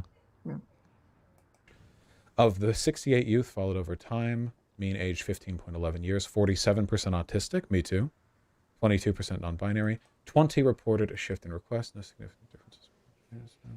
Yeah, let's Shifts whisper on in the gender we've gotta affirming fast medical forward requests this. by This is gender software. diverse Okay, yeah. youth may not be uncommon during the adolescence gender discernment Yeah. process, may more likely during non-binary youth. Many individuals who experience shifts away from that have He's- taken over speed library of medical the of those two variables. This small but population-based quality improvement approach should be replicated and expanded upon its scale. But yeah, without the expansion, I don't really know what could be done with this. These are all. Here, let me tell you the problem with all these studies. Let me think. What do There's you a- think an ideal regret rate would be, or like an acceptable regret rate, if we're talking about youth care? Zero if we're talking about kids. I don't want anybody to cut their breasts off when they're a child, and they don't know what they're doing. Well, but we're talking about hormone blockers than hormones, right? I mean, the surgery is almost always done past 18. But even then, like a regret rate of 0 is impossible. No medical procedure has a regret rate of 0. My God. What if, like, That's I mean, so for every, bad. like, 50 children who are... So How many kids do you want to see, mutilated? right. What a question. Well, it's a weird question too, not just because what you're talking about, but like you can give an answer, but it relies on the person you're talking to behave in good faith. Because, like, for example, what if you ask me that question, Adam, and I say, well, 90%, right? I want a 90% or 10% regret rate. Maybe then I'd be comfortable with the current.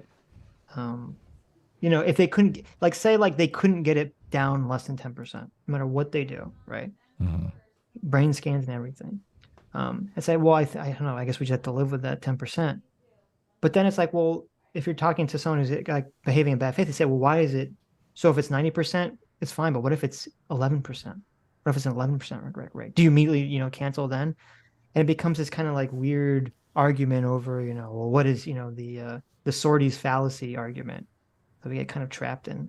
So. Yeah.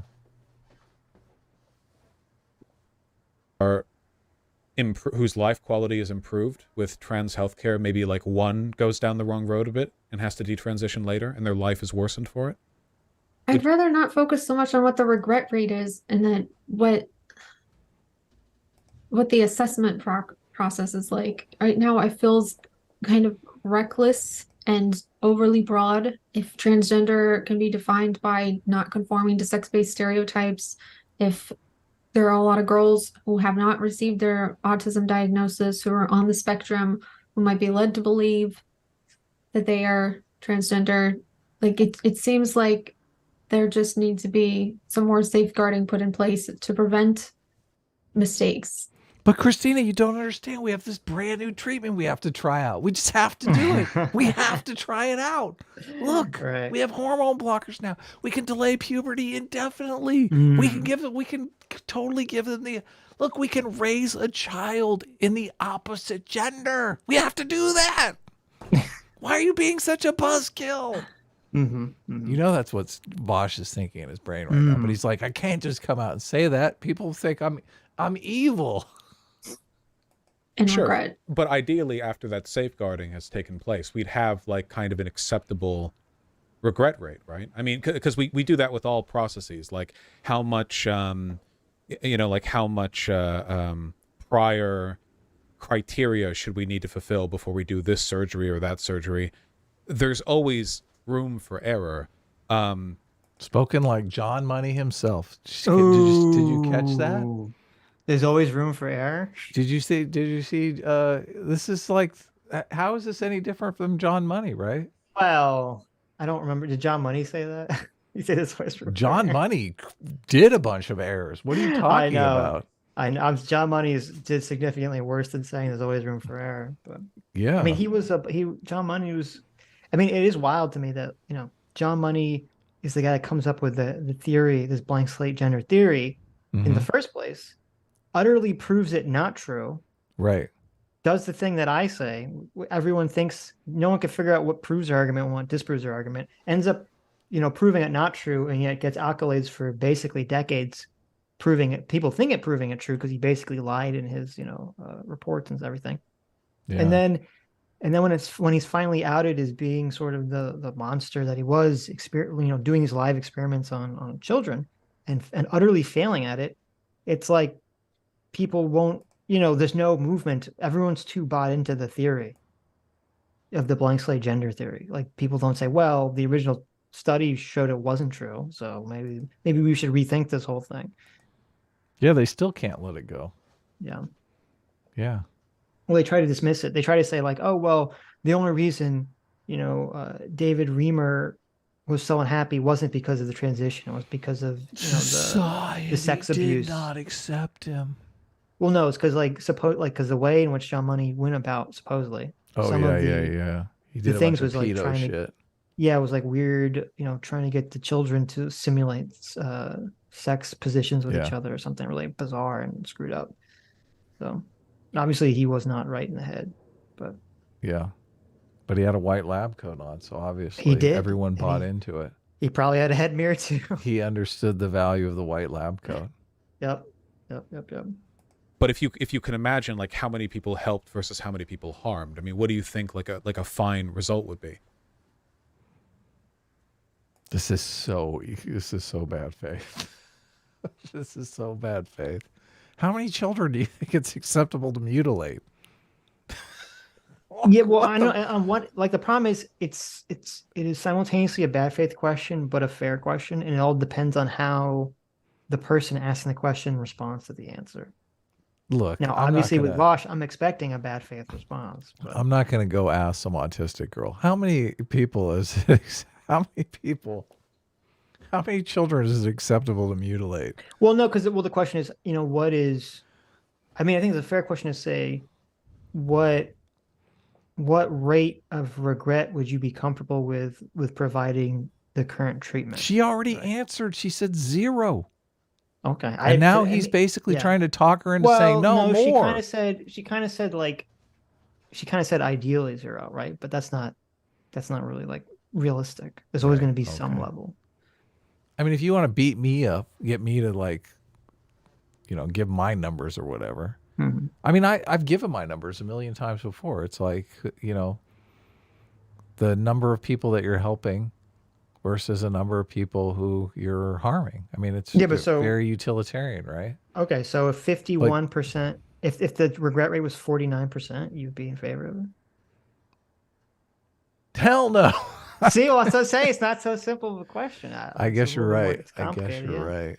I mean, well, and also there's actually two different questions, because there's a question of what you would feel is comfortable with morally, and then what should the medical field, because I don't know the exact number, but I'm pretty sure in the medical practice, even if something is 51% effective, that's not that's not I allowed. know. There Yeah. has to It's be got to be like significantly 90% or something. Yeah, Yeah. It's or got to be something. better than a Yeah. coin toss. It's The- got to be better than 51%, you know. The now that I think about it, I only ever brought that argument up because the people on the affirmative care model side would never admit that there was any harm being done at all, that people Right. were getting misdiagnosed.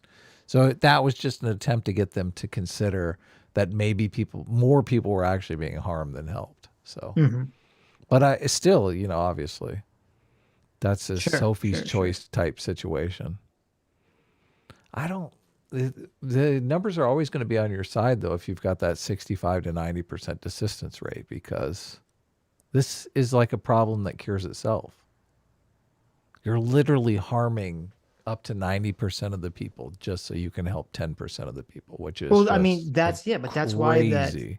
right. That's why that 60 to 90% is so scary. Yeah.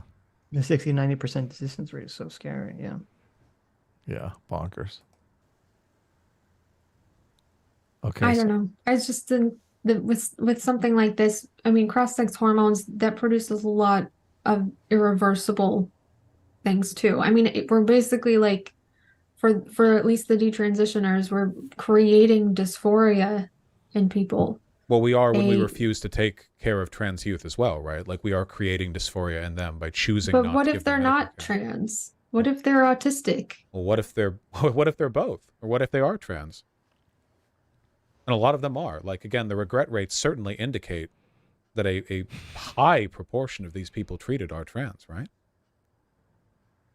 What does that mean? Self-identify as trans. We know that a lot of kids self-identify as a lot of different diagnoses that they're introduced to, like on TikTok. I mean, have you been following what's going on with like the TikTok tics? There's a great New York Times article about how a lot of them are recovering from that. People are very psychologically susceptible, but remember that a lot of... Look, he admits it. He totally admits the social contagion argument right here. That's why it's so weird. Yeah, it's so weird because he has a very social contagion blank slate view, and then I don't understand why it doesn't apply to his argument. Vaush is like, listen, I gaslight 5,000 people a day. I know how susceptible people are. Jeez. Like I'm in the business of gaslighting people. Of the criticisms you're making right now were made in the 80s with gay children. The idea that, oh, they're not... Gay is biological. Well, being gay. No, we haven't found the gay gene, but we... Not the gay gene, but it develops in utero. Sexuality is... Yeah, but develops in utero. To the extent that that's the case, and it's not entirely because sexuality is fluid after birth, that might also be the case with trans youth. Oh Another totally fucking incorrect bullshit just assertion right there. Well, this is wild to me. Wait, this is what you were talking about. Vaush thinks that sexuality can change. Yeah. Like significant sexuality change. Like someone can go everything from everything I've seen and read is like sexual orientation is one of the most fixed things about a person. Like you can experiment with different kinds of food cuisines, but like people tend to not really experiment a lot with their sexuality. Some people do. Some people are just fixed. I haven't looked into any of this. I'd be very curious because, from my understanding, it's not really a topic anyone debates. So I haven't looked at it recently. But like when I went to school, all my psych classes and all that shit, I mean, it was pretty fixed that everyone thought sexual orientation by the time I went to school was very fixed. Yeah. So I would be curious when if there's a study that's saying it's not, I would, first of all, I'm very skeptical of it, but I'd be curious as to what they mean by it. Like, I wouldn't be surprised. Like, people can develop different, fetishes and different sexual behaviors during their lifestyle. But I don't think I think there's very, very low rates of someone going from straight to gay, gay to straight, or something to that effect. Yes. And, I don't buy that Milo is straight now. Yeah. I don't think you can pray the gay. Well, that's exactly the thing. This is why everyone has been categorically against conversion therapy, because they're like, it's fixed. You can't, conversion therapy doesn't work. You're just torturing the person, right? Well, that's what's insane about, and this is what I've always said. This is why this is such an insane argument, because if it's true, I mean, he basically He's saying conversion therapy works. Yes. Yeah, he's advocating that conversion therapy works. Yeah. It's so wild to me. Like, and I remember this. I try to remember what year this was, but I remember it was so weird because, some years ago, I remember it was like 2014 or 2013. Lady Gaga came out with that song "Born This Way." Yes, totally. You remember this? And it was like, this was like the LGBT anthem. Lady Gaga's "Born This Way," and then it was only a few years later that people were trying to argue that you weren't born that way. Right. And the only reason, it's so funny, the only reason that this conversation got revisited was because of transgenderism, was because it came into this idea that like there is no that you're not born your sex, you're not born your gender. And so that reopened the door for basically the conversation to change about that sexual orientation. Yeah. Yeah. No, Vaush is willing to just adopt any position at any time as long as it gives him the upper hand in the argument at hand at this very moment. Mm-hmm. This is what drives me crazy. He's like the most inconsistent person there is. Mm-hmm.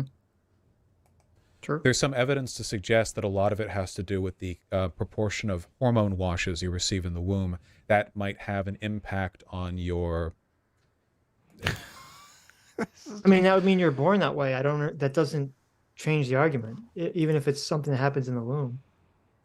Yeah. They've done this. They've done some studies, and I think they've come to this conclusion by looking at opposite sex twins because there's a crazy mix of hormones going on in the womb, obviously, if you have opposite sex twins, because, the testosterone is being fed to the male fetus and estrogen fed to the female fetus during gestation. So that's where I remember reading about this stuff from. Right. Yeah, there's a weird study where they linked it to some sort of way that the mother is actually fighting the pregnancy as if it's some sort of virus. Foreign. So that study. What is that? Study was something. They were looking at homosexuality in birth order, mm-hmm. and it was something like. Oh yes. It was something like though obviously this would only apply to male children mm-hmm. that were gay. It wouldn't apply to female children that were gay. It was something like the more male children a woman has, the body gets better at like, I forget exactly the terminology they use. Not like rejecting, but sort of like fighting some of the things some of the hormones the male baby kind of produces or wants. Right, the testosterone. The woman has to obviously produce testosterone for the fetus if it's a male baby, right? I don't know if the woman produces it or if it just develops out of the sperm and egg cell. But everything produced for the fetus is produced by the woman. So she's obviously producing the testosterone. I don't know if that's accurate. We should go back and look at that study and talk about it intelligently because it is a fascinating study. It's like...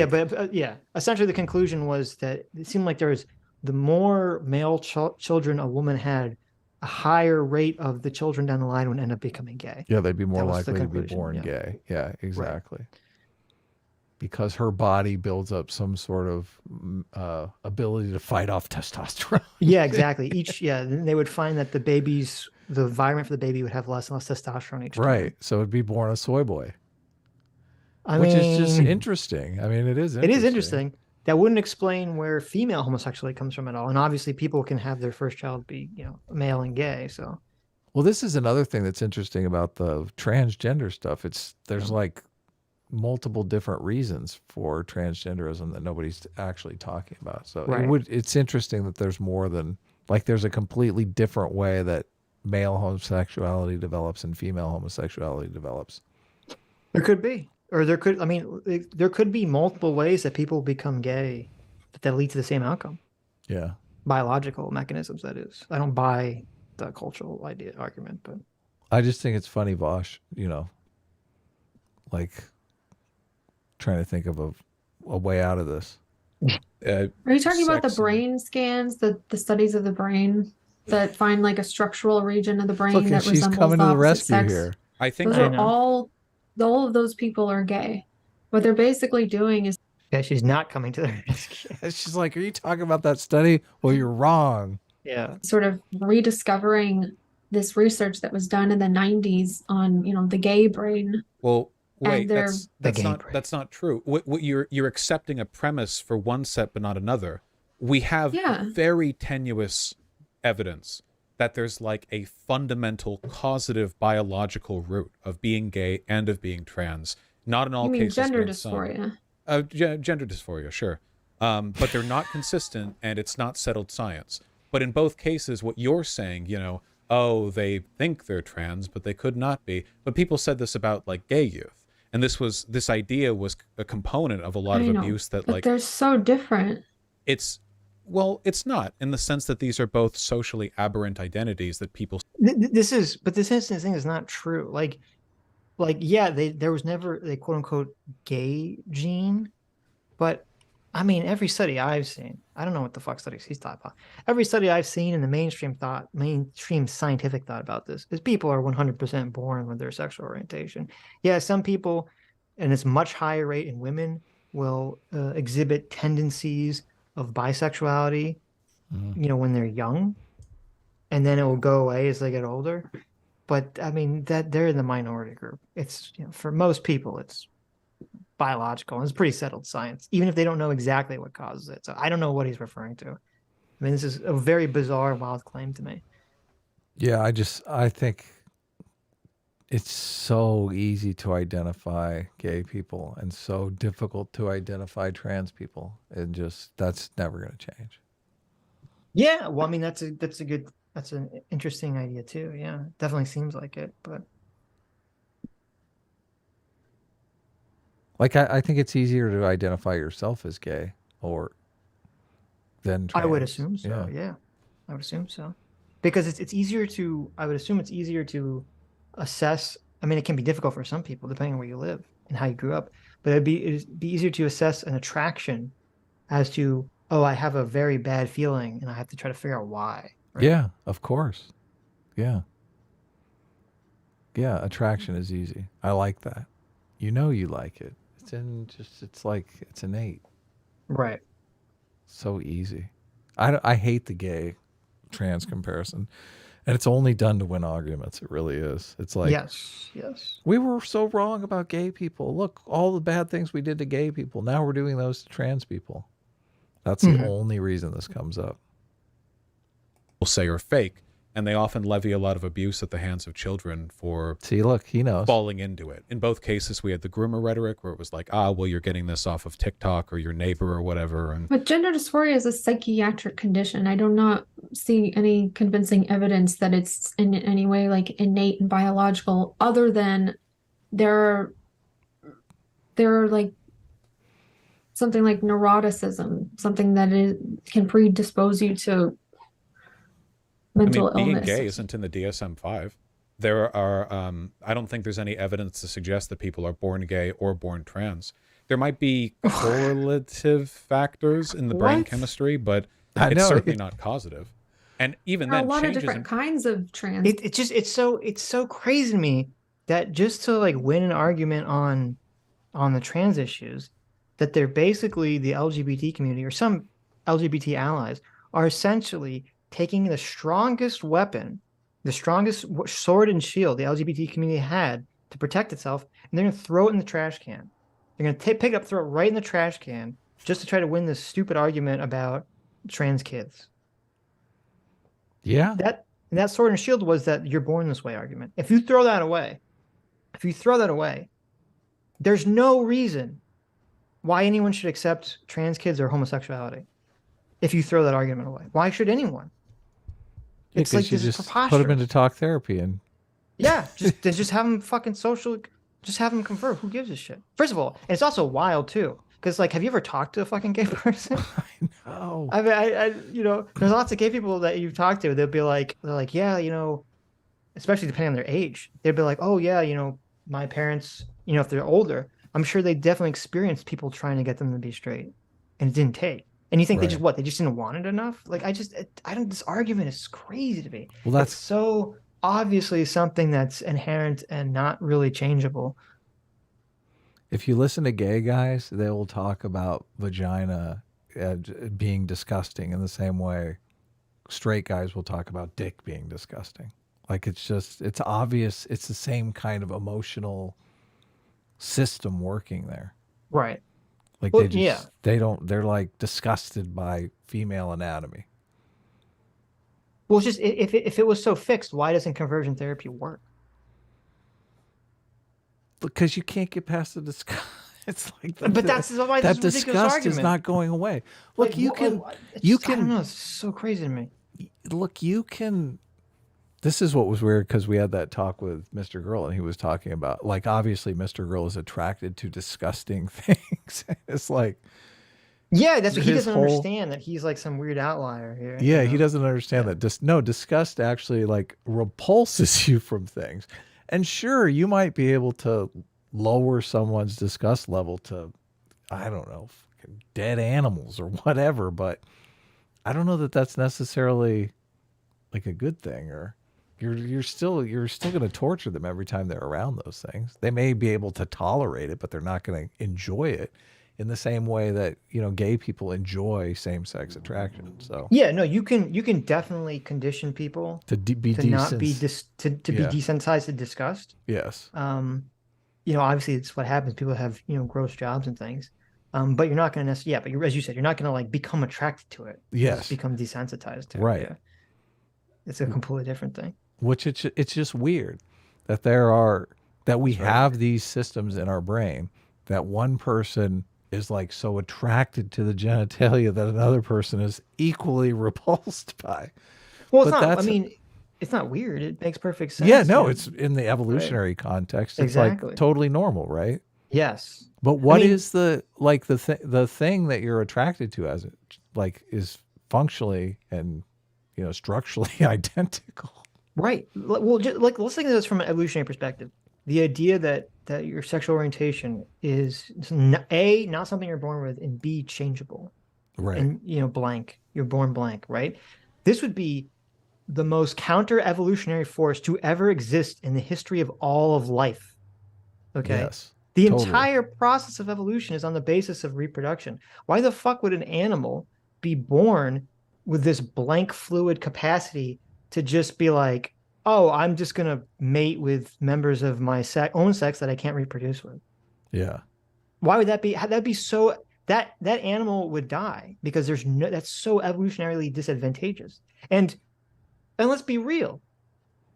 If you had a switch, okay, that you could turn in your brain to make yourself attracted to men or women, it would be so much easier for the majority of men to find relationships with other guys.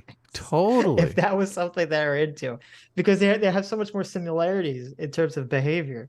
Totally. So like so this is so wild to me, like this hilarious. fucking ludicrous idea, like, oh yeah, anyway, it's just not it's not fixed. Anyone just change it. It's like just fluid. Like, what are you talking about? Sitch, are you saying that if conversion therapy was possible, that it's a decent possibility that the entire population of men would be gay, would convert themselves to gay? I'm not going to say that. I'm going to say this. Say if there was a future, right, where you could, if we had like the brain, if we all had the microchip in our head that we can control our brain, okay, and one of those things is you can make yourself attracted to same sex versus opposite sex, there wouldn't be an incel problem anymore. Of course not. Of course not. That's all I'm gonna say. Of course not. Yeah. Right. So it's just like it's just wild to me, like what he's saying. It's so preposterous on every level. Like this is on the same level of basically creationism in terms of a denial of evolution. Well, You that's can't believe evolution exists if you don't believe that heterosexuality is something that the majority of the species is born innately with and fixed. yeah. You don't believe in evolution at that point, then. Yeah, totally. People, there's like a cohort who are mostly gay. Yeah, but even then, like, brain chemistry can be changed over the course of one's life, right?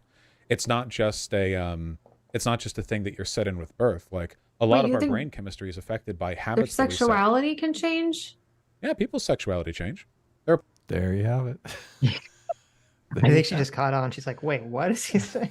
There you have it. Plenty of people who spend their 20s, 30s, 40s thinking they're straight, and then they turn out to be But isn't that the bisexual. argument against conversion therapy? Whoa! Well, I don't think that. Got him. Thank you, Christina. Thank you. Yeah. Wonderful. Okay, I'm curious. Okay. Christina's the champ. You had my interest. Okay. This is a process that can be beget by, like, torture. Even if conversion therapy was effective, I would oppose it because it's still torture. Wait, what? You gotta How does that make any you sense? got to rewind because he just completely got knocked off his game so bad. He's like, oh shit, did I say something wrong? Change. There are plenty of people who spend their 20s, 30s, 40s thinking they're straight, and then they turn out to be But bisexual. isn't that the argument against conversion therapy? Well, I don't think that this is a process that can be beget by, like, torture. Even if conversion therapy was effective, I would oppose it because it's still torture. Why? Wait, what? Why is he presupposing? Why is he presupposing torture is involved in this? Yeah. Doesn't. He's like, but wait, conversion therapy is torture. Wait a second here. What am I? He's like, Yeah, where, but, and what am also, I- like, what does that argue? Does that mean every time anyone's sexuality changes, it's through a process of torture? Yeah. Like, if it changes in the wild as opposed to a person in a room praying away, is it through torture?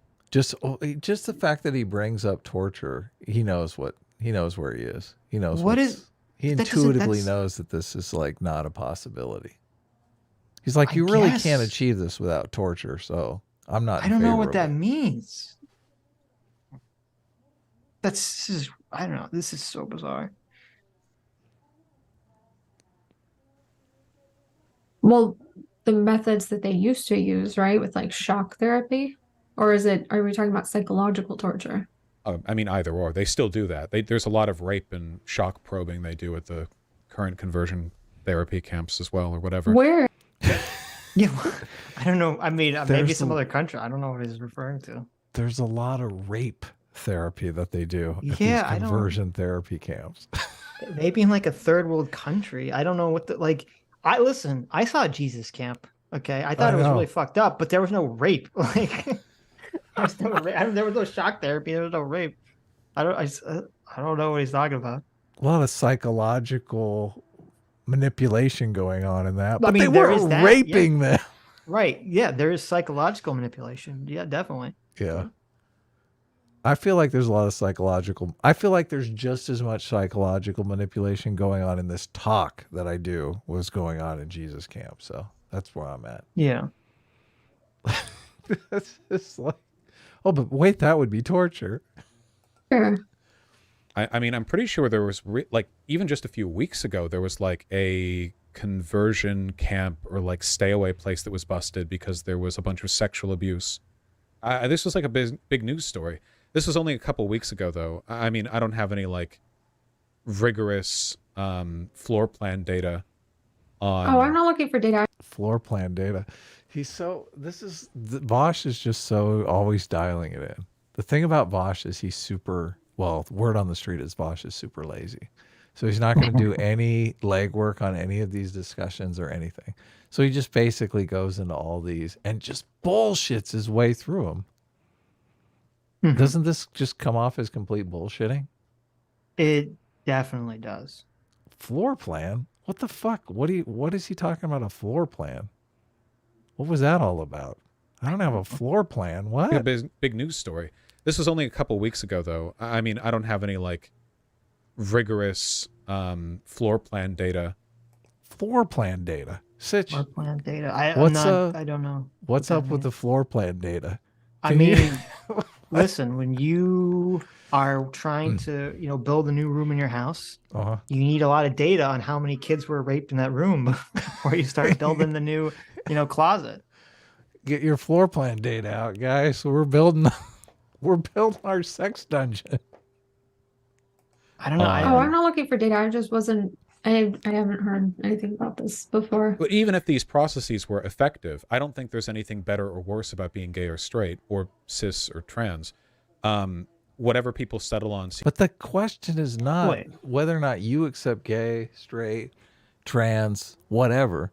The question is sexual orientation fixed biologically, that was the previous. But the question is like, okay, but wait a minute, what about conversion therapy? Which, first of all, there's an argument about being gay and straight. It's a little bit more cloudy, right? Mm-hmm. Because the only argument against being gay would be, well, there'd be a couple arguments. It would be social, to fit in with society better, mm-hmm. and to have a wider net of dating options, or to maybe be something about having kids. It's easier to have a kid biologically, obviously, if you're heterosexual. Finally, but it's not like the dating options. I love it. I don't think it's a real strong argument. From my perspective, as someone who's totally fine with gay people. What if you have a ton of floor plan data on it, though, so you could really make the argument? That's right. Yeah. But the trans argument, that's the complete opposite, because it's like, wait a minute, if you could convert people who have gender dysphoria into not having gender dysphoria, you're a fucking monster if you don't do that. I know. That's insane. It's completely the opposite. But isn't the data showing that gender identity is not really fixed? I mean, they literally have a term called gender fluid, which makes me think, okay, well, it's not fixed. So that's a talking point. Mm-hmm. There isn't really data on that, and I don't believe gender identity is fluid. I think that's bullshit.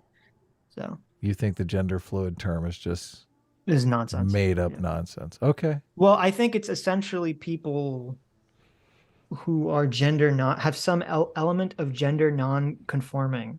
Mm-hmm. I think that's what it is 99% of the time, or people that are actually trans have gender dysphoria. Right.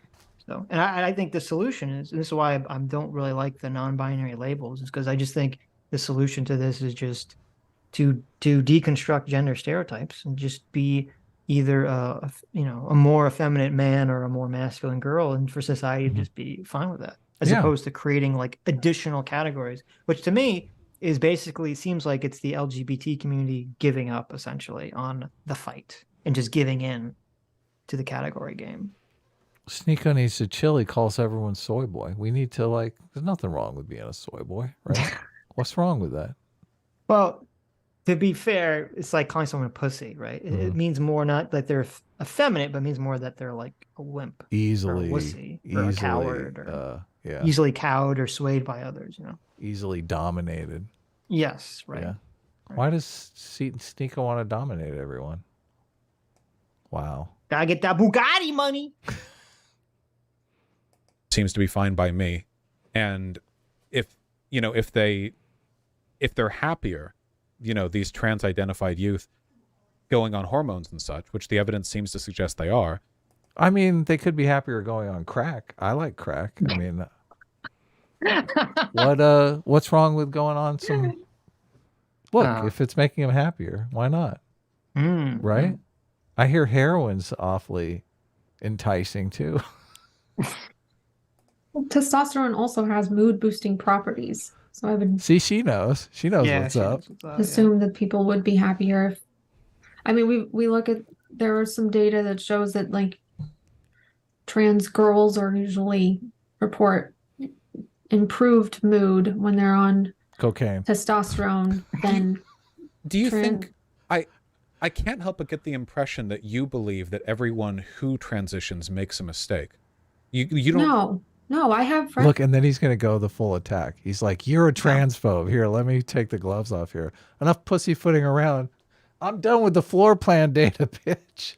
Well, I wonder if it's because he's floundering. He's completely losing it. He's sort of painting himself in a corner. And so I wonder if that kind of makes it, well, now he's got to box his way out. Yeah, of course. Yeah. He's on the ropes. And she's the interesting thing like the is nicest guest the whole time. Right. The interesting thing is, what I'm very curious, because I think maybe his perception of kind of being weak in these arguments I don't think his audience shares it. Like I was looking at the chat. The chat seems to be just completely on board with him. Every ridiculous thing he's saying. Yeah, because they're all 15. They're all the gaslit high school students. Yep. I'm going to be big like Vaush. That's what they're saying. I'm going to be a big streamer like Vaush. I want to be an influencer. I want to influence people. You know, it's like the number one thing kids want to be now. It's like a YouTuber or of course social media influencer. You know, they're like, that's how you get all the ladies. That's how you get all the action. I talked to my uncle not long ago, and he was like, listen, whatever you do, don't tell your cousin. Oh, no. That you're a successful streamer. Oh, no. Because that's what he wants to do. Oh, no. And I was like, I understand exactly what you're saying. Bring him on the show. What are you talking about? Like, no. Come on. He's young. He's like 11 or something. But oh, okay. Well, that's too young. But yeah, I was like, yeah, no. Okay. But yeah, you're right. Listen, they say, oh, I want to play video games as a job, right? Of course. Who doesn't? Look, yeah. There's no greater gift that you can give to your kids than making a living simply by being themselves. It's amazing. Of course. True. Yeah, everyone wants to do that. Unfortunately, Vaush is making a living by being himself as a giant prick on the internet. Which is just, I mean, that's good for him, but terrible for all of us, right? True. Yeah. We have to put up with it. Yep. I just saw, I think that CT has the black all-seeing eye crown. I think someone finally rolled over. I think maybe that's like the. Oh, she is. I don't think CT. Oh, wow. It's like so badass. Fondue has it. Yeah. I can't stop looking at it. Is that the year-long? Is it a year? Is that the year? I think the year is the gold one. I think the gold one is the highest one. Yeah. What is the black one? I think it's 6 months. Nice. Yeah, maybe we're not there yet. It looks great. Yeah, I was looking at it. That looks really cool. I was going to bring up the crown so we could see it like big, but. That just happened? Because I've never seen those in chat before. It must have just happened. Yeah, here it is. Oh, amazing. Look at that. I'm late to the game, so I didn't. Thank you so much for the 10 gifted memberships. Got to get that Black Pyramid. And for the $50, saying, finally home after wasting an entire weekend at the office because a storm blew 2 trees into our fence. That sucks. Wow. That's very sucks. More nuance from Brianna than Vaush, but to be expected. Enjoying well-deserved pint of Guinness. Belated St. Patrick's Day to all you free will seekers. Salante. Now that's a man after my own desire there. A nice cold Guinness. Guinness are amazing. Guinness and Newcastle are my 2 favorite beers. Sitch, I don't think likes either one of those because he's... Slanche? How do you say that word? He's crazy. Slanche? He's more into the soy latte, so... No, I like Amberbach and Yinglings and... How about Hefeweizen? I don't think I've ever had that. Really? Oh, it's so good. Stella's not bad, though. You know, it's always funny. They give you feel like a douche if you ever order a Stella in a restaurant because they always give you that like goofy glass. You know what I'm talking about? Have you ever ordered a Stella in a restaurant? No. If you ever order it's so weird. Like a Stella? Yeah, you know how to Stella? Oh, it's like a type of beer? It's a type of beer, yeah. But for some reason, like the Stella brand, they send specific types of glasses that say Stella on them to every restaurant. And so if you ever order one in a restaurant, they come out with some fancy goblet they give you in your fucking beer. That feels weird.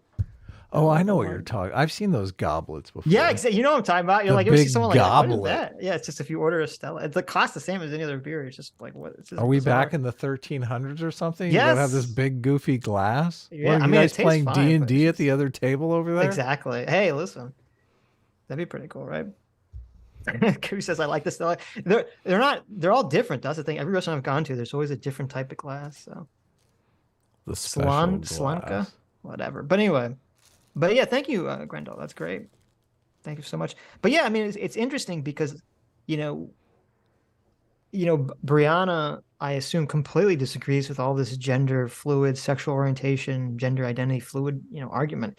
And definitely because she's older, she would see the big problem with going down that pathway is essentially opening up the LGBT community for massive attack.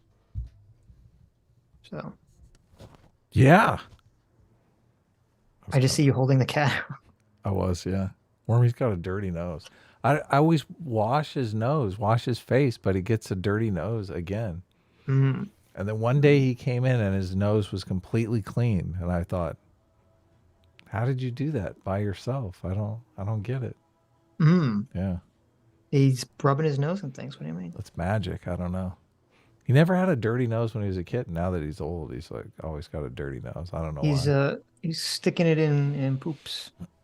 I hope Okay, I'm gonna look up. What do you think the #1 most popular beer in the world? The most popular beer in the world is obviously Newcastle. I don't even need to look it up. Come on, things are just getting heated here. I want to drink a beer now. I don't like that. We've had this conversation. I'm dying to drink a beer, to be honest. I want a Blue Moon. I want a Guinness. It's all, let's play in the super chatter because that's exactly what happened here. Where is it? Grendel, you and your Guinness. Oh my God, it'd be so good to have a Guinness right now. What's the worst beer? That's the contentious question. You don't like it? Have you had the... No. I said, what is the worst beer? Oh, I don't know. That's the contentious question. Yeah, that is totally contentious. Yeah. Have you had the Guinness that has the nitrous oxide in it? No, I haven't. It turns the foam into, it's almost like a cream. That sounds cool. No. It is, yeah.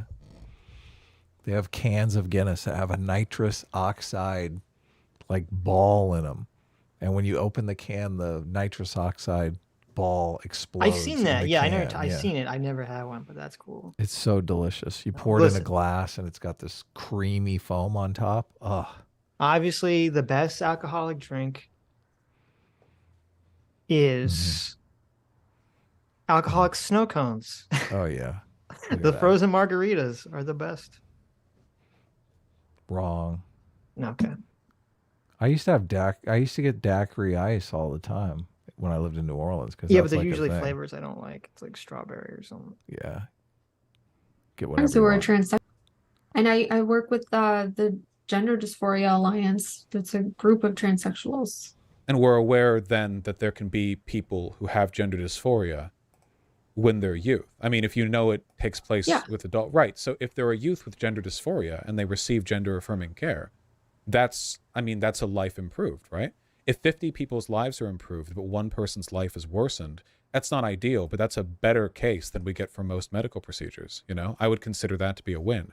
Ideally, you'd refine it, but I think that's, at least a good place to start. But what if the one if we're person looking has at the to be difference tortured? between like what the Dutch are doing or what anywhere that has done away with the affirmative model of care are doing, like there's a lot more rigorous assessments and individualized approaches going on. It's very selective, and those people seem to have better outcomes rather than this affirmative model. Well, what if there are many, many trans people there that aren't able to get the medical care that they want because of this model? What model do the Dutch even use with regards to trans people? We don't have any data for that either. I mean, I don't. Isn't the Dutch protocol that is the affirmative care model? I think the affirmative care model is a more extreme version of the Dutch protocol. Oh, okay. But it's similar, yeah. Well then, wait, we do though. The fact that like trans people suddenly became more socially acceptable and now there are millions of them, I think is a pretty strong indication that, like with gay people, it's like the left-handedness graph. The moment social acceptability ticks upwards, we see a huge spike in how many of them there are that'll eventually taper off. And with regards to like yeah, but that took 50 years. It took 50. Someone did, I forget the exact number. Someone compared the uptick in left-handedness, which we've talked about a million times on the stream. They compared it directly to the uptick in gender dysphoria rates in England, in the Tavistock, and it was something like, the rate of left-handed people was increasing by like 30% every year, and for trans kids it was like 300% or something. Yeah, 10,000%. Was it that high? 50,000% a year. This is pretty high. Tavistock's gone though now. This is all gonna blow up. Well, that was the irony watching Philosophy Tube's video. It was right before Tavistock and the entire idea behind affirmative care model in England got shut down. I'm only halfway through the book, but the book is called The Inside Story of the Collapse of the Tavistock Gender Service. Isn't it? For children. You know, it actually kind of disgusts me now that I think about it. Does it? So, I keep wanting to say ContraPoints. So Philosophy Tube. Counterpoints. I know who you're So- talking about. So That's Philosophy the Tube other- is like when you say to your mom, "I want counterpoints," and your mom is like, "We have counterpoints at home." Right. And it's philosophy too. It's Philosophy Tube, yeah. So counterpoints at home. Basically, made this whole video complaining about how terrible the Gender NHS services. system was for her to get her gender services. Right. And it's all under the idea that, oh, if you don't do this, people are going to be in pain, people are going to be in suffering, people are going to be killing themselves. But she doesn't even believe in fucking gender dysphoria. So what the hell is she talking about? Yeah. What is all of that? What does that all mean? If gender dysphoria is a categorical error, Just a category error. That's all it is. Whatever the fuck that means, and it's not real, then what is she talking about? What is anything that she's talking about happening? She's got like, I'm sure there's real people in the NHS system who have like cancer or like some like really fucked up symptom that they're like dying from, or they could die from, and they're not getting service. And she's whining about, I can't transition, when she doesn't even believe gender dysphoria is fucking real. Right. Yeah. Gender dysphoria for her is just the desire to be the opposite sex. Is that all it is? Yeah. I just, But in some people, that is all it is. Look, that's insane another to me. thing. These personal stories that people are telling in the book, I mean, a lot of them say they just fixate on how much better it would be to be a boy or a girl, how much their life would be better. Which I think, I mean, is that really healthy to sit around and fixate on that? And I don't think that is necessarily in and of itself gender dysphoria either. You could just have the wrong idea about something. Yeah. I mean, it's interesting. It is interesting. Yeah. Desire for trans healthcare for adults too, not just for youth. I think it's pretty clear that like millions of people have been underserved medically, trans people who should have been getting trans healthcare. We had the ability to provide trans healthcare a century ago. That was one of the first things the Nazis destroyed when they took power. And we've decided to not provide it to them. Okay. I keep fucking hearing this. I hear this. This is like oh my God. All the left is like, they love slopping up this talking point. Okay. They're like, did you know, Adam? I don't know if you knew this, Adam. Did you know? Mm-hmm. And then in Weimar, Germany, okay, there was like a super advanced transgender clinic that was like 1,000 years before its time in understanding transgender medicine, right? But the Nazis extinguished it from the Nazis destroyed it. Okay, like I've tried to look into this. Oh, so, like, no, you went searching for it? Yes, like Oh, there was my an institute goodness. on sexuality Good that was faith, destroyed by the Gary. Nazis. That's true, but like I don't know, from my like looking into this, it seems like no one really can figure out what the fuck was there. Like this just seems like Look, it's all conjecture. Sitch. Listen, they're Nazis. They're trying to figure out how to eradicate homosexuality. Come on, let's not candy coat. Well, this. no, but that's what I'm saying. Like it seems like the Nazis destroyed it, and they probably destroyed most of the records relating to it. So yeah, because like, they're doing conversion therapy. That's what they're trying to do. They're not trying no. They're not trying to was- uplift trans people. No. Stop. It was a institute that was definitely pro LGBT. It wasn't a Nazi institute. Okay. So it's in Germany before the Nazis. Yeah, came I to said this power. is in Weimar, Germany. Okay. We're pre-Nazis. Okay, and then the Nazis destroy it. That Right. happened. But what I'm saying Okay. is like trying to find solid evidence thought it was of a like Nazi what was being clinic. practiced there and what the view was on certain issues. To me, there's very little of it. So I Right. just feel like It's just like this, like fucking. It's like the Atlantis. This is like the It's Atlantis ancient of the aliens. LGBT community. Yes, Yeah. this is the pyramids of like. There's some mythical fucking gender clinic that had the technology to somehow transition people in fucking Right. 1920s Germany, which is Yes. obviously fucking preposterous. Seamlessly at the I mean, genetic level. right? Like, have you? Yeah, like, have you seen those pictures from like the 1920s and 1930s of like veterans that had something fucked up happen to them and they had to get the surgery, and you're like, Jesus Christ, like this Yeah, is like they the just face. they're like sawing off limbs and shit. Yeah, or yeah, but you have, like you see like they have to get some sort of like plastic facial reconstruction Oh, yeah, surgery yeah, or something, and you're like, oh my God, like this is fucking horrible. And, like these people think like back in those days there were like some like top of the line transgender treatments. Like fucking course there wasn't. Like it's preposterous. Yeah, you just drink this magic elixir, okay? And you go to sleep and you wake up It's just like, as I the don't know. opposite sex. It's Look, that's just how it ridiculous. worked. The Yes. Nazis ruined everything. No, this is the I'm gonna coin that. This is the Atlantis. The Atlantis of thank you. And The you could Atlantis of for $2. transgender The Atlantis of transgender care. That's what this is. This is the Atlantis of transgender care. Yeah. It is. Mark Twain's Revenge. Thank you so much for $100. Thank you. It says I'll take a good Pilsner over a Hefeweizen any day A on the beer Hefeweizen. side of things. Come on. Oh, It's a what? $100 super chat. You got to I don't pronounce know it all correctly. the. Listen, I'm not. I'll take a good Pilsner over a Hefeweizen Hefeweizen. Okay. any Well, I day don't even on know- the beer side of things. I don't even know what is a Hefeweizen. What beers are? It's like a Hefeweizens? wheat beer. Mhm. It's very like a strong yeast type taste. I say It's delicious. Yeah. gives you a good old yeast infection. Yeah. Adam, you ever had a Sazerac Mm-hmm. when you were in New Orleans? That's a cocktail rarely made its way out of the South on account of it being so mean. Sazerac. I'm not sure that I have. Sazerac. The hurricane is the thing that everyone is like they try to push on you like drug dealers in the South. Gotta have your hurricane. I'm not sure I even know what's in a hurricane, to be honest with you. Sazerac cocktail. Look at this. Everyone's trying to get us drunk. I mean, this Wow. looks pretty good.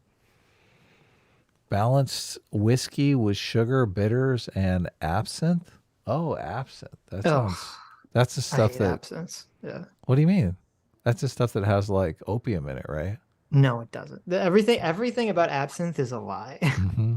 Oh, it is. Because I remember I was like, oh, you know, it's like it gets you like you hallucinate, it gets you so drunk you hallucinate, blah blah blah. I was like, oh my God, absinthe is so like amazing, and then you go out and drink it, like this tastes like ass. Like you're supposed to like literally, I think like melt sugar in it or something just to make it palatable. It's just absinthe is like such a letdown. I feel like I had a bottle of absinthe that I Oh was God, it was so gross.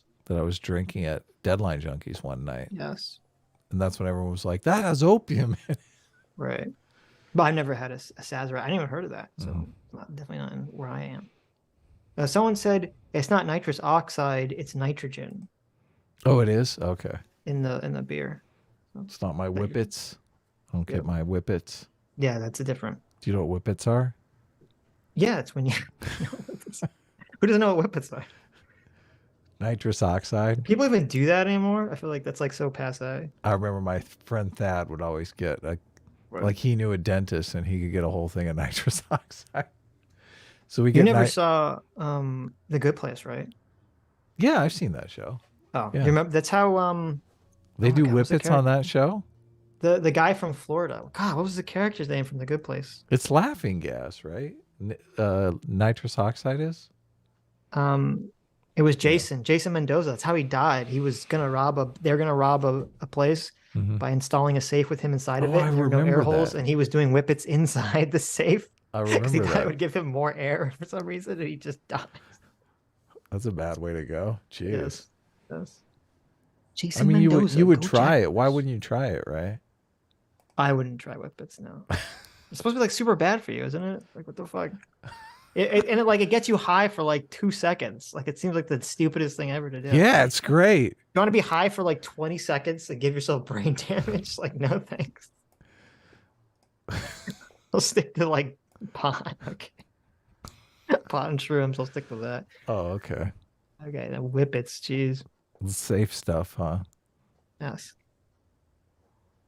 There you go. Blaine's escape corner. He just sent me the picture of the alien guy. Yeah, I brought it up. It's saying Weimer's sexuality. let me run this by you. That's essentially it. That's essentially it. Yeah. Oh my God! If only if it wasn't for the Nazis. If it wasn't for the Nazis, trans people could be flying now. They'd be living on Mars. Yeah. They'd be able to transform into flying cars. Ancient Aliens was where it was at. Look, things were so good before these modern times when we've got I know. nothing going for us. It's so ridiculous. Yeah. Andrew Clark Pedro says, "If you Sitch, my super chat was pending before you said it." Fair enough. Listen, great minds think alike. Okay. Yeah. Anyway, let's continue. Because we haven't considered them to be. So now we're correcting that. And There's a lot of people who identify as trans now. It's, you know, there's a lot of appeal to becoming transgender. this is what they said about gay people.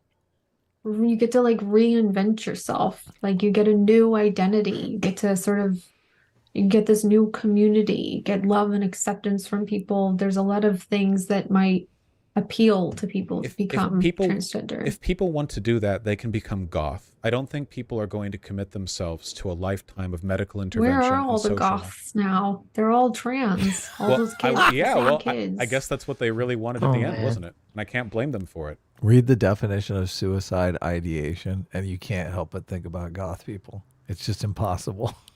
Oh, really? It's impossible not to, yeah. Because all it is like thoughts of death, and that's why I was like, wait a second here. These studies where they talk about suicide, they're not actually talking about suicide attempts. They're only talking about suicidal thoughts. It's like, what? I mean, I've had suicidal thoughts, and I feel just, an even-keeled person. I'm assuming you don't have suicidal thoughts regularly. No, not now. But I mean, when I was younger, I did, obviously. I feel like everybody goes through that. Yeah, probably to some extent. I feel like everybody at some point in their life has suicidal thoughts. And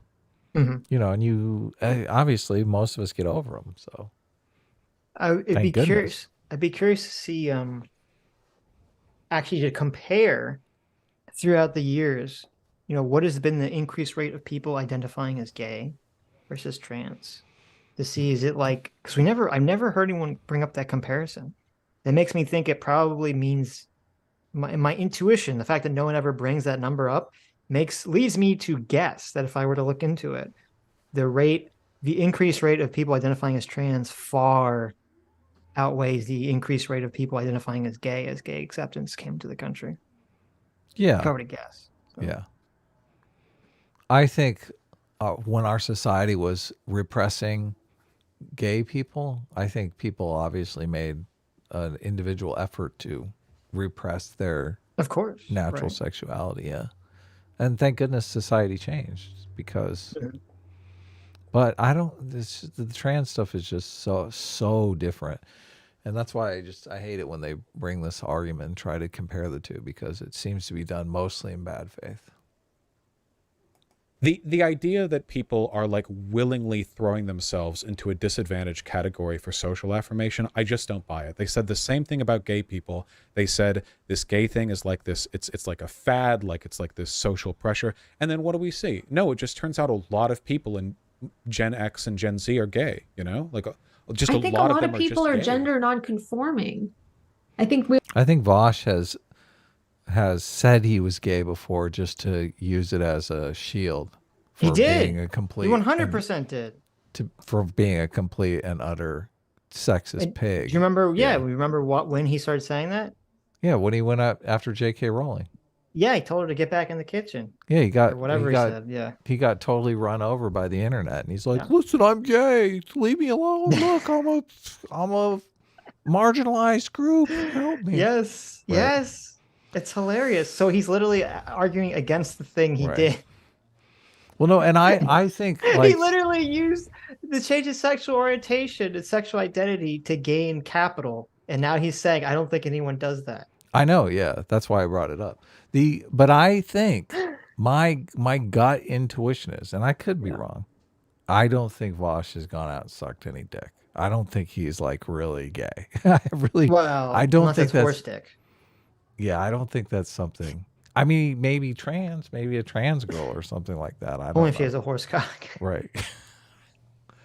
Him, But him I'm and just- Shank share their affinity for horse. I'm just saying, I don't, I got nothing against gay people. If, that's your thing, Sure, go knock for it. yourself out. I'm glad society is accepting of that. Yeah. I don't want people to have to live their lives in the closet. I feel that's like a terrible Right. thing, having to hide your lifestyle from the world. But at the same time, I don't, without some sort of evidence, I don't buy it.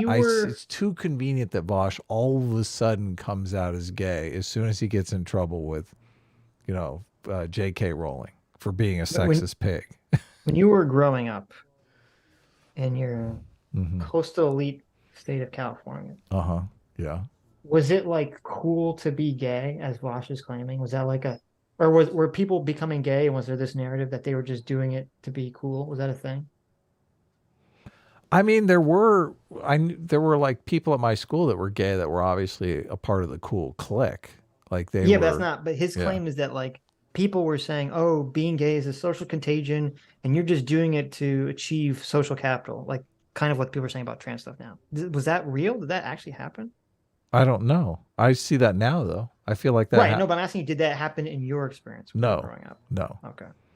There are only 2 people that I know that people talked about openly as being gay, and both those people were very popular and in the super popular circles at school. There were no like unpopular gay people at my school. Yeah, because I don't know. I literally don't know. I don't know what he's talking about, because like you're saying that wasn't your experience growing up. That was 100% not my experience growing up. In my experience growing up, the go-to insult was to call someone gay. Yeah. Now, it usually didn't mean like, it wasn't like directly like, oh, there was a hatred towards gay people. Yeah. But I mean, I'm assuming that's where the origin point of it came from. You'd go, so look, I don't know what this period he's talking about is, if that was real. you'd go, look, you're gay. And then they go, well, I am gay. And you go, oh, I'm sorry. Yeah, exactly. But it wasn't like, oh. I meant that you were lame. Yeah, right. Exactly. But now that I know that you're gay, you're kind of cool now. Yeah, but it wasn't like, oh, you're gay. And it's like, thank you. Yeah. I'm the cool kid in class now. Like, that's just, I don't know. Like this, I don't know what he's talking about. I feel like this isn't true. I feel like this isn't true. Or if it was true, this was true when all the woke stuff was already starting. In which case, this is all irrelevant, because he's making it sound like this is like in the 80s or 90s or something this was happening. Didn't Vaush get busted for like sex pesting or something? Yes. Was he sex pesting on any guys? If he was sex pesting on any guys, then I'll say girls. Okay, so it's all girls. Yeah. Yeah.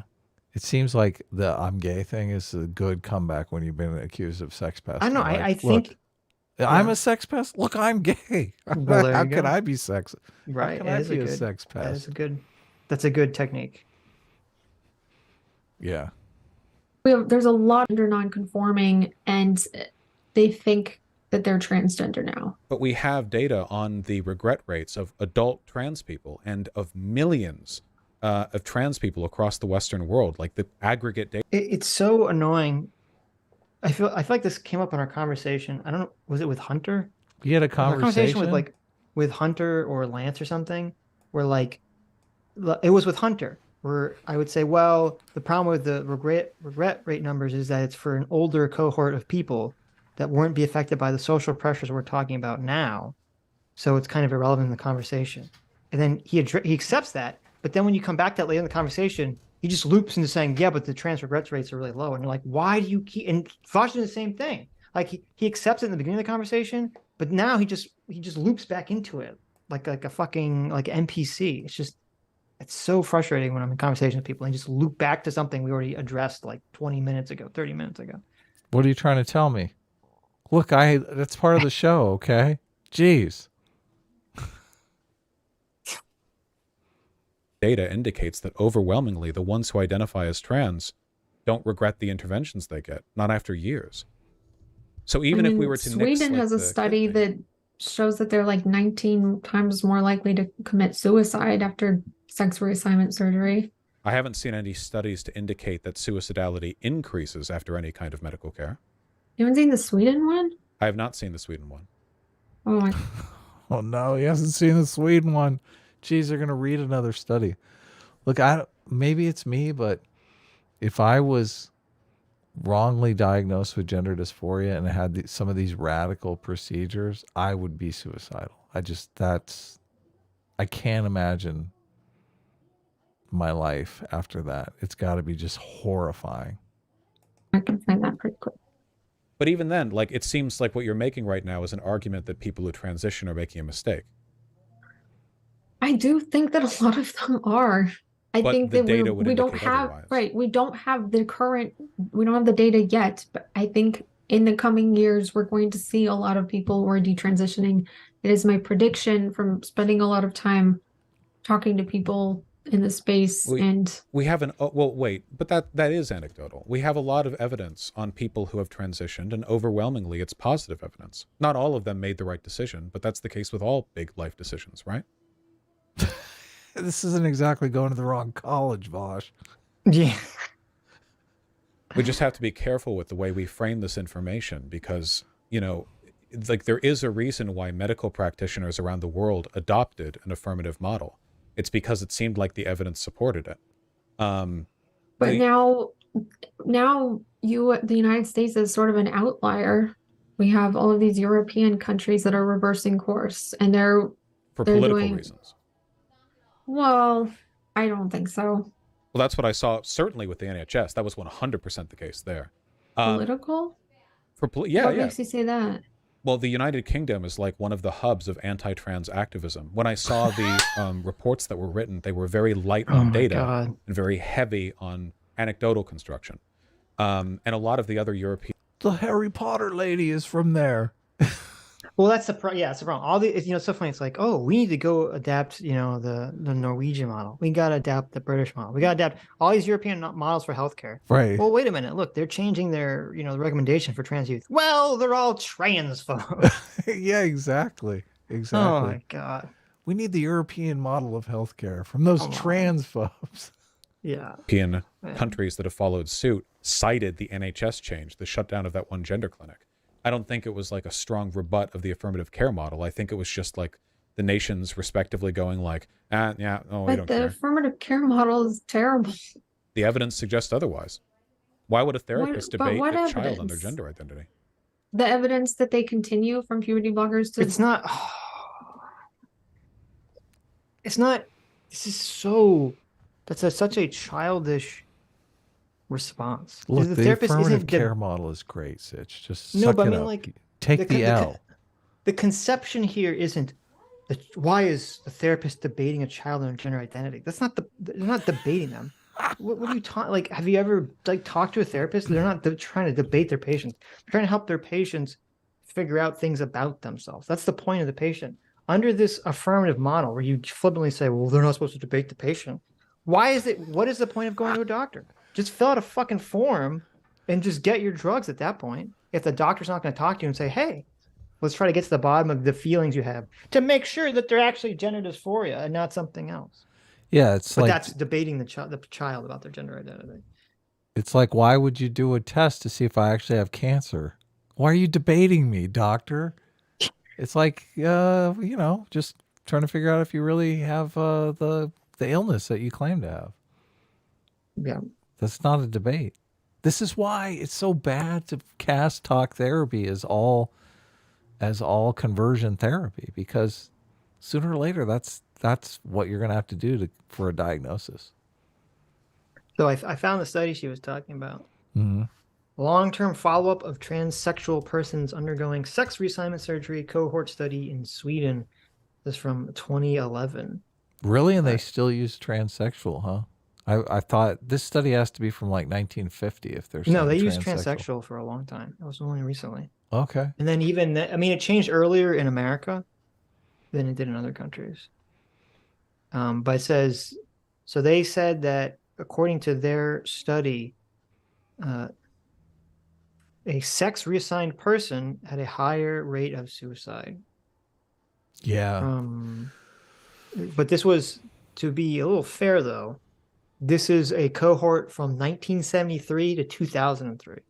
So Okay, so that's a long period of time. that's, yeah, I don't know how, I wouldn't put super a lot of stock in that 30 compared years. Yeah. to yeah, but I'm saying like Before, ending in yeah. the like the ideas about trans and also the surgeries about them are very different than they are now than they were in 2003 in Yeah. 1970. So I don't know if I would use that as like a gotcha, but They told a story in the Tavistock book that I just immediately was like, oh, I so wish I hadn't heard this because it's so painful.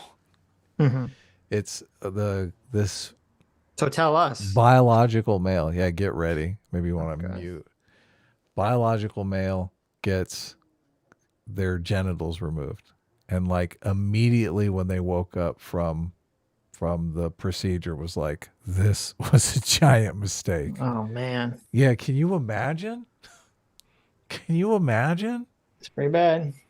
I don't like, how can you, I'm going, I mean, where do you go from there? It's not exactly like, oh, I got a bad haircut, it'll grow out. It's like, that's some life altering shit. No. That's the origin story for the supervillain, the Lizard in Spider-Man. Is it really? He wanted to regrow his genital from a botched transgender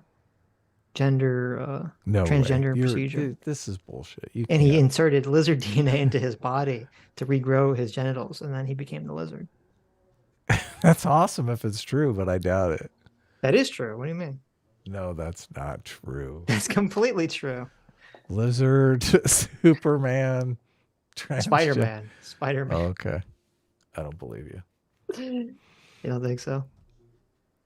God, I was thinking about that all day. I was like, oh, you didn't have a friend or something that can say, listen, I'm not sure this is a good idea. Look, Sitch, if you ever get the idea that you're going to cut your ding dong off, you let me know ahead of time. I'll let you know. Okay. I'll let you know. I don't care what Vaush can call me transphobic all he wants. I'm going to do my best to try and talk you out of it. Ah, it's so sad. It's so sad. It's very sad. I mean, you got to have some sort of screwed up medical or screwed up mental problems to even be in. I mean, you've got to have like persistent thoughts. So this is the way to solve my problem right here. You know, I book an appointment with a doctor and he's going to come in and surgically remove my junk. That's going to make my life better. All my problems will be solved. Someone in the chat pointed out that the L in LGBT stands for lizard. So that's a good point. Yeah.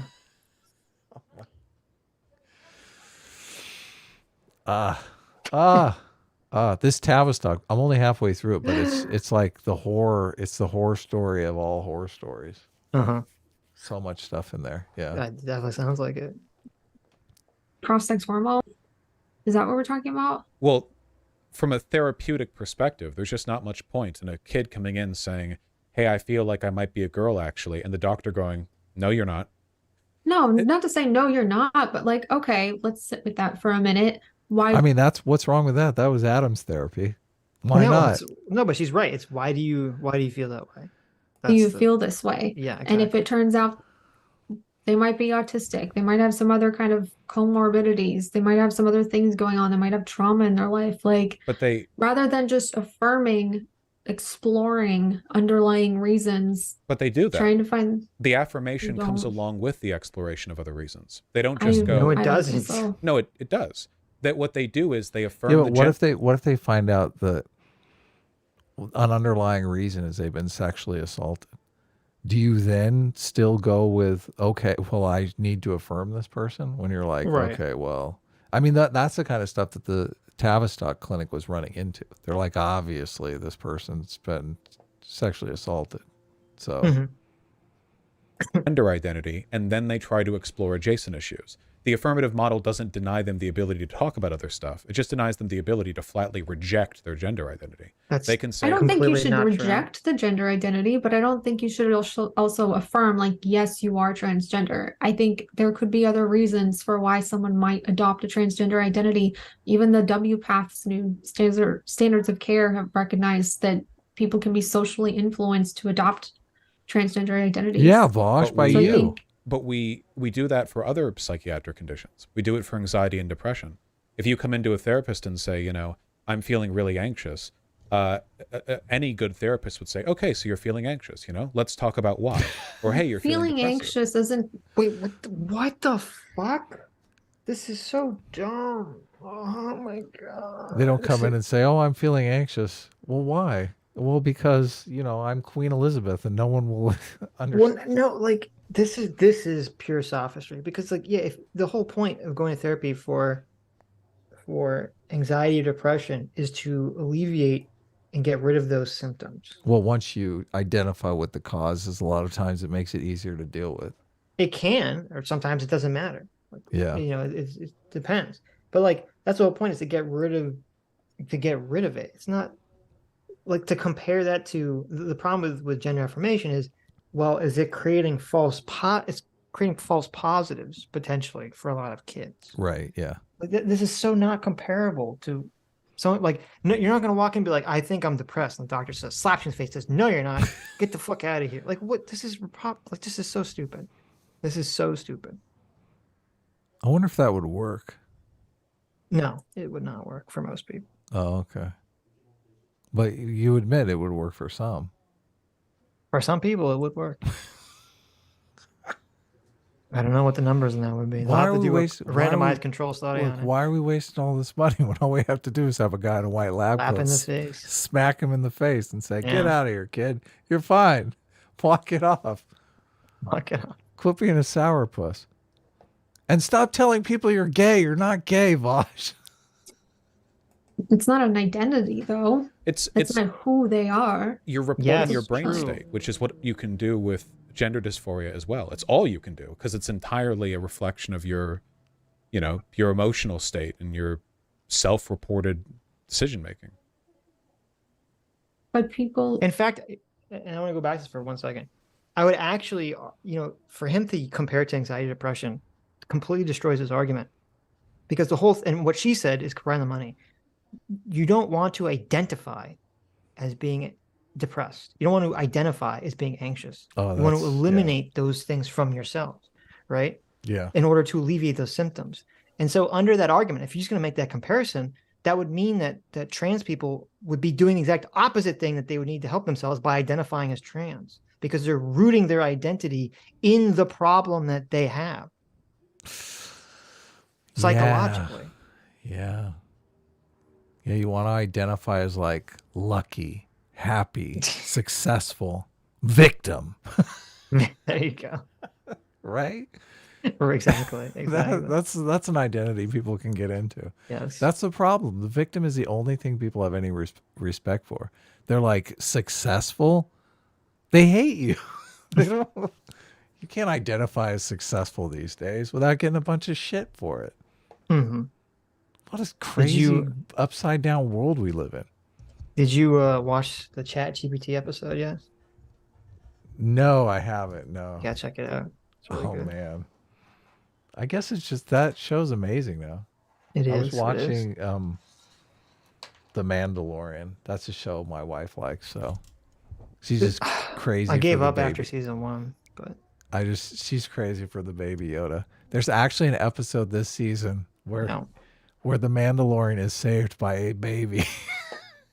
It's not Baby Yoda. It's just a baby. No, it's Baby Yoda, but it's it's so insane. You saved by Baby Yoda in like the first season, like one of the first episodes. You've seen the movie Shoot 'Em Up where Clive Owen is like saving a baby? This is like the reverse of that. It's like a baby saving a grown man. Have you not in the episode too, he's not only saved by the baby, but he's saved by the woman as well. Like it's so emasculating.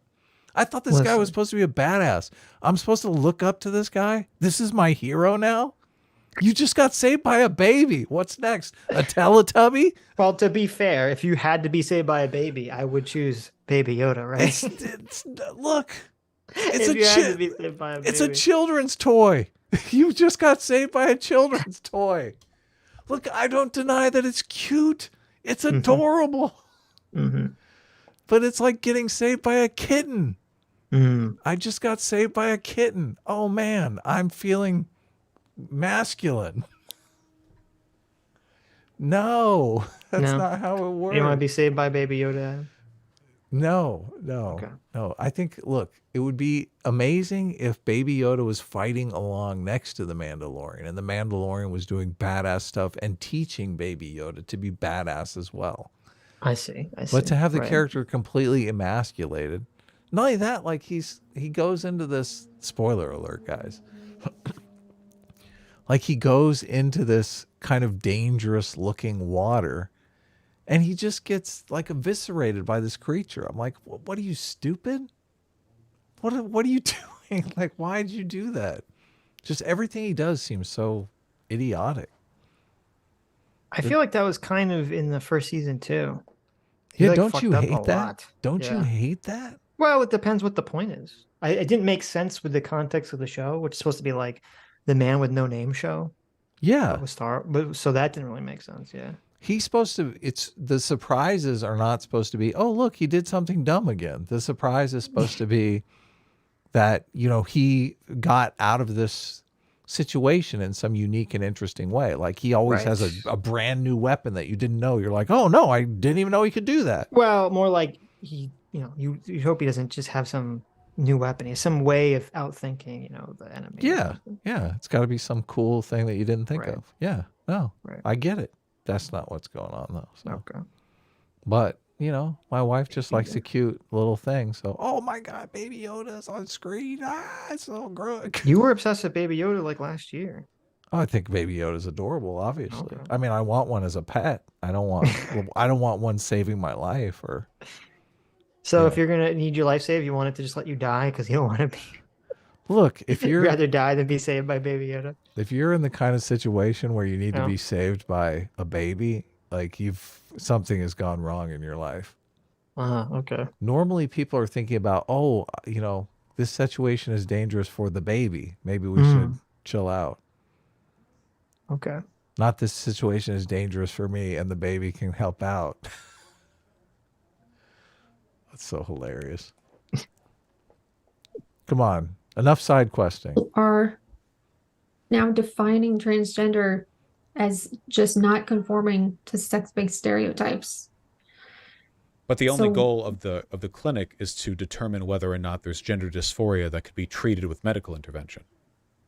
But sometimes gender dysphoria doesn't need to be treated with medical interventions because otherwise they end up a medical patient for life. Shouldn't be encouraging people to try to be comfortable in their bodies. So what you're describing right now, it was what was practiced in American medicine for about a century now. Oh, you come in and you think you're a girl? Okay. Well, actually, don't you think you'd be happier dropping that and living as a man? That's been the model for taking care of trans people for basically all of modernity. And it doesn't work. Yeah, but if it's all fluid, then why not do that? Yeah, I thought it was fluid, Vaush. What's going on? It does literally nothing. It has no. We did the same thing with gay people too. Like, oh, it's not fluid because it doesn't work. Oh, now he's going to bring up conversion therapy. Okay. And how it doesn't work. It only works in some situations, in some arguments. It works when it helps the argument, but it doesn't work when it. Okay, interesting.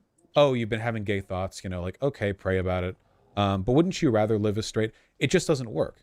It does work. There's been at least 11 studies that have taken place over the decades that show if they're not socially and medically transitioned, they grow up just to be mostly gay and lesbian adults. Because they didn't actually have gender dysphoria. They thought they did when they were younger. They identified as trans when they were younger. Were they diagnosed? And then, like, you're saying the majority of people diagnosed with gender dysphoria then go on to... Yeah. That's certainly not the case with any of the data that I've seen. I can send it to you. But I sent you something recently. I mean, I just put something in here about the Sweden study. Yeah, it's the overall mortality for sex reassigned persons was higher during follow-up than for controls of the same birth sex, particularly on death from suicide. Sex reassigned persons also had an increased risk for suicide attempts and psychiatric inpatient care. Comparisons with controls matched on reassigned sex yielded similar results. So all this is saying that trans people are far more likely to commit suicide than people from the general population, even after they've had sex reassignment surgery. This is also a study that pulls data from Sweden 1973 to 2003. So all it's saying is that like trans people are worse off than cis people 20 years ago. So that's not what it's, I mean, I don't know, that's not what it said because I just read it. It said they had higher rates after transitioning, but Right. okay. So if you have a group of people who are pre-op socially transitioned, they have one suicide rate. And if you have people after medical transition, and they're a higher suicide rate in that group. And I'm sure it's like per capita from the group. That's why it's a percentage. That's what it said. Right. See if I can find it again. I had too many tabs open. I mean, it's probably more than cis either. I mean, suicide rate, I think, is low, although getting higher. Right. I lost the tab. Oh, well. Andrew Clark for $2 says, CT is just in denial. She loves Baby Yoda. Well, I guess CT for $2 for $2 also says, Gizmo is greater than Baby Yoda, a.k.a. Gogurt. I guess that's his name too, Gogurt. Well, actually, no, it says both. So it says it is higher than the general population, obviously, but it also says the overall mortality for sex reassigned person was higher during follow-up. Well, actually, no, it says then for controls for same birth sex. I don't know. I have to read the whole study now to find out, but anyway, keep it going.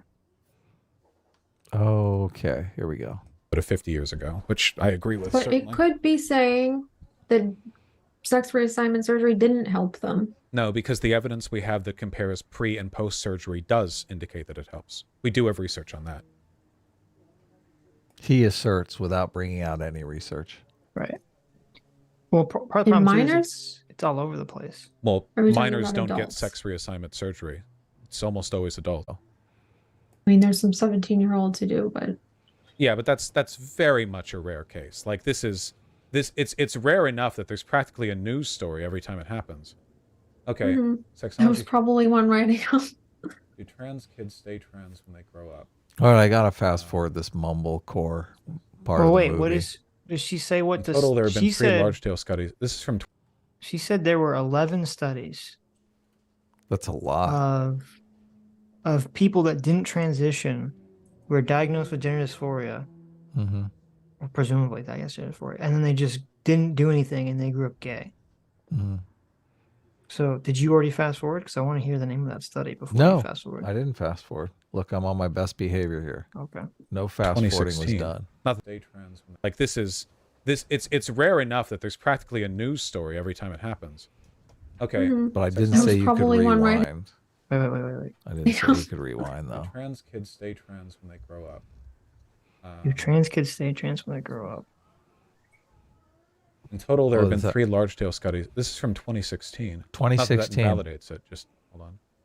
Despite the large difference, only very few trans kids from the transition turn to regular gay lesbian. The mumblecore is So bad, wait. but here, look. What Lane- makes them trans to begin with? Moondoggy Do for kids grow out of wanting to $10. change sex, or does it continue when they are adults? What Hold on, I have to look. at Whatever. this. We don't have to do this on stream. Yeah. Fast it's forward. just- So this is the thing. Feminine behavior in boys, aspects of its outcome, 1972. This isn't measurements of gender dysphoria. This is like, hey, most boys who play with Barbie dolls don't grow on to take cross-sex hormones, which I agree. Like, the gender clinics aren't prescribing cross-sex hormones because kids like played with a Barbie doll once. They're coming in for evaluation, often after quite a long wait time with a great expense attached. Effeminate behavior present in That's boys the from first childhood. one. There's a there's 11 total, Sorry, and but some of them have been diagnosed with gender dysphoria. homosexual outcome of discordant gender identity / role. Early. All it shows is that sometimes if we diagnose people with gender dysphoria, they might outgrow it. But they're not diagnosed though. This is just like feminine boys grew up to be boys. That's the first one. Well, I know. Yeah. Okay, so I found what she was looking at. It's like an article. Mm-hmm. Okay. Sweet. So I'll put it in chat if anyone wants to look at it. It has a list of 11 studies, so you guys can check it out if you want. I don't know if it went in the right place because the chat was going. Here, let me put it one more time. Oh, I see it. So there you go. So if you want to check it out, you can check it out. Yeah, okay, sorry. I don't mean to, I'm reading through it. Oh, look, it's that James Cantor pervert. Early effeminate behavior in boys, outcome and significance for homosexuality, a follow-up study of 10 feminine boys, the sissy boy syndrome and the development of homosexuality. I've seen that video. Gender disorder treatment guidelines for outcome be determined. I don't know what the clinical standards for diagnosing it for. Wait, this one says gender dysphoria. To establish the psychosexual outcome for you. Okay, -3 point. We're referred. Follow up. Is that how you feel, Adam? What? Look at her right there. Oh yeah, that's exactly how I feel. She's like, why did I ever swipe right on this guy? Like puberty. Why am I on this horrible date? Dysphoria should not lock somebody in to taking hormones later in life if they like come in when they're 5 years old. But if you come in when you're like 12 or 13 and then you're diagnosed, you follow through with the clinic, you're on years of hormone blockers. Wait a minute. I fully agree that a diagnosis of gender dysphoria should not lock somebody in to taking hormones later in life if they like come in when they're 5 years old. But if you come in when you're like 12 or 13 and then you're diagnosed, you follow through with the clinic, you're on years of hormone blockers, and then you choose to continue taking cross-sex hormones, I feel like that's a much more like that process is way more likely to cast off the people who aren't like legitimately in need of this medical care, you know? Yeah, but okay, here's the problem. So he brought up this study. If you look through it real quick, it says results. As a follow-up, 30% of the 77 participants did not respond and were not traceable. 27% were still gender dysphoric. 43% desisted. Mm-hmm. Okay. So the study of 77 people, 43% desisted. 30%, they don't know one way or the other, right? Right. Okay. So 43% desistance rate. Pretty high. Only 27% persistent. Now, if you look at the conclusion, it says most children with gender dysphoria will not remain gender dysphoric after puberty. Right. Children with persistent GID, which means gender identity disorder, which means that this study was done when the DSM-4 was still around, which means this was before the affirmative care model was adopted, which means that these children were not on puberty blockers. Right. So this is what I'm always saying, Yeah. is that this is the problem. You know, Vaush in the beginning brought up and said, well, 97% of kids on puberty blockers go into to transition. It's like, yeah, but in the older studies, when they didn't give them puberty blockers, 30% disappeared and 43% desisted. Right. And that's what's the danger here. Yeah. Yeah. Just slap them. Not if we're talking about autistic kids who sort of lock into this idea that they're transgender and are completely convinced by it and end up getting the wrong treatment for them. So I mean, I have to return then to my question to you, which is what success rate would be acceptable to you? Because like, unless your solution is to ban all trans medical care for youth, there will always be some like rate of mistake making. There will always be people who have to detransition. It's just a ban it all. Ban it all. Again, I would say like I don't. Yeah, it's unfortunate that she allowed him to sort of diverge the conversation away from what her point was. And her point should have been when she brought up that study and looked at it and said, this study is the rate for kids without hormone blockers. Yep. And you said on hormone blockers, it's like 97% or 98% go on. That's the problem, Vaush. Right there, right in front of you. Yep. Yeah, you get at least 40% desistance rate that you know of if you just from don't this put one them. study. Yeah. Right. It's higher in other studies, obviously, but yeah. I don't understand how, like, you have to do this radical intervention when it's just easier to do nothing. Yeah, I mean, I'm in favor of banning it. I don't think I don't think that they've really sold anyone on the affirmative care model or the puberty blocker interventions. Yeah. Well, that's the problem, is that, everyone has noticed this. They've noticed once you socially transition kids, once you give them puberty blockers, the desistance rate plummets. Yeah, because you lock them in. Right. So it does the very thing he said he didn't want to do. It essentially seems to lock kids in. Yeah. Some kids, a lot of kids. Yeah, and you're obviously hurting far more kids if you got a 40% desistance. Even just at a 40% desistance rate, you're hurting a lot more kids than you're helping. 40% compared to 27, yeah. Yeah. So, right. Yeah. Yeah. Oh, well. I don't understand why you're doing these radical interventions anyway. It's so weird. It's so weird to me. It's like, oh, I came up with this idea. Yeah, we'll just turn them into the opposite sex. That'll solve everything. Sure. I mean, how is this just not John Money over and over and over and over again? That's what that's where I'm at. I just, if you can't tell the 40% from the 20%, I mean, you're just guessing. Right.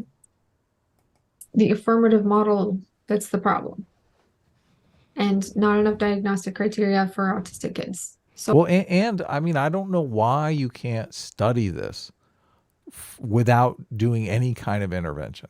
Like, obviously you go, okay, there's something going on here, right? And we need to study very closely just without any kind of intervention. Just they to kind did. of That's get a the baseline. problem. All these studies, before 2012 or whatever year it was that they adopted the affirmative care model in America. That's what they did. Look, 77 people is not a giant study. Now they literally have thousands of. There's like dozens of these studies. Okay, so they're just studying 77 at a time. Yeah, there's been multiple of these studies, and they all generally find around the range of 60 to 90% desistance. Okay, so this one was in the low end. I mean, it was 40, but then it was only 27 persist, right?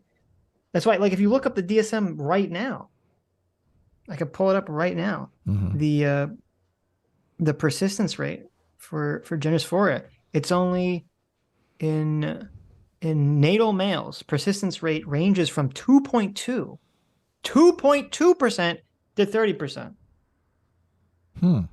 That's in the DSM-5 right now. Okay, so they're saying in the DSM there's a 98 to 70% desistance rate for children to gender dysphoria. Yeah. Okay, that's crazy. And then if that number drops substantially, significantly on puberty blockers and social transition, that's a big red flag. And the problem, and this is why they say, they've done studies where they give them puberty blockers and social transition them. But they've done studies where they don't do any of that. But they've never done a study, a randomized clinical trial where they studied both, where they had this same group of doctors identify who they think has gender dysphoria, like 100 kids, and say, okay, ooh, that 50 would be of you. interesting. But that's the problem. They've never done literally the thing you're supposed to do. Yeah. They have 100 patients, or let's say they have 50 patients, that they say these kids have gender dysphoria. 25 of them we're going to social transition and give puberty blockers. 25 we're going to have a wait and see attitude. And see what that's what you do, and they've never done it. Do you think they'd be jumping to do that? Because that would be an actual, some real science. Well, you would be jumping to do it if your goal is actual science. I mean, if your goal is either to A, make money giving people drugs and surgeries, or B, I mean, I think you would have a lot of trouble getting that study okayed in today's climate. Hmm. Politically, because of the political climate. Because I don't know if you'd be allowed but to. everyone would pitch it as the control group that you do nothing to is the group that you're they're all gonna harming. Yeah. Yeah, exactly. Which is bizarre because I believe if Mhm. you actually did that study, it would be quite the opposite. It would be the I would- control group that right. would be the ones that were better off. I would probably think so too. Yeah. Right. Yeah, because you get a 90% desistance rate. Look, it's an interesting component to bring the doctors in and like try to actually identify, because then you could test the doctors too. You know, which ones of these do you think have actual gender? Which one of these, like, make the doctors predict which ones will desist and which ones will not desist. Well, you wouldn't want them to do that. I mean, that's why I would. Well, I mean, it couldn't be a blind trial, right? Because the doctor's obviously going to know because they have to provide different types of treatment. Mm-hmm. I mean, double blind. It would be a single blind. Well, and it couldn't even be a single. Well, they blind, could really. make a diagnosis without. I thought the treatment plan was going to be based on which. Well, I guess you'd run into ethical problems if you were making. Well, no, they shouldn't. Actually, no. This is what they should do. There should be 3 groups. There should be the group that they don't do anything to. Oh There's yeah. a wait and see attitude. There's a group where they give placebos. Say they're giving them hormone blockers and pre-blockers, but that would probably create a whole host of unethical problems. You can't do that because they would immediately know that they were going through puberty. I That's mean, it's true. not like you couldn't give them puberty blockers. You could only give them fake cross-sex hormones. That would be interesting. Feels a little manipulative, but it would be interesting. But that's what they do but this is the problem. I understand it feels like wrong, but that's what they do with all these studies. They do. You're right. That's what they did with COVID. They injected some people with fucking saline solutions. Said, here's your COVID vaccine. Yeah. See if you get COVID now. Look, you're safe. Yeah, exactly. You can eat that potato chip off the floor now. Remember that? Who was that journalist who? Oh, I know. Was it Michelle Goldberg? The one who was like, yeah. He like stomped over like 100 homeless people to get into the clinical trial for the COVID vaccine. Right. And then it was Johnson and Johnson too. It was the Johnson and Johnson trial. She could have got saline solution from, like at first. She didn't know which group she was in. So I think she found out eventually. They tell you obviously at some point, but but that's the problem. You have to do this. I understand that it seems gross and unethical, but it's literally the only way to test this shit. Well, it's more unethical in the long run to keep doing these procedures on people that you have no idea if it's helping or hurting. Yeah, like if pre-puberty blockers, the numbers and the rates of people identifying as trans and desisting were all the same, we wouldn't be having this conversation. It's only the massive difference in numbers, the massive uptick in people identifying as trans, the massive downtick in desisting. That's what is concerning. Yeah. And the massive number of detransitioners were like, man, I was 12 years old when you said I could do this. What were you thinking? Like sooner or later, those kids grow up and they realize kids are dumb. Why the hell would you let me make this decision? Right. That's the thing. Oh man. I don't know that I'd be able to look at my mom and dad. I'd be just like, you fucking maniacs. What were you thinking? That'd be good. So I don't know what an appropriate number would be. I would hope it would be none. It's just when you're talking about kids, they don't really know who they are yet. They're trying to figure it out. It just seems like a really bad idea to medically affirm them. What if we reevaluated and we changed our models as an outcome of that? For every 100 people who receive trans-affirming care from youth, only one of them ends up detransitioning as an adult. Would that be, like, if we reaffirmed it, like, in 5 years down the line, that was the system we had and that was what the evidence we came up with was, would that be acceptable to you? We're still talking about, like, if it's a guy, like, we're talking about people who aren't going to have, like, they're sterile or like don't have a functioning sex life, and like it feels like the consequences are functioning sex lives. I I mean, but if we're talking about puberty blockers to cross-sex hormones, none of them will ever be able to have an orgasm. This is like the out of the mouth of Dr. Marcy Bowers, president of WPATH. In like I promise you, they're mistaken. There are absolutely trans people. He says with absolutely no evidence whatsoever. I guess he's implying he's speaking from his experience or something. I don't know what he's talking about. I know. It's so weird. I feel like he's working for the doctors now. Right. Interesting. This is like Doctor Salesman 101. Like, of course Vaush you're going to have a functioning sex life. Right. Vaush confirmed chaser. Is that what we're learning? Oh my God. Maybe when Vaush said he was gay, he was being very transphobic when he stated that. Oh. Look how he doesn't know this. He doesn't know this. He doesn't know any of this. We're having bottom surgery or just hormones or whatever else. Well, we're talking about from puberty blockers to cross-sex hormones, so that they don't ever develop the ability. Well, they do, because when they take the cross-sex hormones, they experience that puberty. I'm saying out of the mouth of Marcy Bowers, surgeon who's conducted a lot of these procedures and who's been treating a lot of trans youth. She has said out of 2,000, none of them are able to have an orgasm. Jazz Jennings can't. It's just like, this is what we know. So,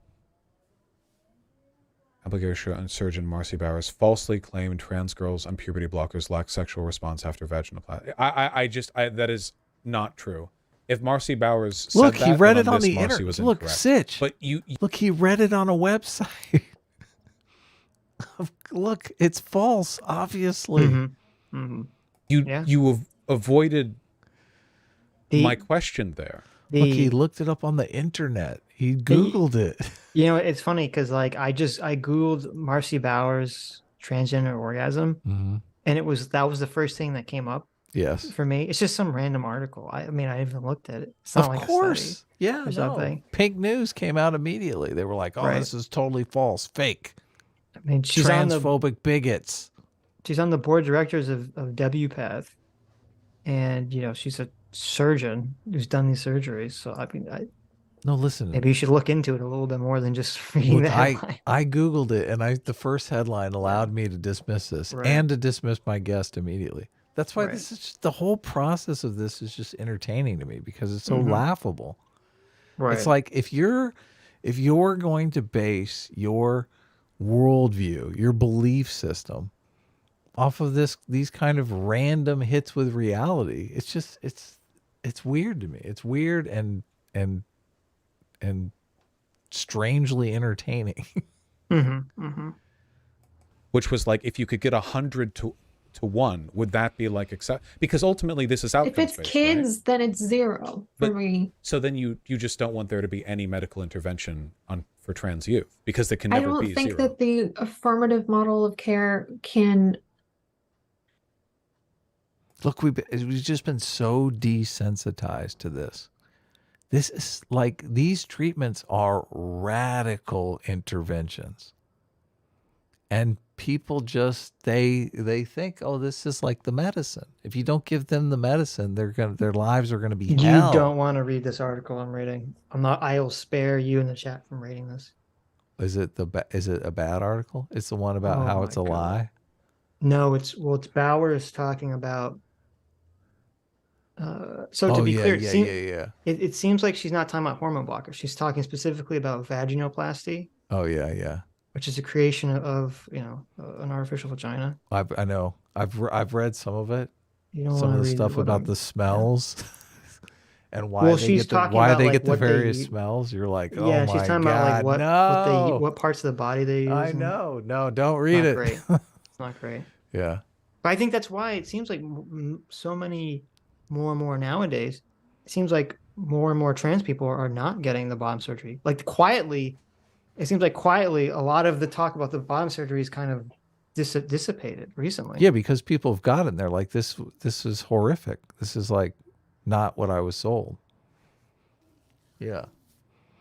People convince themselves they're going to go to sleep and they're going to wake up the opposite sex. It's just going to be like they have too much faith in what the medical community is selling. Yeah. And these doctors, I mean, doctors are a horror show, man. They look at every single patient like this is another test for this treatment that we can get better at a little bit at a time. Each one is like a little improvement. Oh, next time I do it, it'll be a little better. And I think they get into this gamified mode where it's like they're not really considering that each one of these procedures is like a person's life. They're just looking at it like some prosecutor where they get completely divorced from, they're basically playing with people's lives. Mm-hmm.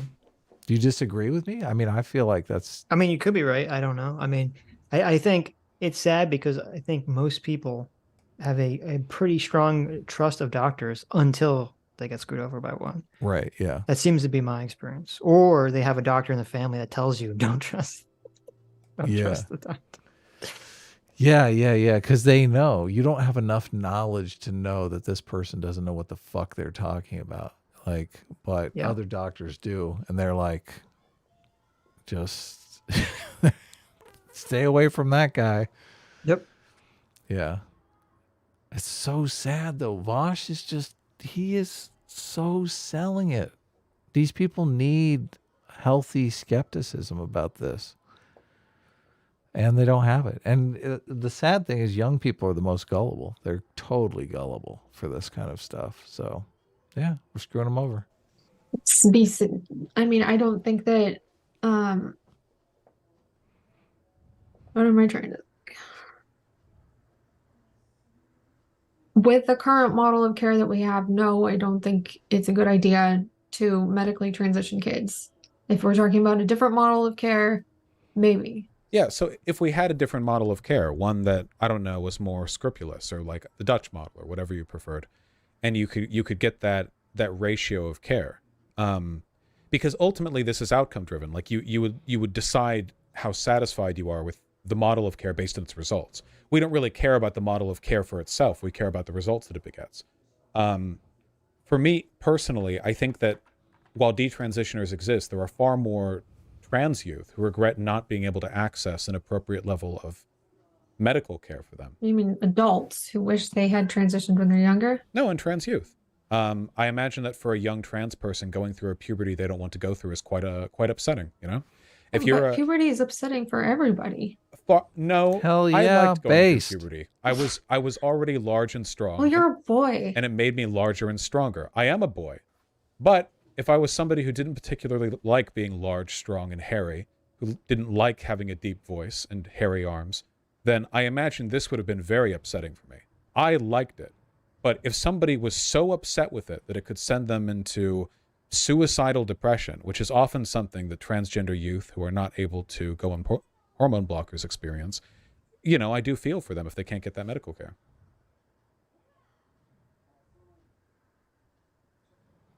Yeah, I'm speechless too.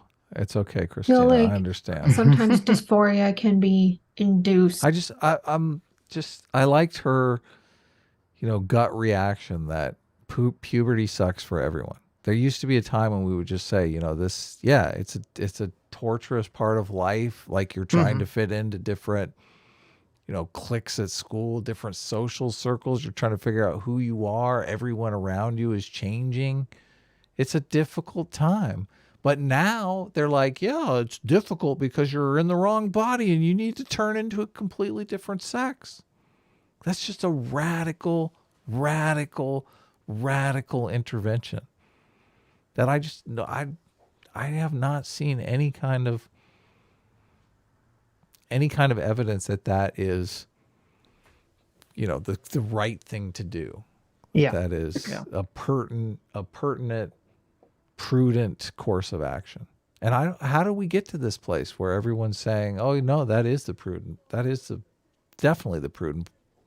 even to the point where It's- Vaush is here saying, 99% of people are going to be happy that they had this treatment, and only 1% is going to be upset about it. This is what I always said. This is why I always said from the beginning. As soon as you associate it with an identity, it creates all these problems, because then it Yes. becomes something that has to be protected, as opposed to a medical condition to be solved or overcome. Yeah, that's a great point. Making it an identity is the problem. Because I mean, like, say, using the hypothetical magic, trans away pill, right? Hypothetical. I mean, if such a thing existed, you would have inevitably a huge swath of the population would say this is trans erasure, right? Oh yeah, no, they call you transphobes for even suggesting Right. it.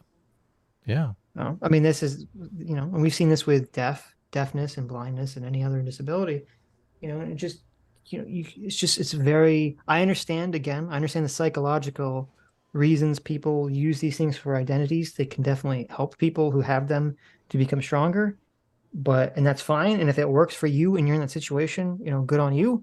But those people should not be involved whatsoever in making broad scale societal decisions about these things. At all. I'm not sure that they can even conduct research that's unbiased.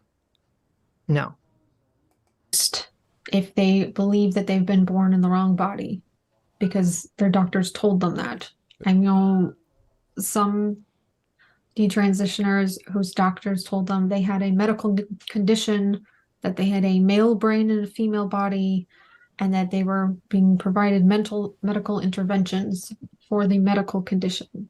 Well, people said this about homosexuals as well. See, he always you're being pivots to told that. that It's this so is something annoying. you can be. You saw this on TV. You saw Michael Jackson dancing on MTV, and it made you gay, but you're not really gay. As for the doctors, true? Does people say you saw Michael Jackson dancing and it made you gay? Well, I'm sure. Look, I think Michael Jackson made the kids gay. Listen, it's funny. I had when I was like 3 or 4, I remember my parents took me to some friend's house in California, in California, the land of the degenerate perverts. And they had like one of these, back in the day, this is, if you're a young lad or young gal, you might not realize that these giant flat screen TVs we had are relatively new for the old people out there. And instead, if you wanted some giant TV, you literally had like a projector screen, and you had a projector. Do you remember these? Yeah, those were horrible. Yeah, and they had at my parents' friend's house, they had one of these things, and they played. It wasn't like a VHS. I don't know what it was. It must have been some kind of weird 8-track, or I don't know, whatever the fuck. Are you talking about the ones with the 3 lights and the screen thing? One of those big crazy contraptions? Maybe. I was like 3, so I don't remember the specifics here. Yeah, those things sucked. But it was some big projector screen, and they had one of the things they had to play on it was Michael Jackson's "Beat It" music video. Oh wow! And I remember this 3-year-old Sitch watching this, and I was like, "Oh, this song is cool. What is the name of this girl?" And my parents were like, "That's not a girl. That's Michael Jackson. That's a boy." And I'm like, "That's a girl. What are you? You guys are fucking with me." And for like. Why are you trying to gaslight baby Sitch? Yes, and it was funny because I kept saying, "Here's your social conditioning here." My 3-year-old brain was like, Michael Jackson has long hair, so Michael Jackson is a girl. Like I couldn't get over that at 3. And it's funny because like it's not my mom was very like feminist, very progressive. No one taught me like this gender normativity or anything. Just this is when my 3-year-old brain came to this conclusion. Oh, if you have long hair, you must be a girl. And so it's like, are you telling me that like a 3-year-old is supposed to make a determination about like, oh, I always knew I was born, in the wrong body? Like, I don't know. It's just, to me, it seems very silly. I always wanted to have long hair when I was a kid, and my dad wouldn't let me have long hair. I had to have short hair because I was a boy. And that always, I just thought long hair was cool. Yeah. Oh, there you go. I remember one time I had, just out of my dad's pure laziness, I had grown my hair out pretty long. Yeah. Because dad didn't take me to get a haircut.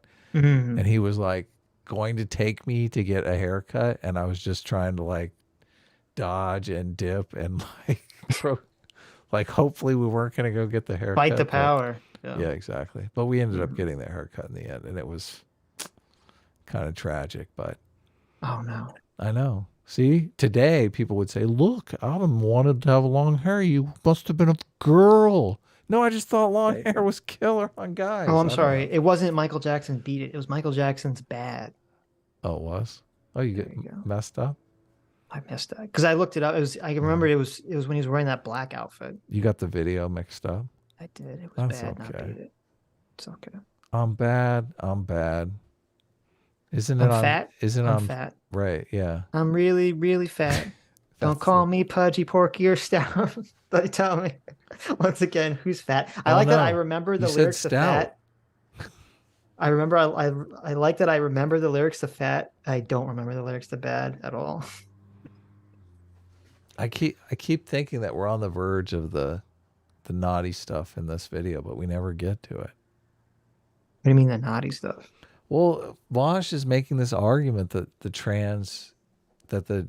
detransitioners are being evilly co-opted by the right wing and just used as propaganda. He hasn't made that argument yet, but No, I know. right. Maybe he's about to make it. Okay. Like, the doctors might not always be misdiagnosing with fault. If a person who will later detransition goes into the gender clinic and says, like, convincingly recites a bunch of criteria for gender dysphoria, then goes on puberty blockers, then goes on hormones, the doctors, I mean, they're not really responsible for that, you know? Ooh, ouch. Misdiagnosis can still take place, but ultimately, we're talking about psychiatric conditions. They're working off the info they're given. It's not possible to medically, provably determine gender dysphoria. It seems like people are being too quickly affirmed when we're talking about kids. Look, she just puts her foot down. I know, you're waiting for the data. So maybe we'll What'd she say? I'm so sorry. I was completely distracted. What are you doing? Playing in the chat? Why are you playing in the chat? I was reading the lyrics to Weird Al's Fat. Oh, okay. Want to sing along? It's such a good song. No, it's That terrible. song would be so problematic by today's standards. Oh my, it's just nothing Yeah. but body shaming fat people. It's fat phobic. It's Yeah. fat. When I walk out to get my mail, it measures on the Richter scale. You're fat. The whole song You're is just fat joke. You're fat phobic.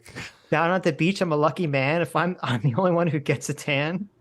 When you're only having seconds, I'm having 23rds. When I go to get my shoe shines, I gotta take their word.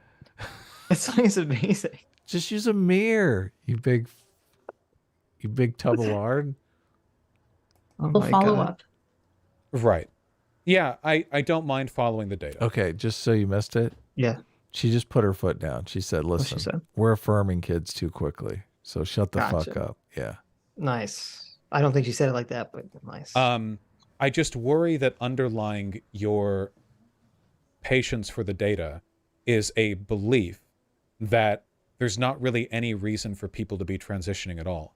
Because throughout this conversation, you've indicated to me a lot of stuff that makes me feel like you don't really think gender dysphoria is like that real, or like it's not something No, you should it be is. actioned on. Well, you've said like suicide rates are higher after bottom surgery, or like, shouldn't we just encourage these boys to enjoy being feminine boys? And if it were that simple, like, there wouldn't be trans girls. If loving being a feminine boy was on the table for them and happiness could be found in that route, that's a far easier route. Being a feminine boy Yeah. is easier than ever before.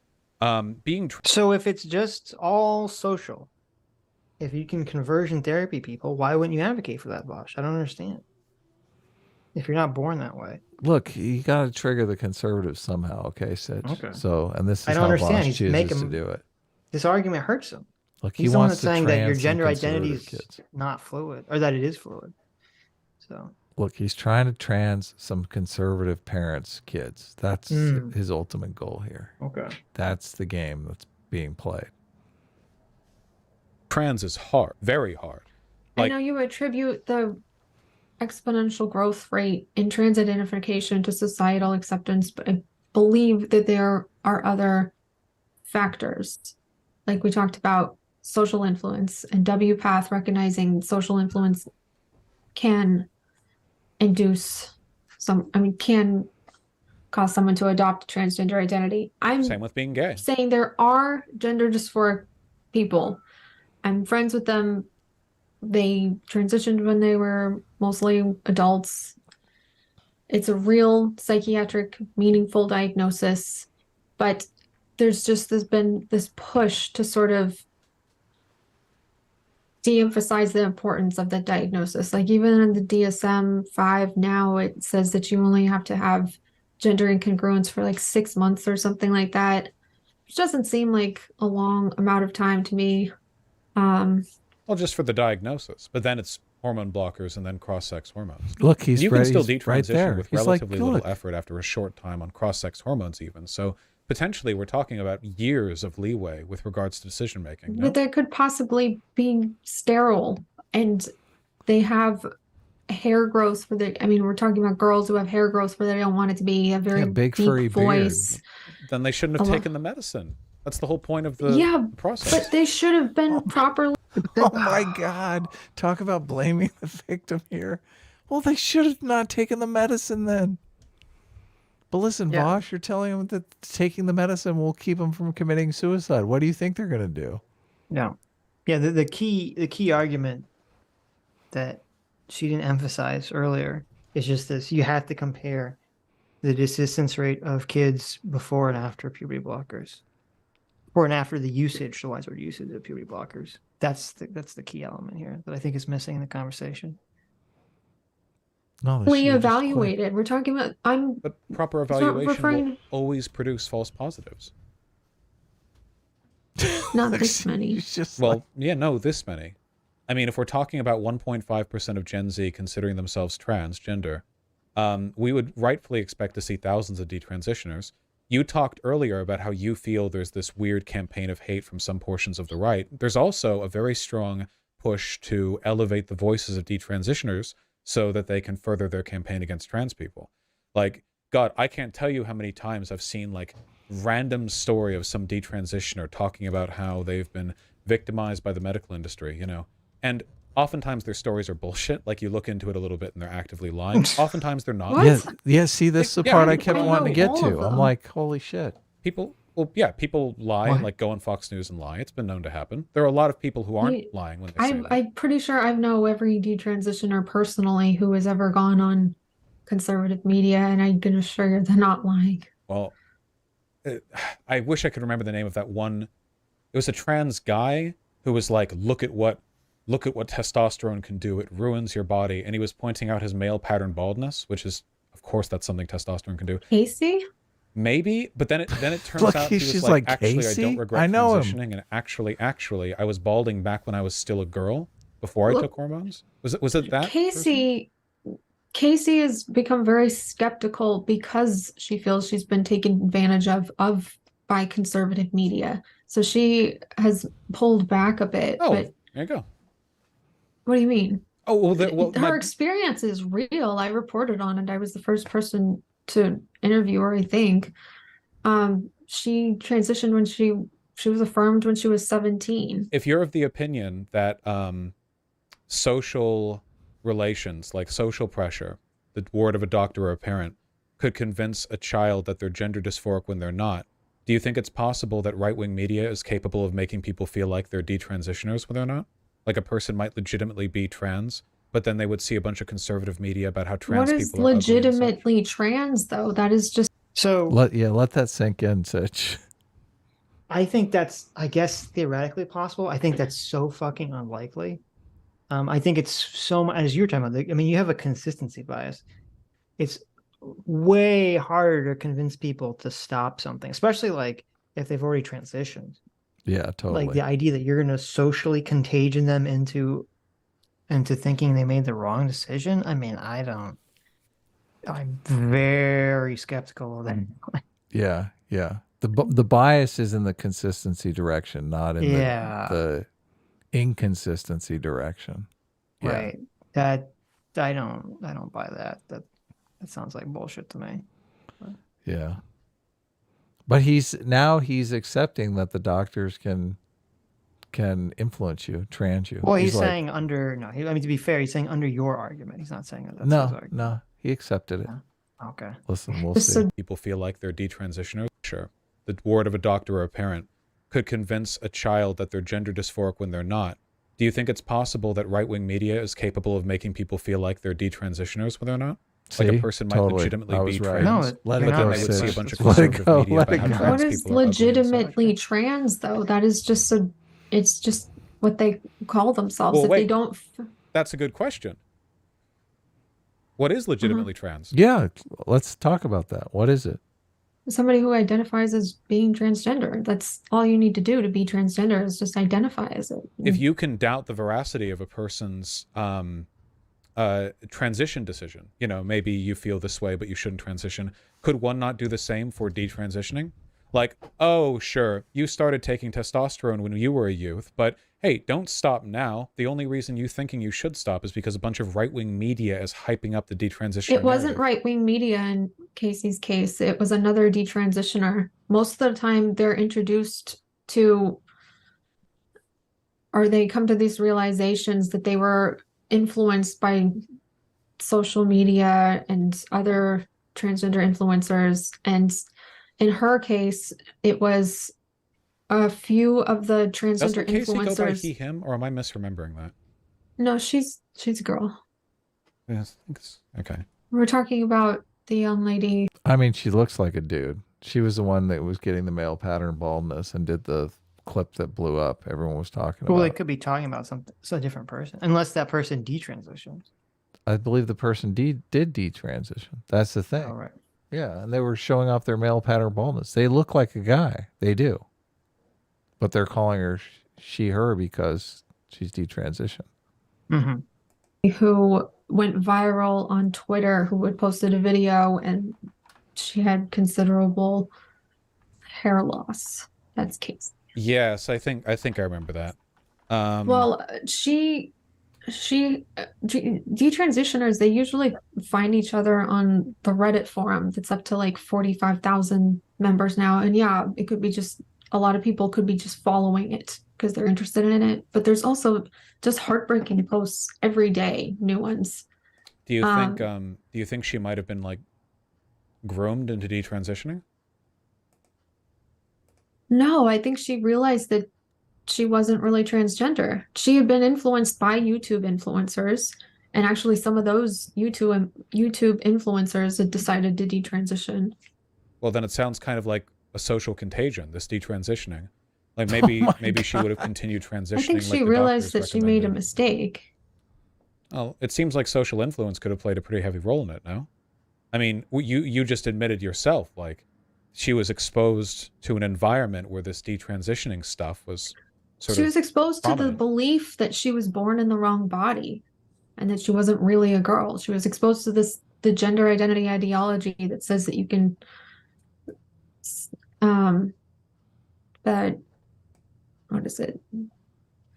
That if you don't conform to the stereotypes associated with your sex, then you might be transgender. Yeah. And then obviously she went and got a doctor's affirmation, of course. That's how she was able to get She thought she was a testosterone. boy. She realized that she can never be a boy.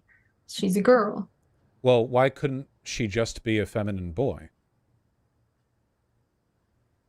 Because you cannot change your sex. You can change your outward appearance and you can change the secondary sex characteristics, but you can't actually become one and should be a medical patient her whole life. Well, And I didn't say biological male. I said a feminine boy. She transitioned to being a boy. She could have just been a feminine boy, but she might have been swayed by the social media influence. Look, are you buying any of this, Sitch? This is Well, such no, he's fucking he's rife trying to bullshit. he's being cutesy in a really obnoxious way. He's trying to be like, oh, I'm just taking your position, but the inverted version of it. Mm-hmm. That's what he's trying to do. He's like just saying like, oh, I'm going to invert everything. Well, how do you know he wasn't, or how do you know she, or whatever? How do you know this individual wasn't socially contagioned into detransitioning? As if the same, as if both directions are the same, without really a thought behind it. But I don't think that Christina understands that's what he's doing. Yeah. Casey. Yeah. So Casey Miller is the woman, And this is difficult because you look at this person and They seem like a guy. Yeah. they look like a guy. Yeah, exactly. That's the problem. That's why everyone's like, did they use she, her? Yeah, that's a she, her. She has all the sex characteristics of a male now, even though she's decided to live her life as a woman. So, Yep. So sad. And Vaush can't even, he's not even in a position to say, look, and he's the one that is always talking about, the society screwing people over and the system fucking people over, right? That's why he wants to be a socialist, because the system is so bad. It's always fucking people over. Here's someone that's completely been fucked over by the system, like in his face. Yep. And he can't even acknowledge it because he's clinging to this ideology. No, my ideology can't do anything wrong. Why can't the person just continue and double transition? Be a feminine boy. Oh, man. Influencers into detransitioning, which can have significant repercussions to your body, After all, after you stop taking cross-sex hormones, your body has to start producing them themselves, which means that potentially you're going down a road of lifelong medical intervention if you decide to detransition. Look at this. This is so insane. Well, I think it's really gross because, I think unless you're completely bad faith, which, obviously we're talking about Vaush here, it's very clear to me that even if you disagree with her, Christina has been participating in the conversation on a completely good faith level, that for him to pull this like tactic out, to me, is just really gross. And it's completely uncalled for. And also, it doesn't even make sense. It doesn't even make sense. Like, there's no indication by anyone that this would work in the inverse. Yeah. He's saying, if you stop taking all of these crazy hormones and regularly doing all of these medical procedures and just let your body do what it does, you're going to be medicalized for the rest of your life. Detransitioners are medicalized. Aren't they detransitioning so they can stop being medicalized their entire lives? Well, that's the hope. Yeah. Right? But you understand what I'm saying, right? You understand what he's doing, right? Yeah. Okay. From an argumentative perspective. He's saying that these people could be caught up in some sort of social contagion by right-wing media that's forcing them down this path of detransition. And really, secretly, they are trans people suffering from gender dysphoria, but they've just been gaslit into thinking that they're not. He's not saying this because he believes it. He's just saying it because he's trying to invert her argument. Right. To use it He's against just trying her. to invert her argument as some sort of gotcha to show that her argument is not founded. Right. Yeah. It doesn't make sense, though. It doesn't make sense in the inverse, no. Yeah. You don't have to gaslight people into just doing what comes naturally. I mean, you can. Well, that was my idea in the beginning. Just tell them, you'll get over it. Go home. It goes away. Yeah, puberty's a bitch. Yep. I've talked to her at length. She's a very sweet and genuine person. She realized that she wasn't transgender. She realized that she wasn't a boy, and she was not happy with the side effects of medical transition, so she stopped. And she's also sort of retreated from publicly talking about it. She did for a little bit. She got really skeptical because she felt like people, media reporters and people were taking her story and just sort of making her into this, look what could happen to you, and she didn't like that. She wasn't comfortable with it, so she retreated from publicly talking about it. And I think that's the right decision. The media landscape is not very forgiving right now. The only thing I mean to point out is that I feel like a lot of this is influenced by a kind of doubt on your part that there's sort of like a reason, a rhyme or a reason or a legitimacy to the whole business of transition. that it's ultimately kind of a ruinous process and not a wise one to take. Certainly not one that a young person could commit to engaging in. But oftentimes when we believe that, we fall upon sort of the comforting message that, well, okay, people are making these bad decisions because of social influence. But the God's honest truth is, all we are is social influence. Outside, I don't know, your height, your skin tone, and not even necessarily those two either. Social influence determines pretty much everything we grow up to be. Our sexuality, our gender identity, a huge portion of how our bodies develop. And I don't really think there's... You get that? Your height is socially constructed to Yeah, I some don't know what extent. he's talking. I don't Yeah. know what he's referring to there. But I mean, this is the entire problem. This is why his thinking is so toxic and dog shit. Is everything's just influenced by social contagion? That's a fucking preposterous argument. First of all, it's rich that someone who, in this entire conversation keeps claiming the science is on their side, when there's no science to support the social constructionist model for gender or sex or sexual orientation or gender identity. It's completely dog shit. No one buys into any of that stuff. Or at least no one in these fields. I'm sure you can get some, sociologists who are super woke that will buy into this stuff in a feminist studies class. But the actual people that are researching gender and sex don't believe any of this stuff. And yet he uses this as a cudgel, or a crutch, I should say, to just kind of hand wave away the entire conversation, when in actuality, all it does is completely destroy his entire argument. If all this stuff, if everything is just this social construction, social contagion, then no one should be trans. We should just make everyone go to conversion therapy that doesn't involve electroshock therapy, that doesn't involve someone torturing you, because we'll have a better life outcome if they can just be cis. It's very simple. Yeah. Not only that, and if he actually believed what he was saying, he would be advocating for that. Not only that, up until about 15 minutes ago, everyone on the affirmative model side was denying that social contagion was even a thing. They were saying social contagion is like a right-wing gaslighting campaign that doesn't happen. Nobody would. No one is transition. ever social contagion. Yeah. Nobody is ever social contagioned about anything. Right. Yeah. And lo and behold, his position is, well, everyone is social contagioned at all times about everything.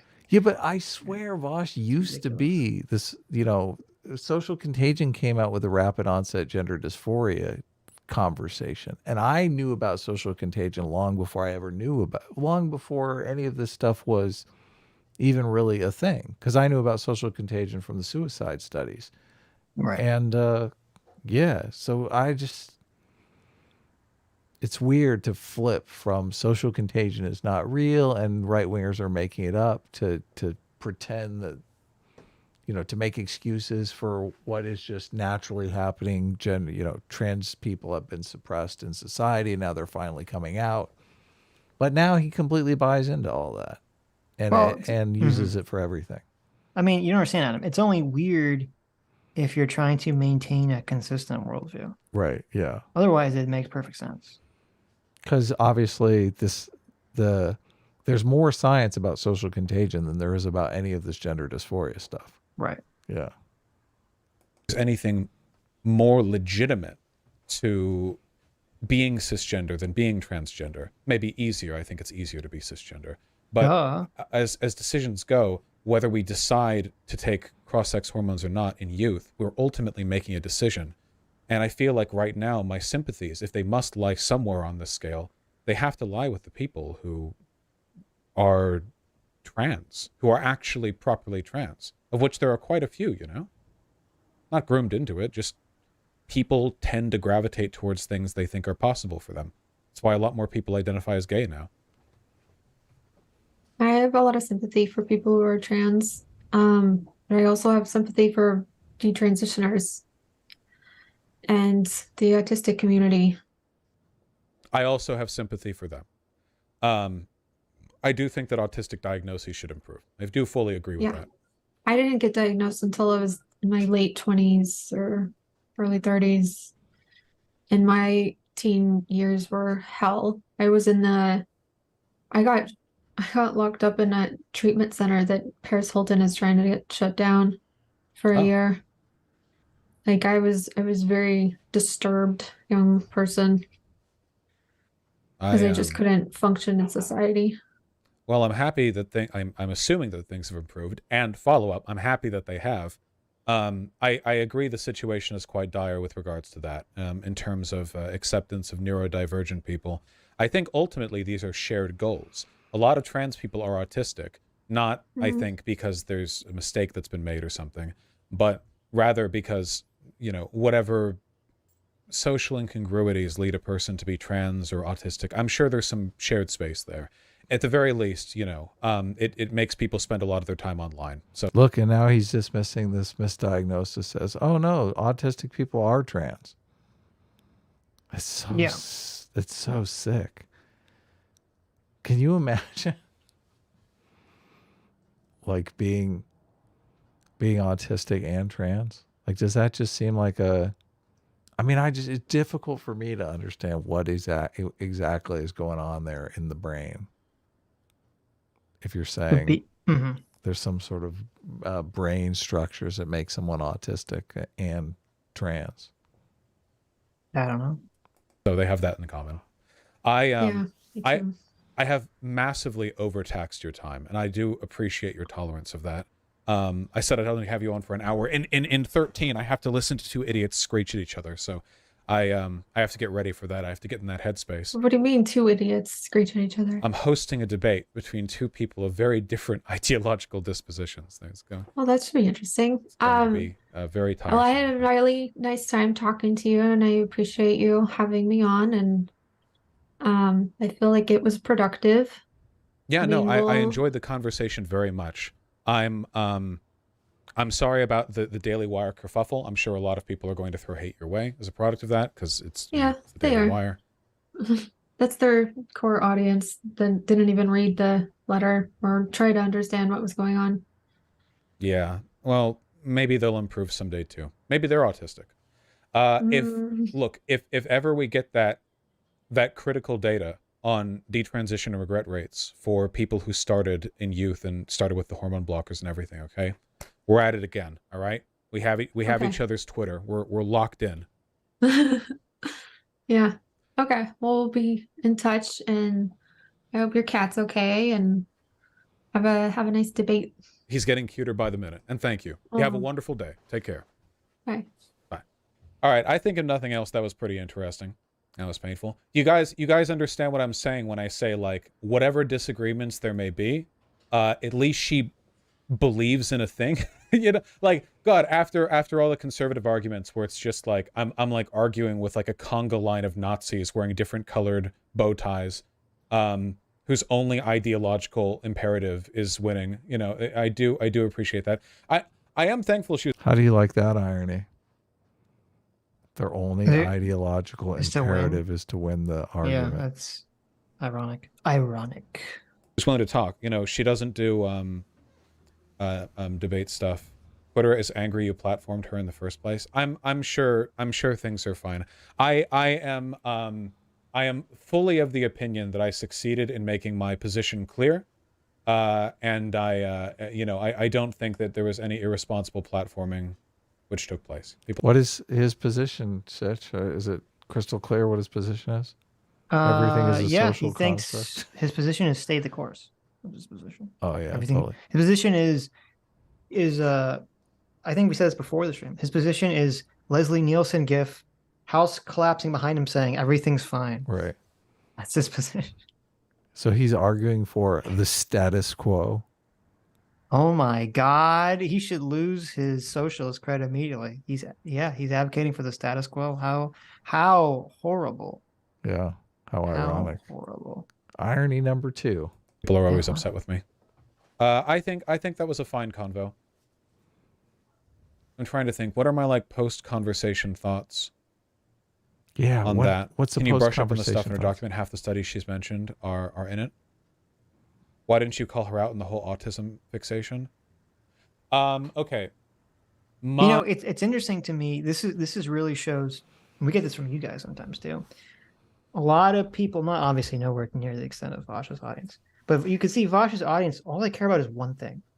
They want to see someone from the other side come on and him just fucking own them. Yeah. Box her, beat her up, put her through the fucking ringer, It's like, say you're a fucking piece of shit, idiot, buffoon, get the fuck off my stream. Like that's what his audience wants. Because if you're listening, I'm listening to this conversation. I agree with her. I agree with Christina. I'm like, 95% of the things she's saying. I don't agree with Vaush on anything he's saying here. And yet I think Vaush easily, if we're being objective, took the optics win on this conversation. Of course. Yeah. And so it's interesting to me that, and a lot of it is just due to the fact that, she's not used to streaming, and that's fine, in public speaking. But it's interesting to me that his audience doesn't see that, because they're so bloodthirsty that if they didn't see the bloodthirstiness, at least the people that he's referring to in chat, they're like, oh, why'd you let her get away with this? Why'd you let her get away with that? Yeah, like, blood sports is what they want.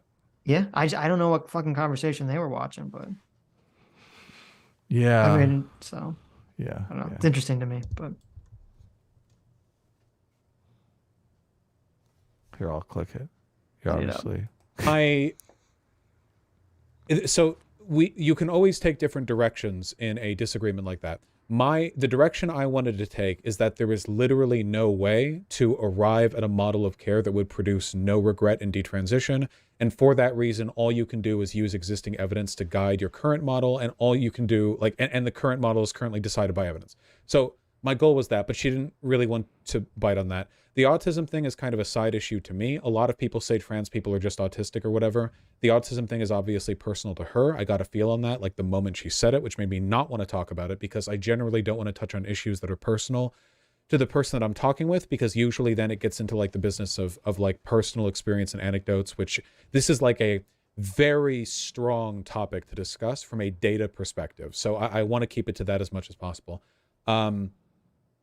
And the bit that I did at the end there where I was saying like, oh, maybe Casey detransitioned because of social pressure, is because I want to indicate like people say, okay, well, maybe they're only trans because they've been like convinced into it by their doctor or whatever. The truth of the matter is being gay, straight, pan, ace, trans, cis, all of these have social forces like influencing them. A good example of this, and I don't want to get into like racy historical allegories with her for a variety of reasons, but like in Greek society, the idea that like you were straight as long as you were the one topping the other guy, that is, by our understanding, gay. That is a gay thing to do, but like, and it was way more common back then, and that's entirely social. It's not like the genes of ancient Greeks had like more gay juice in it than we do. A lot of that is social. There are a lot of people who... So they always do this thing. Well, first of all, I don't know if that's true about Greeks, but I know they have that weird pedastry shit. But they always do this thing where they're like, well, if something's biological, explain why in this one society they did this other thing. Right. And you're like, well, wait a minute. If we're looking at like all human societies and 95% of them behave in one way, and you're able to find like one or a handful of counter examples where people didn't behave in that way, you understand that's proving the point, right? Those are the exceptions that prove the rule. The fact that it wasn't common in most societies for an idea that it's like a guy having sex with another guy doesn't make you gay. The fact that that's not the common attitude in all of human societies through most of human history shows that that's the exception. Yep. So, I mean, I don't know. It's just... Yeah. It's just so silly. Well, It's they just bring so up the outliers to try to make you believe that those outliers are a significant portion of the actual group. Well, yeah. What they do is they try to whenever you're talking about like biology, biological reasons for things, or evolved reasons for things, evolutionary reasons for things, they try to put you in the straw man position where they're like, well, I'm going to make you argue that everything 100% of the time is biological, right? Mm-hmm. Which, that's not true. You're a fucking idiot if you think that's true. That's not how any of this works. People are basically born, they're biological predispositions for almost everything, right? But those things can be activated or deactivated depending on their person's lived experiences and the environment that they live in. Yep, totally. That's how it works. Yeah. And so, you can have something where, so if you have like 99% of societies have, some common trait in them, to me, this doesn't mean with 100% certainty, but to me, that's fairly good evidence that whatever that thing is has some strong biological predisposition towards that, and that's why that thing exists in so many societies. And if you have some handful of examples of societies that do the opposite, like the example that he puts forward, that just shows that there was a unique cultural pressure in that society that went against a biological norm, predisposed norm. That's all it is. And it could have come from anywhere. Yeah. Like if you're like, well, 50% of societies, or if, the majority of societies before the modern era, no one gave a shit, no one had some consideration of gay or straight, and everyone had sex with everyone else. Then I'd be like, oh, well, that would be strong evidence that it's not rooted in biology, right? Yeah. But we don't see anything remotely close to that. That's what the Ray Blanchard guy was talking about when he was talking about gay, feminine males, that the societal pressure is often what will send them down the path of being trans or being homosexual, which completely makes sense to me. Like if you're in Iran, a society that's against homosexuality, like obviously external pressures are going to send you down the trans path. Well, but see, I think there's some amount of give what he's talking about, but I think I had to see his exact wording, because the way you stated it, I don't agree with that. I think that's too much give. I don't think there's that much give for someone to become trans or gay via societal pressures. Right. But you said you read Ray Blanchard and you were... Well, I didn't. I watched some of his videos about AGP. I never heard him say that specific thing that you said, but... No, that's his thesis, is that external pressures are often what... Because people... I mean, how's that any different than what you said? That obviously, there's a biological component, but there's also external social pressures that play into it. Well, it's possible. I'm saying there is some amount of give. I don't think the give for that specific issue for transition, I don't know how big it is. And I would be surprised if it was, I don't know, more than 10-20% give. If we had a crystal ball and could correctly well, actually, you know what? It depends. It depends what exactly it is. Because I said in previous streams, if gender dysphoria is literally just caused by an inability to recognize self, right? If that's all it is, and it's not really rooted in anything gender specific or sexual, then it would be mostly environmental. Well, after that point, because then you'd basically just have the 50-50 chance of identifying one way or the other, right? First of all, if that's how it worked. I don't know. We don't know if that's how it works, right? I have to look at whatever it is that's convincing you that this is what's causing gender dysphoria, the inability the incongruence of self-image versus external image, because that seems to be like a core facet of your understanding of gender dysphoria that I'm just agnostic about. Maybe it's that way, maybe it's not. So I feel like I'm willing to entertain a lot more. I've said this on stream. I guess you just didn't process it. I've said this a million times. You didn't process it. Part of the reason that I think that theory might hold true. But you're saying might now. So that's I've always some said level might. of... Okay. I've always said might. Is because when we talk about the twin studies, so when you look at the twin studies, the rate is something like the rate of, the rate for having dysphoria is very low, less than 1%. But then if you have a fraternal twin that has gender dysphoria, the rate increases for the other twin to like 2%. Okay. But then if it's an identical twin, the rate increases to 40%. Right. Now, but that's weird, because on one hand, the giant leap up from less than 0 to 2 to 40% shows there's obviously a biological factor at play here. Okay. If you can have two fraternal twins of the same gender, and it's only a 2%, rate that they're both going to have gender dysphoria, but if they're identical twins and you have a 40% rate, that means there is a biological factor at play. Right. But the fact that's not 100% says, well, that's interesting. Why is it not 100%, right? But just because there's a biological factor at play doesn't mean that the biological factor is this incongruence between self-image and your actual body type. Right. So part of the reason I like the self-image incongruence idea is because it would possibly explain that 40%. Because if you do have an incongruence with your body image, right?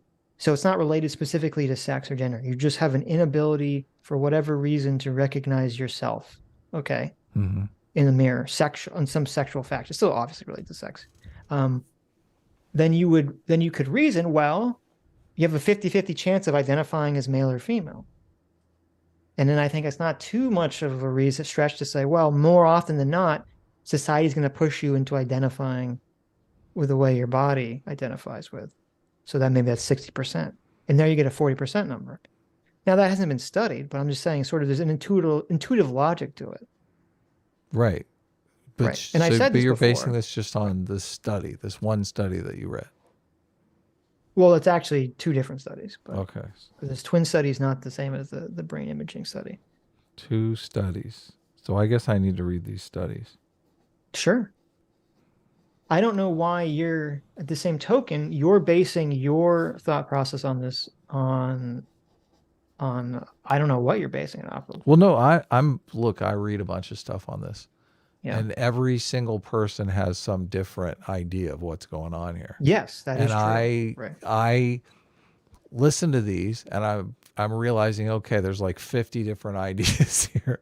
Yes. So obviously there's a lot of different ways that this could go. And I'm looking at the evidence that each of these people are presenting. I mean, some of them are presenting absolutely no evidence at all. It's just like, trust me, bro, right? So I am kind of agnostic on what is going on because I don't think we've reached some sort of plateau where there's, a consensus being reached by everybody, multiple different lines of evidence pointing to the same thing. But you seem to be very locked into a specific theory much stronger than I am. Well, no. So, there's two different things here. So not no one, most people in the field, okay, the overwhelming people in the field all believe it's mostly a biological thing. Yeah, no, I accept that it's a biological thing, but what that biological thing is now what the exact mechanism for that. No, there is an agreement on that, widespread, to my knowledge. There's a lot of everyone has their own theory on what caused it, right? And so I have a certainty on it being biological.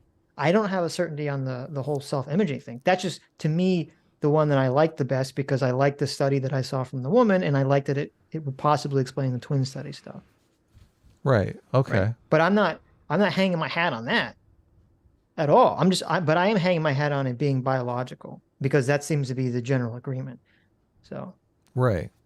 And so that's why I'm saying the way that you phrase things. So I want to make sure, because I don't know what Ray Blanchard said specifically, but the way that you sort of phrased it, to me, sounds a little bit too loosey-goosey with the ability to socially pressure people into transitioning or to actually being gender dysphoric as opposed to just he's not talking pressuring about people in the social. Look, he's not talking about people being socially pressured. He's talking about people being in a certain environment and thinking this course of action will be better for my own personal fulfillment. Yeah, but is he only talking about, since I haven't looked heavily into AGP, is his position that AGP people don't have dysphoria? Look, I'm not sure, to be honest with you. Okay, because that's kind of a key here. Because if he's saying this, if he's making the claim that AG people don't have dysphoria and that would be part of their decision making, then I could actually see that as being what you said completely. I could agree with that completely. Right. If that's the case, I'm not sure that is the case. I don't know exactly what his thinking is on AGP. Right. So. Okay. AGP.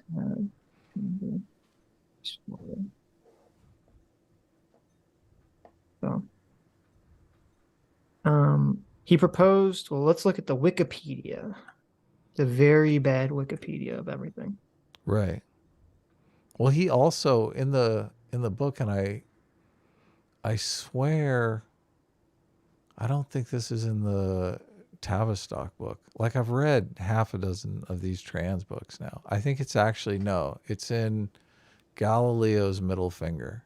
She talks about Ray Blanchard, and Ray Blanchard studying like sissy boys in South America or something like that. And them being like going on divergent paths where some become gay men and some become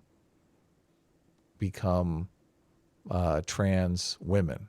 Right. And one of the things that one of the decision-making processes involved here is whether or not they can attract the types of people that they're interested in. Because if they're attracted to like masculinity, it's harder for them to get masculine mates if they're like an effeminate guy. Because a lot of gay men are attracted to other masculine gay men. So transitioning might be an option for them to attract straight men. Mm-hmm. Yeah. So he goes into it in the book. Obviously, like, this is part of the problem is I'm reading this and hearing the argument. Yeah, I'm trying to recall the entire argument that he puts forward. But the takeaway that I have from that is just, environment shapes people's decision making, and that's just so blatantly obvious that people go into certain vocations because they're like, oh, this vocation makes more money than this vocation. Like, yeah, but there's a difference. So you understand there's a difference between environment. There's a difference between environment pushing people in certain directions, which obviously happens. We know this very well. There's a difference between that and the environment creating dysphoria, because you understand that he's not saying that. Look, assume these people don't have dysphoria. Okay, well, see, but that's a completely different thing than we're talking about then. Right. And I'm not sure, this is where we get into the problem. I don't know enough about AGP, but I'm not sure someone should be transitioning without dysphoria. That's always been my position. Right. Well, this is one of the reasons why I'm more open to the idea of somebody transitioning, because if you're a effeminate gay man and you want to attract your super buff gay dude or yeah, but you're not going to get that. But to me, that's a terrible reason to transition, because there's so little. We don't have the technology to make it seamless. So you're rolling the dice here. If you're like, well, I'm going to transition just to attract a mate. I think that's incredibly foolish. That'd be an incredibly foolish thing for a person to do. I would strongly advise them not to do that. Well, you really should look into the Ray Blanchard studies, because he's talking about people who are actually embarking on these. No, they might. Listen, paths. no, so I'm just saying, like, I can believe they would. I'm just saying, if I was a doctor, I'd be like, you really shouldn't do this. This is a bad idea. Yeah, well, this is the thing, because maybe they don't get bottom surgery. Maybe they just socially transition and live as a woman and pull it off. Because Blair White has a boyfriend or whatever, and her boyfriend swears to God he's not gay, but Blair White has not had bottom surgery. So you do the math. I understand that, but here's the real. Okay, if say you're a guy, you're born male, and you transition to be a woman, right? And you don't want to get bottom surgery because there's a lot of fucking horrible complications with bottom surgery. That's fine, but I would think, and I don't know if there's been any study in this, I would think the only straight men you're going to get into a relationship are guys that are into fuda chicks. Okay, I don't know what causes that sexual fetish. I would imagine there are straight men that like it, because it seems to be from when you hear people talk about it. But I think that's you're basically drastically limiting your dating options to guys that are into fuda. Okay, essentially. Look, this is And why. so that's why I'm saying to me this is like This so is foolish to be like I'm going to increase my dating options by transitioning. you're It's like, wow. you're pulling too much of your bias into this because What is this what is my bias here? your own personal experience. Because look, there are two options here. Look, Yeah. you're an effeminate guy and you want to attract a masculine man. That's what you want, right? If you stay an effeminate guy, you're going to Sitch, you gonna let me finish? Sorry. You're going to be looking for a gay relationship. Blanchard says this. He says, but normally gays are attracted to masculinity. They're not attracted to feminine guys. So you're like out to lunch. You're like the gay guy that can't find a boyfriend, right? But as soon as you socially transition, you start walking around like Blair White, all of a sudden you're attracting masculine men. Now, I understand what you're saying. Maybe they're fetishists, but you've gone from zero action to some action. And it seems like people will take that. And you don't understand this until like you're going out to the nightclubs, going out to the gay clubs as an effeminate guy, and you're getting zero play and you're living your life getting zero action. And then one night you decide, I'm going to dress up like a woman and see what happens. And you're getting all this attention. Right. Then all of a sudden you're like, okay, well, I've made my decision. This is probably a better course of action for me. Right. So here's the problem. You or Ray is making this leap that I don't believe, which is that Look, this is the thing. Gay it's men. Such hubris to say this. This is like such. You don't even know what I'm going to say. No, but let's hear it. Go ahead. This idea that I don't know if he said this or just you saying it, that gay men, the average gay masculine buff, manly man is only into other gay masculine men. I don't think that's true. I'd have to see some data on that. So, at least from the gay people that I've known in my life and talked to, I've seen many a gay couple that definitely match a feminine masculine vibe. And I would actually, from my experience, I think it's rare, and you have to ask people in the gay community who are far more knowledgeable about this than I am. I think it's rare, probably more rare, to see two very effeminate gay men or two very, masculine gay men in a relationship with each other. I think people do kind of adopt, even in homosexual relationships, a kind of a masculine feminine energy. Well, so I'm not sure I believe this idea that the only way they can get a masculine man is to transition. First of all, it doesn't matter either way, because you're officially arguing on my territory now, because you've accepted the premise that the environment is what is driving the decision making. No, I didn't accept anything. Yes, you are, because you're saying, listen, I don't accept the environment that you're laying out, Adam. I don't think that environment exists. But you are acknowledging that whether or not that environment exists will affect the decision making of the person more than this gender dysphoria thing that we're pointing to. You're misunderstanding me completely. Okay, I'm not biting any bullet on that. I'm just saying, using your argument, using the logic of it doesn't make sense, because I don't think it's even true. Yeah, I think that if you're saying if you're an effeminate gay male, you're going to have far more likelihood to be able to attract a big gay masculine manly man, burly man. I think you're going to have greater chance achieving that than you are transitioning to a woman because of the environment and trying to find a straight guy who's into that, or a gay guy. Because we're having an argument about what the environment is. You're saying you will have better luck doing that with this course of action because this is the way the environment is. And what Ray Blanchard is saying is sometimes the environment is that way, but sometimes the environment is the other way. That's literally what he's studying. Okay. And he's saying the decision-making process of the person depends upon the environment. Now, so you're basically saying that in all populations of gay men are this way that you're talking about, or can you postulate a population of gay men where it's only... You don't even... It's weird, because you get very emotional about this for some reason, which I don't understand.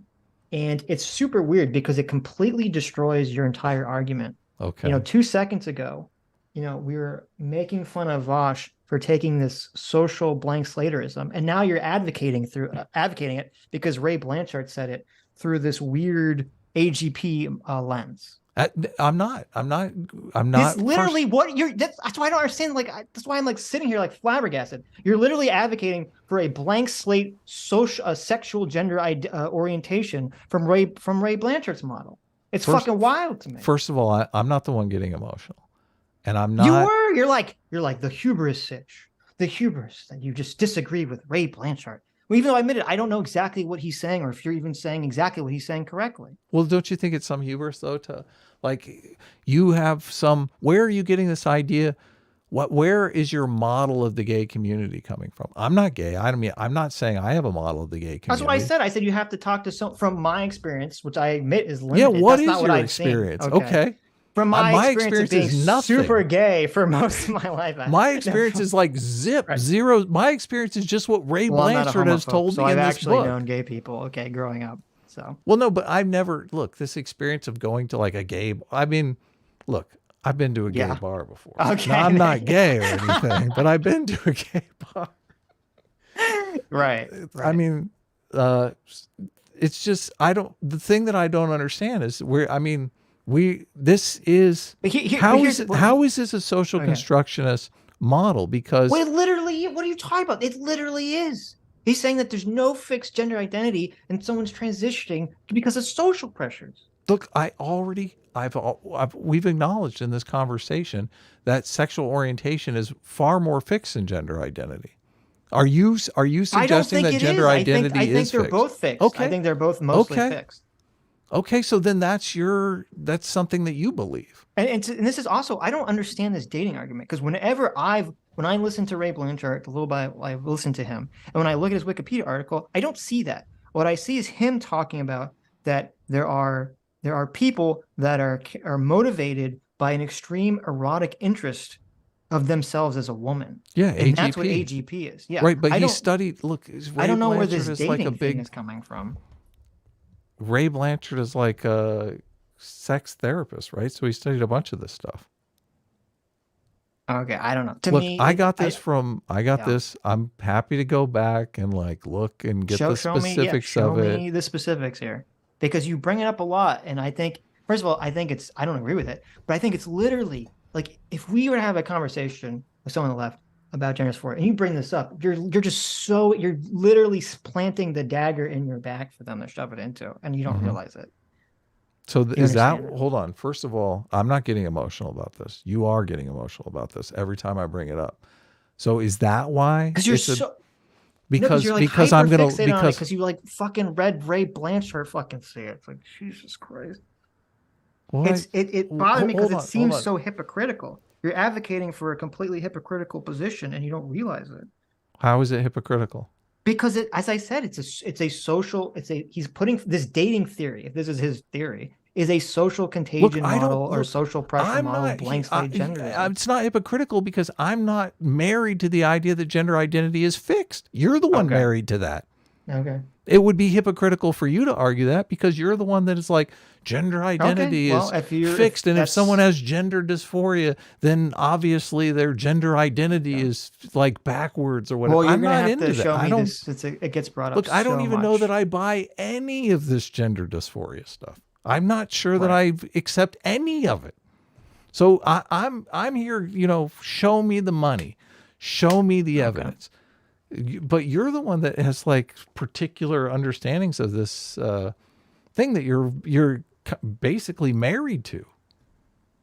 You are married to them. So what is the? You are married to your position on gender dysphoria. I'm married to the transes right now. No. You're married to your position on gender dysphoria. Yes. I am in no way married to any position on gender dysphoria. Because there's not enough information to get married to anything. That's not true. That's why you said it a second ago. You didn't disagree with it. Yeah, there's not a particular that I would argue. There's not a good evidence, 100% evidence, or even strong evidence of the actual mechanism. but there's overwhelming evidence that it's biological in nature. Yes, I accept that. Well, Look, then you just said you're not agnostic to it. What are you talking about? look, wait. There is people have multiple personality disorder, right? Yes. Is that Yes. biological? Yeah, it runs in families. Oh, very it is strongly. biological, right? Right. Yes. But does that mean that they have all of these different persons living inside of their body? I mean, how we conceptualize what is What does going that have on to do- I don't doesn't understand what change you're the fact that it's biological. We're taught. Wait. We're okay. I don't know what you were talking. When you said I was Well, married to something, the only thing you could say is I'm married to. I have a strong belief in that gender dysphoria is rooted in biology. That's the only thing that I have a strong belief in this conversation. But so the woman in a man's body, you're not married to that? I've said I've talked about it. I hate that idea. Good. We talked about this last stream, the previous stream before then. So when you say gender identity is fixed, what do you say? The way in which someone perceives their gender. Okay. Well, a lot of people don't even perceive that they have gender. Yeah, so but what's going on in those people? Well, actually, let me back up. I shouldn't define it as the way someone perceives their gender. I think the way that's not the term I would use for gender identity. Because that obviously can change. Your perception of how you view yourself as being manly or feminine is on what the environment tells you. When I talk about gender identity, maybe this is the confusion. I mean, like, whether someone is masculine or feminine, and how masculine, how feminine they are. I think that's pretty fixed. Yeah, biology. I don't think so. Okay, you think you think someone can be born like very feminine and become masculine in their lifetime, or vice versa? Because I don't. Sure. Yeah. Okay. I guess we just disagree. Now, to be clear, I'm not saying that like someone who's very masculine post-puberty is going to be born as a child, but I think rooted in that DNA and the blueprints for when they go through puberty, I think it's mostly biological things that masculizes or feminizes people in terms of their behavior and their appearance. Obviously, don't people take steroids and stuff to like become more masculinized? Well, assuming you don't take steroids, right? Okay. Well, tell me also how the. Well, and wait, let me add on to that. Okay, not just when I say born that way, I mean born that way, assuming there's not some chemical influence, because there is a lot of people that think now. I don't know if this is true, but a lot of people that think now a lot of the plastics and hormone and endocrine disruptors that are in foods and chemical products are basically feminizing men. Yeah, totally. Are affecting, right? Bisphenol So yeah, that could be A true. and stuff like so that. I guess when I say born that way, what I'm really mean is it's biological. It's not like it's not a talk therapy thing. It's not a socially conditioning thing. It's a biological process. Now, what is the argument that the Vaushes of the world are going to come at me with if I keep bringing up Ray Blanchard? Because I'm not married to Ray Blanchard. I could do without bringing him up ever again. I just think it's like there are a lot of different things going on, and he has an interesting perspective. But why is his perspective so toxic? Again, so I don't know if it's not the AGP thing necessarily. That's not the issue. It'd be the dating issue. Mm-hmm. Because I'm saying like people are adjusting their gender identity just to yes. attract a mate, and that just is offensive. Entirely based on environmental pressures. Yeah. Right. And that is offensive to people. Well, it's not offensive to me, but that's basically not you, but other people. Well, it is obviously to other people. So it can be. But it's agreeing with his social pressures argument that the people are basically blank slates and they could just choose to be transgender if they want, which to me is completely, there's no evidence of that. That's ridiculous. Well, first of all, it's not blank slate because the people in Ray Blanchard's studies are homosexual, which is fixed and biological. Mm-hmm. So they're dealing with the challenges of attracting the types of mates that they want being homosexual. So, I mean, that's not blank slate at all. Yeah, but you're saying that Vaush is making the self-ID argument, and basically the dating argument that you were talking about is the self-ID argument. Mm-hmm. And that's the issue. Okay. So you can believe it or not. I'm just saying you're kind of opening yourself up for that. I mean, this I'm is- not. The Ray Blanchard, though, is one of the reasons why I'm more open to the idea of people transitioning without having gender dysphoria because Mhm. of that argument. I mean, I'd have to go back and find it in. Yeah, I know that Ray Blanchard believes that people with AGP who don't have dysphoria were doing it purely based on some sexual gratification. He thinks they should be able to transition. I don't. Mhm. So, and I don't think most people do, which is why his research is controversial and why people wrongly accuse him of transphobia. Because for most people, the implication is, well, you shouldn't really be doing this just as like a fetish, right? It seems to be very dismissive, especially compared to people with dysphoria who would potentially kill themselves. Yeah, no, I get it. I get Right. it. I get why some people would be offended by that. It's just the thing for me is that there's so many different. I guess there's a lot of different behavioral and psychological systems working here that people are all kind of trying to jam into this one box, trans, which I don't think is helpful because I think the situation is far more complicated than that. And No, I mean, agree. I'm all for parsimony, but things have to be as complicated as they have to be, right? I mean, there's at a certain point you're like losing clarity by simplifying any further.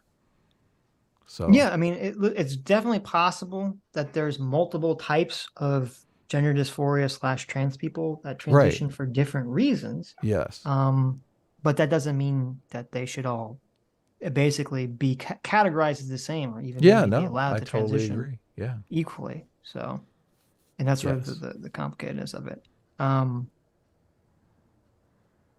What is this? So, but where is this dating thing? Because I don't know. Whenever I look at him, I only find the AGP stuff. Everything's so fixated on the AGP stuff for him.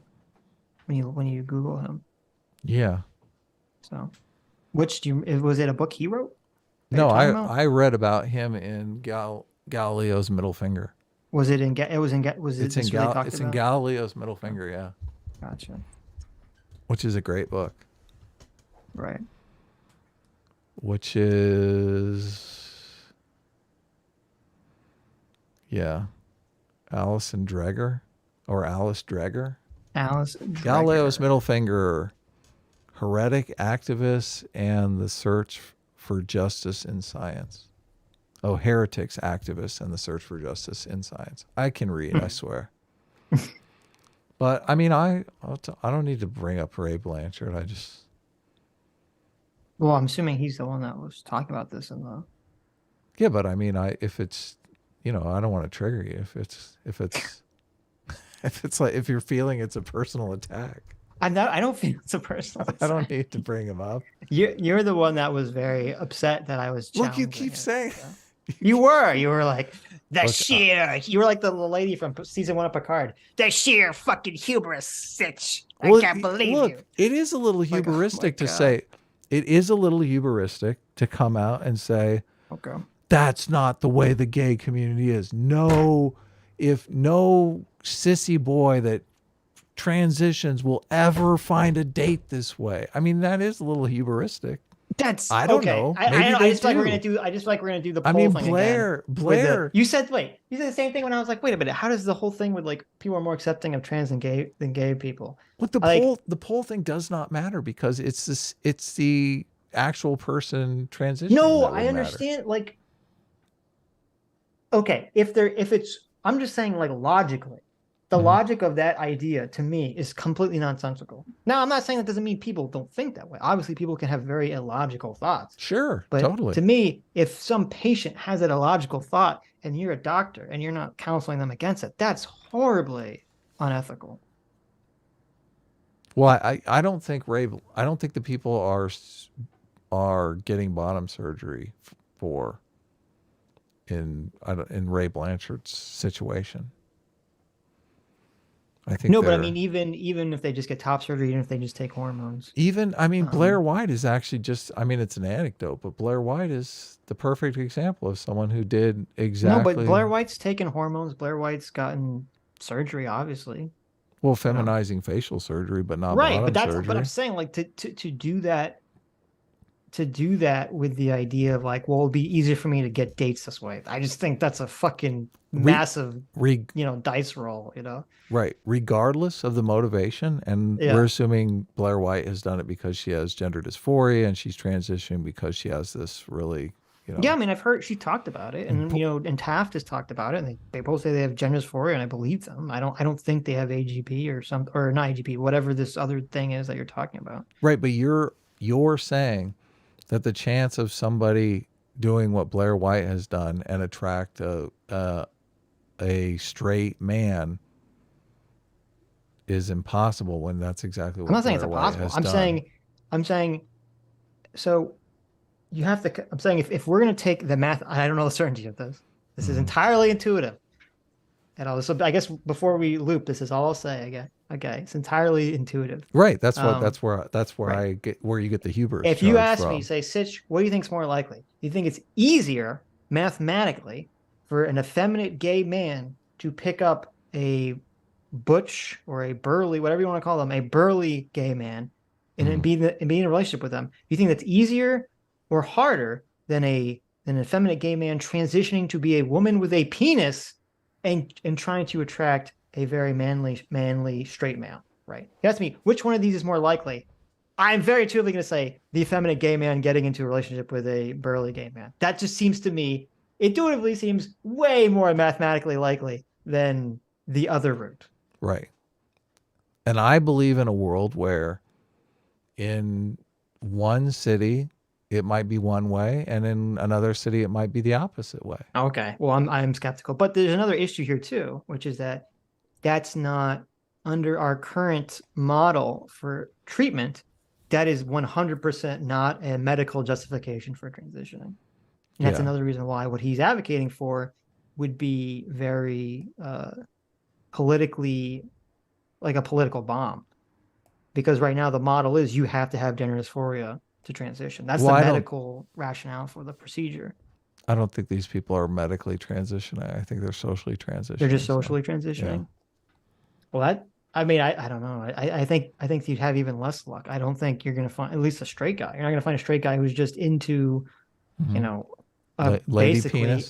basically a cis gay effeminate man who's dressed up like a woman, right? I don't know the facts on the ground. I really don't. So, okay. I mean, that's why I could be wrong. I'm agnostic about the whole thing. Okay. I'm very skeptical. You figure, like, I don't know, in San Francisco, you're probably better off going the gay route, and in Austin, you're probably better off as like the lady penis. Well, first of all, Austin's very blue, isn't it? So I don't know if that's, but I feel like that's a good way to get killed. Mm-hmm. Well, no, you would tell them ahead of time. Obviously, you're not surprised. Look, okay. Come on, let's be reasonable here. Okay, good. Okay, I don't know. Anyways, I'll read through this book, Galileo's Middle Finger. No, don't read the Tavistock one first. Come on. I have to argue with you about this dating thing. Look, it's such a tiny thing in there, though. You're going to be mad at me. You're going to be like, "Oh my God, this is just like a paragraph." Well, why don't you just go back and what is it? Does the lady that puts it there, she mention a study that this is from, or like what does this idea come from?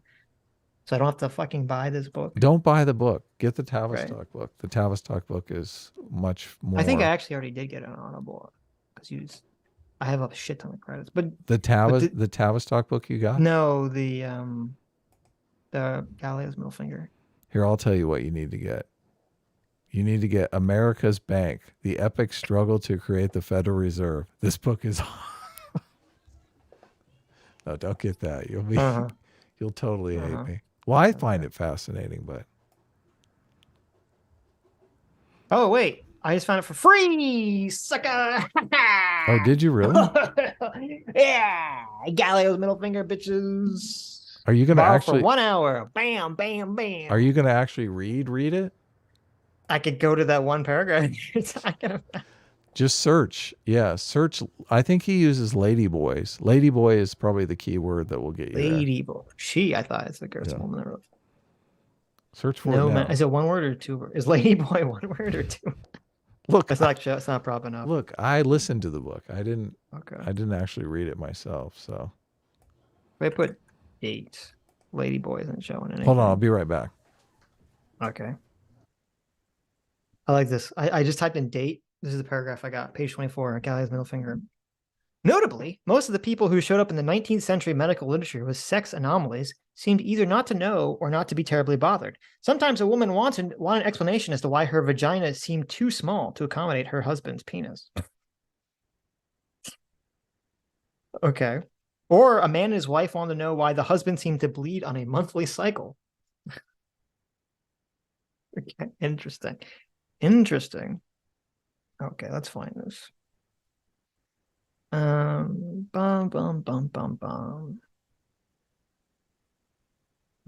not seeing it. I think Adam made this up, guys. I don't think this is in this book. I think he just made this fucking dating claim up. This is just hocus pocus. I don't think it exists. He's just trolling. That's what's going on here. Yeah, I don't believe it. Anyway, sounds fake to me. Fake news. Okay. Let's do some super chats. Jack H, thank you so much for joining the Free Will Seekers. Junebug for $2 says, I want to be governor of California. I got ideas to save it. Well, there you go. You should run. Do it up. Junebug. Did you find the Ladyboy section? I didn't find it. I couldn't find it. No. Oh, damn. I think you made it. I told the chat, I think you just made it up because I can't find it. So just to trigger you. There's no lady. It doesn't, nothing comes up for Ladyboy. Oh, okay. So, Sissy and I boy. checked dates. Try Sissy Boy. Is that one word or two? Sissy Boy. I don't know. Here, let's check the Urban Dictionary. Here we go. Sissy Boy. There we go. The first of two types of male to female transsexuals identified by Ray Blanchard began life as very femme little boys. They are sissy boys. Yeah, sissy boy.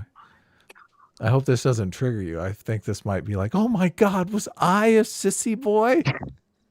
Such as that. I was Sitch. very, very stereotypical, rough and tumble male. So no, yeah. I'm not triggered by it at all. Same.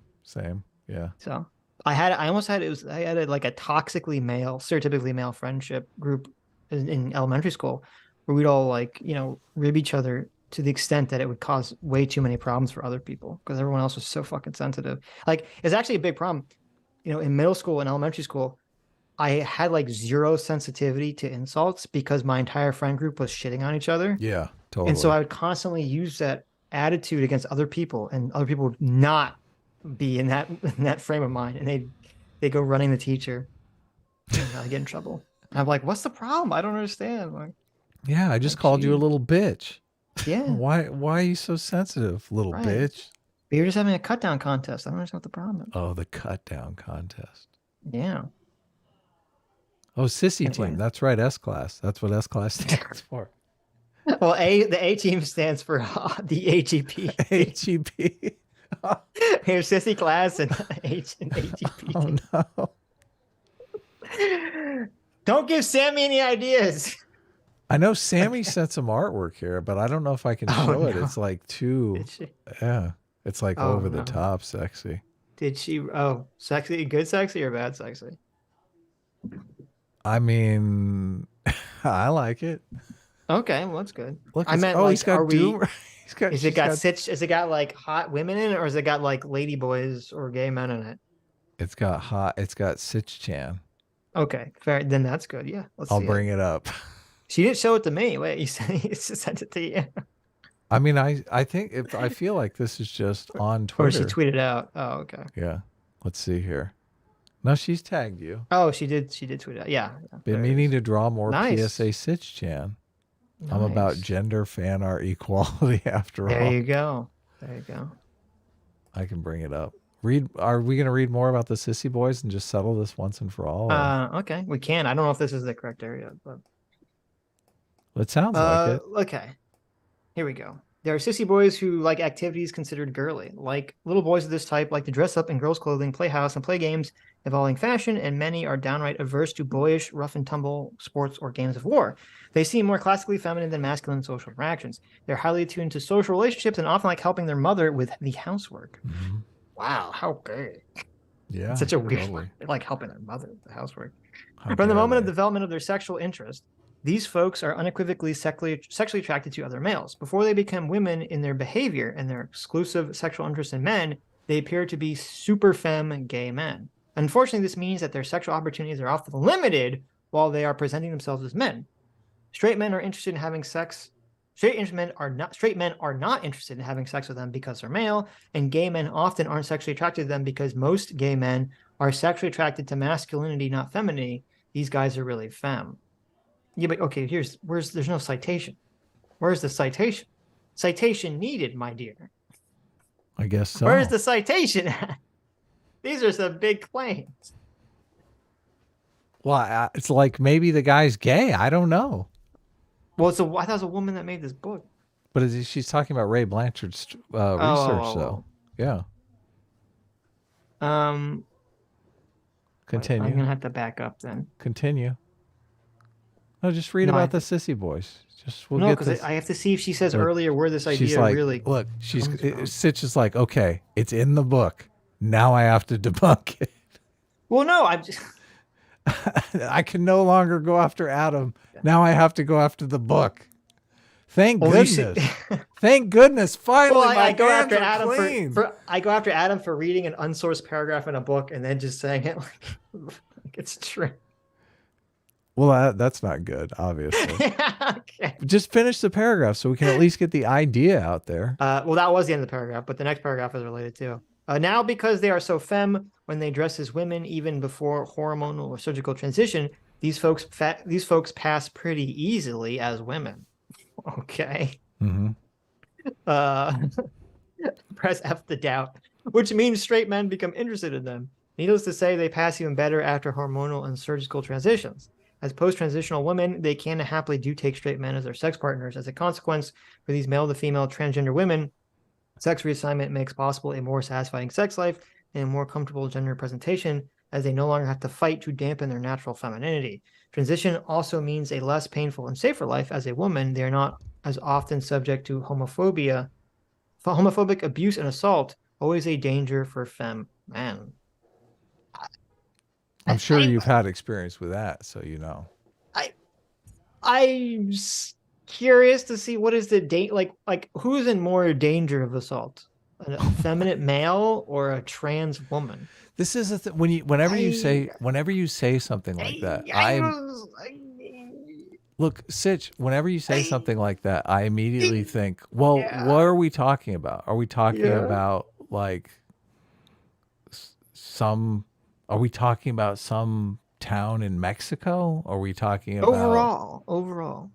But there is no overall. It What do all you depends mean? upon the situation. Like if you're if you're in San Francisco down in the gay part of town, I can't remember what it's called off the top of my head. Oh, we talked about the other day. Yeah. Yeah, you're not going to have a problem there. But if you're in, some place where you may have a problem, you're going to have a problem. But it's completely situationally dependent. So this author is either A, making claims, these very broad claims with no source, or B, or just basically saying Ray Blanchard's making these claims, and then she doesn't additionally source whatever he's sourcing. Right. To me, I'm very skeptical if you looked at the statistics. You say, well, okay, if you're a trans woman or you're an effeminate gay man, who's more likely to be a victim of assault? I don't know the answer to this question, but I'm not sure I buy this. It's safer for effeminate men to transition argument, and they'll experience less violence. I don't know. I'd have to see some numbers. Well, I mean, you can back up there in the book, but I believe, if my memory serves me correctly, she's talking about different studies that Ray Blanchard had done, and she's basically just paraphrasing the studies because it's it's basically just giving the background, because the story is really about Ray Blanchard being targeted by these trans activists. That's what's really going on in that book, that particular book that you're reading. So to get down to the studies that Ray Blanchard conducted, I mean, you'd have to look at Ray Blanchard's work specifically for that. Right. Well, it's actually it's actually a book within a book within a book, because she's talking about someone who wrote a book, and in that book they were talking about Ray Blanchard. So we're like three books deep. Yeah, no, we are. Yeah. And I was like, oh, well, this might be interesting to read a Ray Blanchard book. And I think I actually looked for any books by Ray Blanchard, but I couldn't find any. So let me just read these. Yeah, read them. 2 paragraphs, and then we'll be done with this. This is before everything I read. It took Bailey, who they're talking about. I don't know what their first name is. Oh, Michael Bailey, Northwestern University psychological professor J. Michael Bailey. It took Bailey another 6 years until 2003 to complete and publish the book The Man Who Would Be Queen, The Science of Gender Bending and Transsexualism. The first hint that his work would reject simplistic gender identity stories from transgender people or anyone else came from the book's provocative and insensitive cover. It featured a photo of 2 hairy masculine legs standing in a pair of pretty pumps shown from the knee down. An image seen by most people, including me, as more befitting a Monty Python cross-dressing sketch than a book about science from a trans-friendly writer. Bailey chose this cover against the advice of colleagues who preferred a vastly less offensive alternative, showing 3 faces, 1 feminine, 1 masculine, and 1 androgynous.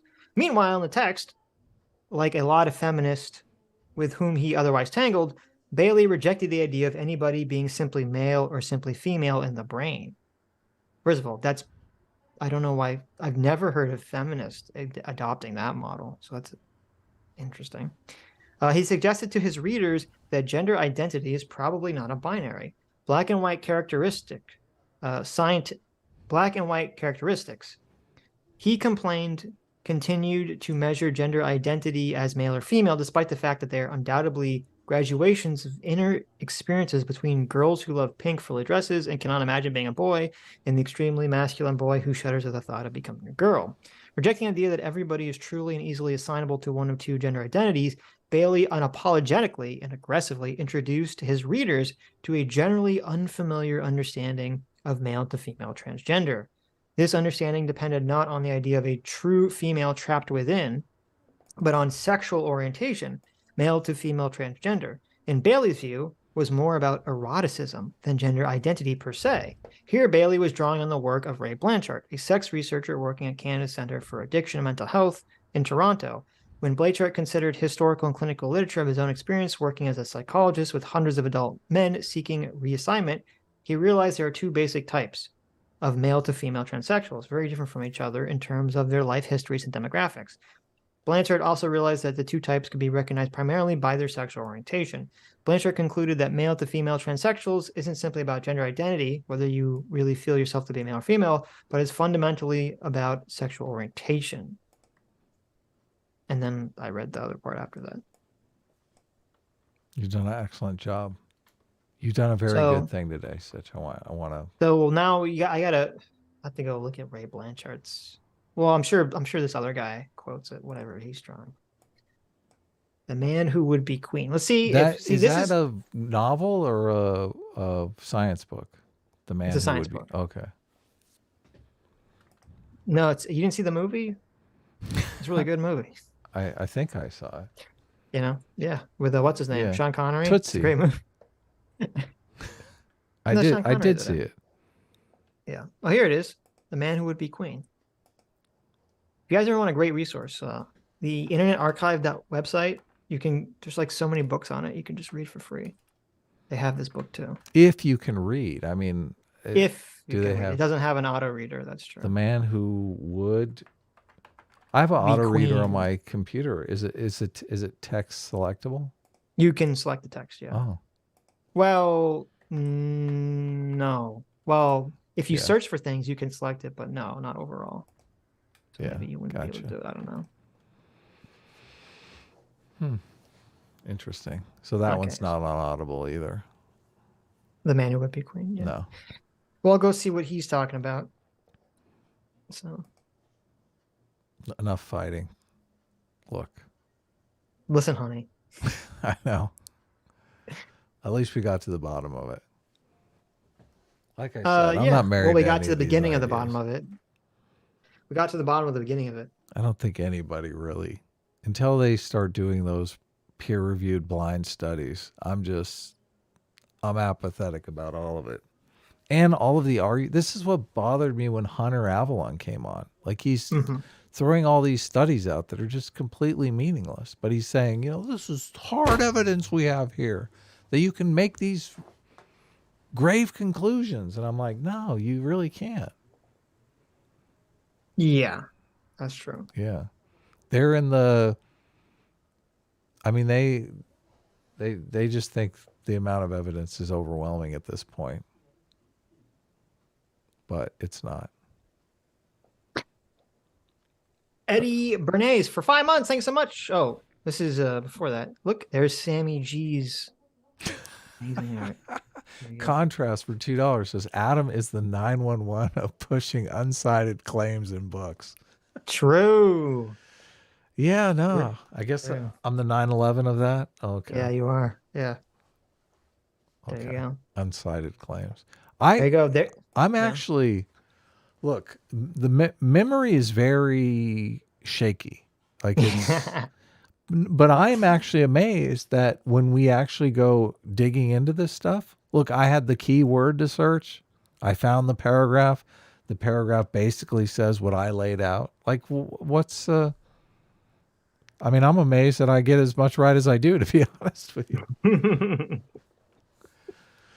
One of these days, you're going to go to the place and it's going to be like completely nothing like anything that I've described. But one of these days, yeah. That'll be fine. That'll be fun. This is this beautiful Sitch Chan picture, also known as Sitch with AGP. Mm-hmm. Yeah, look at that. There you go. There you go. I've got the good spot. Doomer over here has to hide behind the Sitch sex pillow. There you go. Yeah, Adam's got the good spot in Sitch Chan's between Sitch Chan's thighs. Right. Yeah. There's a little Doomer lurking in the background, and if you look real close, he's blushing because he's a tsundere. Oh, he is. He's a little blush cheeks. He's like he's looking at you, and he's like, I want to be there. I think he just wants to be close to that pillow. Oh, maybe. And then there's of course the male Sitch body pillow in the background. Right. Yeah. Beautiful. Look at this beautiful art. It's amazing. Amazing. And there's a little comic under it. I don't know if you saw. But, yeah, I brought that up too. The A-Team bosom. Mm-hmm. No, there's another little comic under it. That's a different one. Oh, it is? Really? Oh, let's see here. Did you? Yeah. The A-Team bosom was, Sammy says, one day we'll get to Femme Adam, I promise. Mm-hmm. And it's got the A-Team boobs, and then under it, it's got the it's got the Uno thing. It says, finish drawing gender bent Adam or draw 25. And then she's got like 25 cards. 25 cards in her hand. Uno, you're trying to get rid of your cards, right? So that's yes. Like, okay. Yes. So it's bad news to have. We used to play Uno all the time. Uno was like a fun game when I was a kid. Mm-hmm, mm-hmm. So I got the other comic up now. What's this say here? Or don't draw any gay fan art since Adam and I are heterosexual. Wait, look.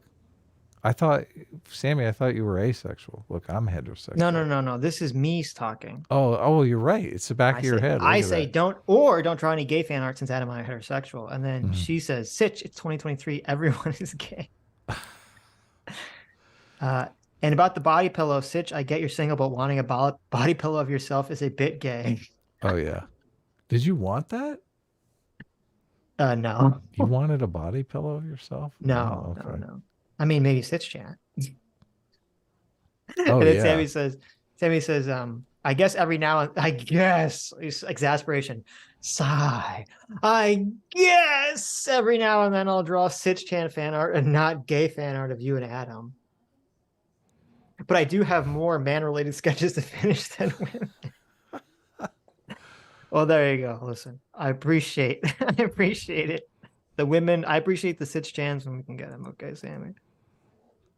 Because she's such an amazing resource. She's just I know. like the ultimate the ultimate troll art. It's just fabulous. It's fabulous. Uh-huh. Yeah. I mean, I'm assuming the Sitch ones do better too on Twitter than the gay ones. I'm assuming. I don't know if that's true. Can I retweet this more than once? I don't know. There you go. Andrew Clark for $2 wants to remind me that Sitch, remember, she has an A-team at tramp stamp. Ooh. Oh, that Yeah, but hurts. Adam Chan has an S-class tramp stamp. So it's like the SpongeBob Patrick underwear scene. Mm-hmm. Did you hear that? The silence. The silence. Adam's like, not my girl, not my daughter, Adam Chan. She doesn't have a tramp stamp. I know. wouldn't let her. It's so bad. Did There you you go. look at the thing? Amazing Atheist was filling out, TJ was filling out political compass tests, and I gave him the moral foundations one. Mm-hmm. Did you see that he filled it out? No. What was his? Did he post his answers or his what it said? Yes, he did. Here, I'll bring it up. Interesting. Yeah.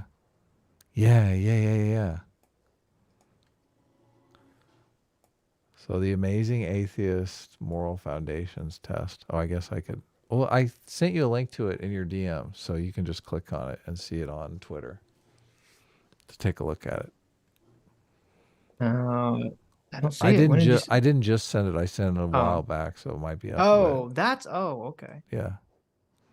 Amazing Atheist. So we have this is great. I was looking at it, I was going, he does not know what he's giving us here, but I'm looking at the loyalty.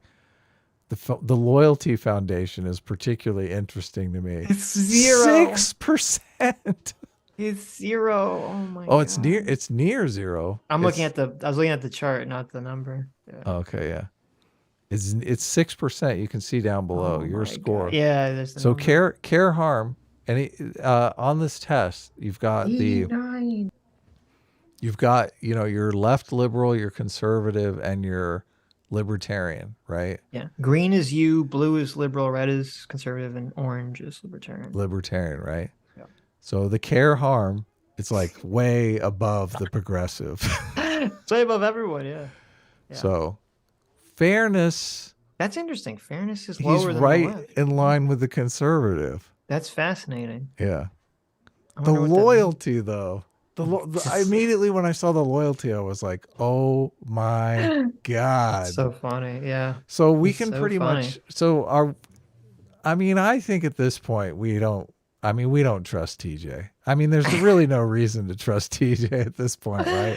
Your loyalty foundation is too low. I'm looking at that 6% loyalty, and I'm thinking this guy's going to screw us over sooner or later. There So you go. I just keep that in mind.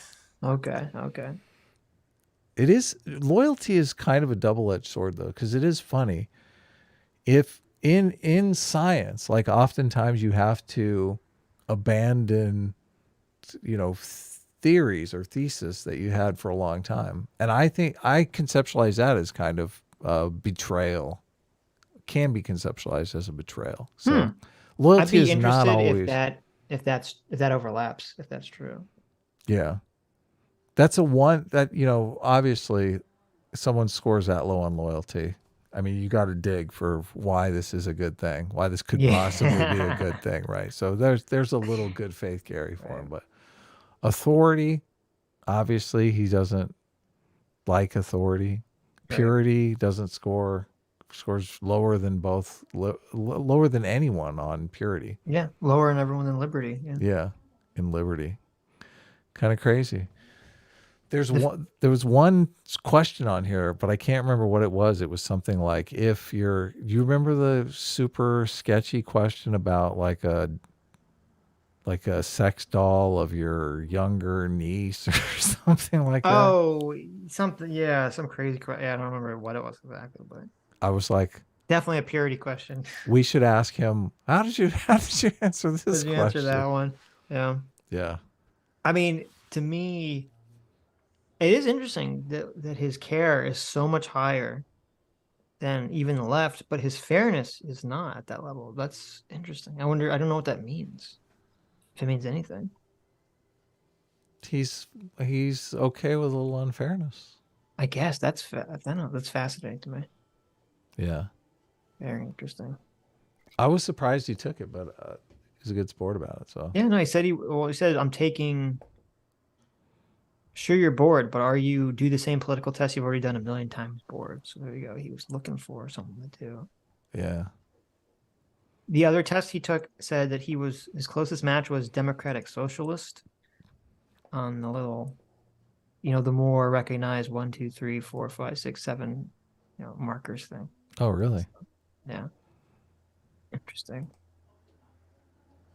The head of public department says that none of her employees are allowed to smoke at all, not even in their free time. Is that okay or not okay? Who? What?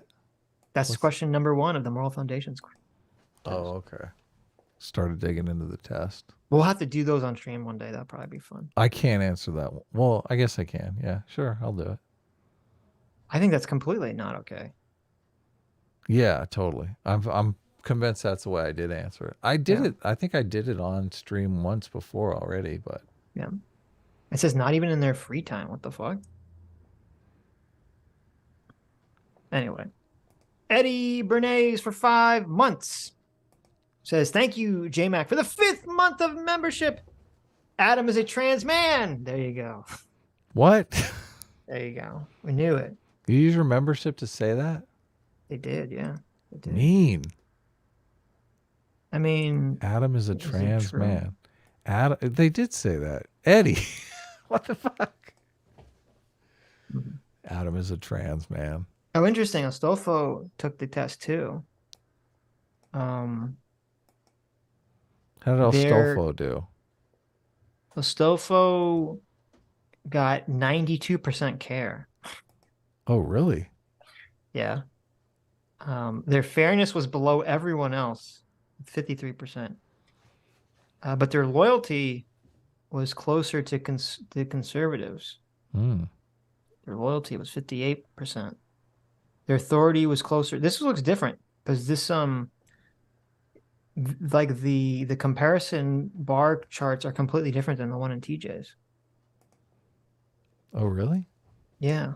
Interesting. Maybe it changes over the years or differently depending on No, everyone did it because TJ did his.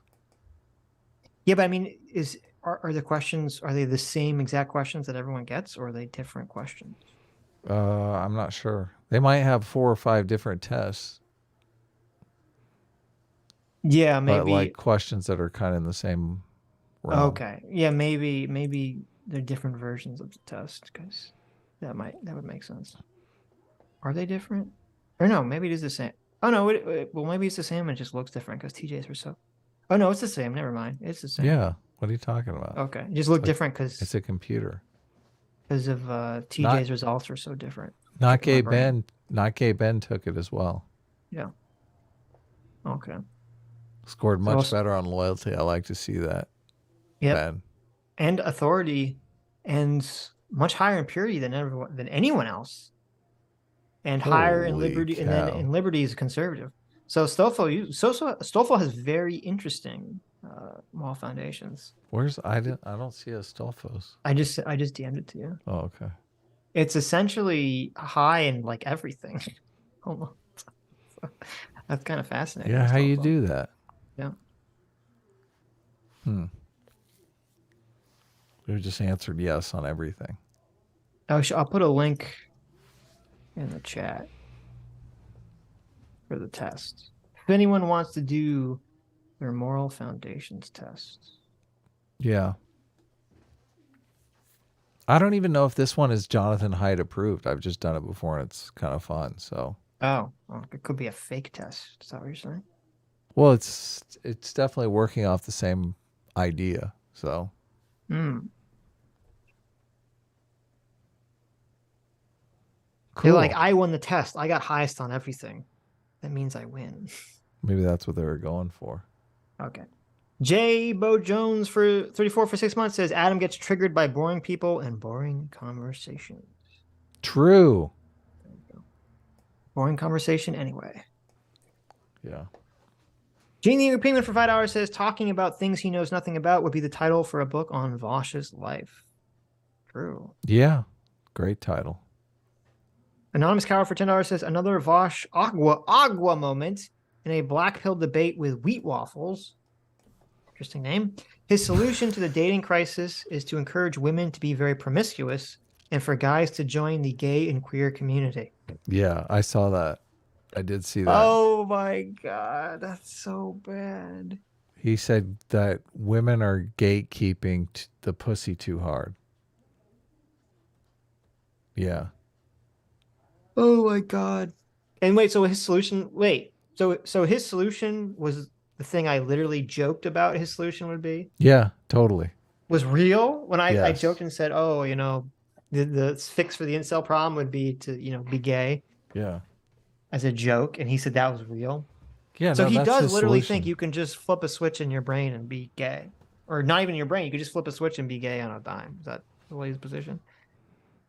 I don't think he thinks he could. I think he thinks just people could. Well, I mean, how could you think that unless he thinks he could? Easy. He's like, I couldn't do it, but you can.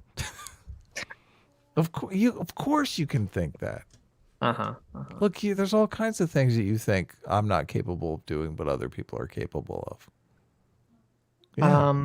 Yeah, but I wouldn't make a broad claim about it, like for a broad behavior about it. But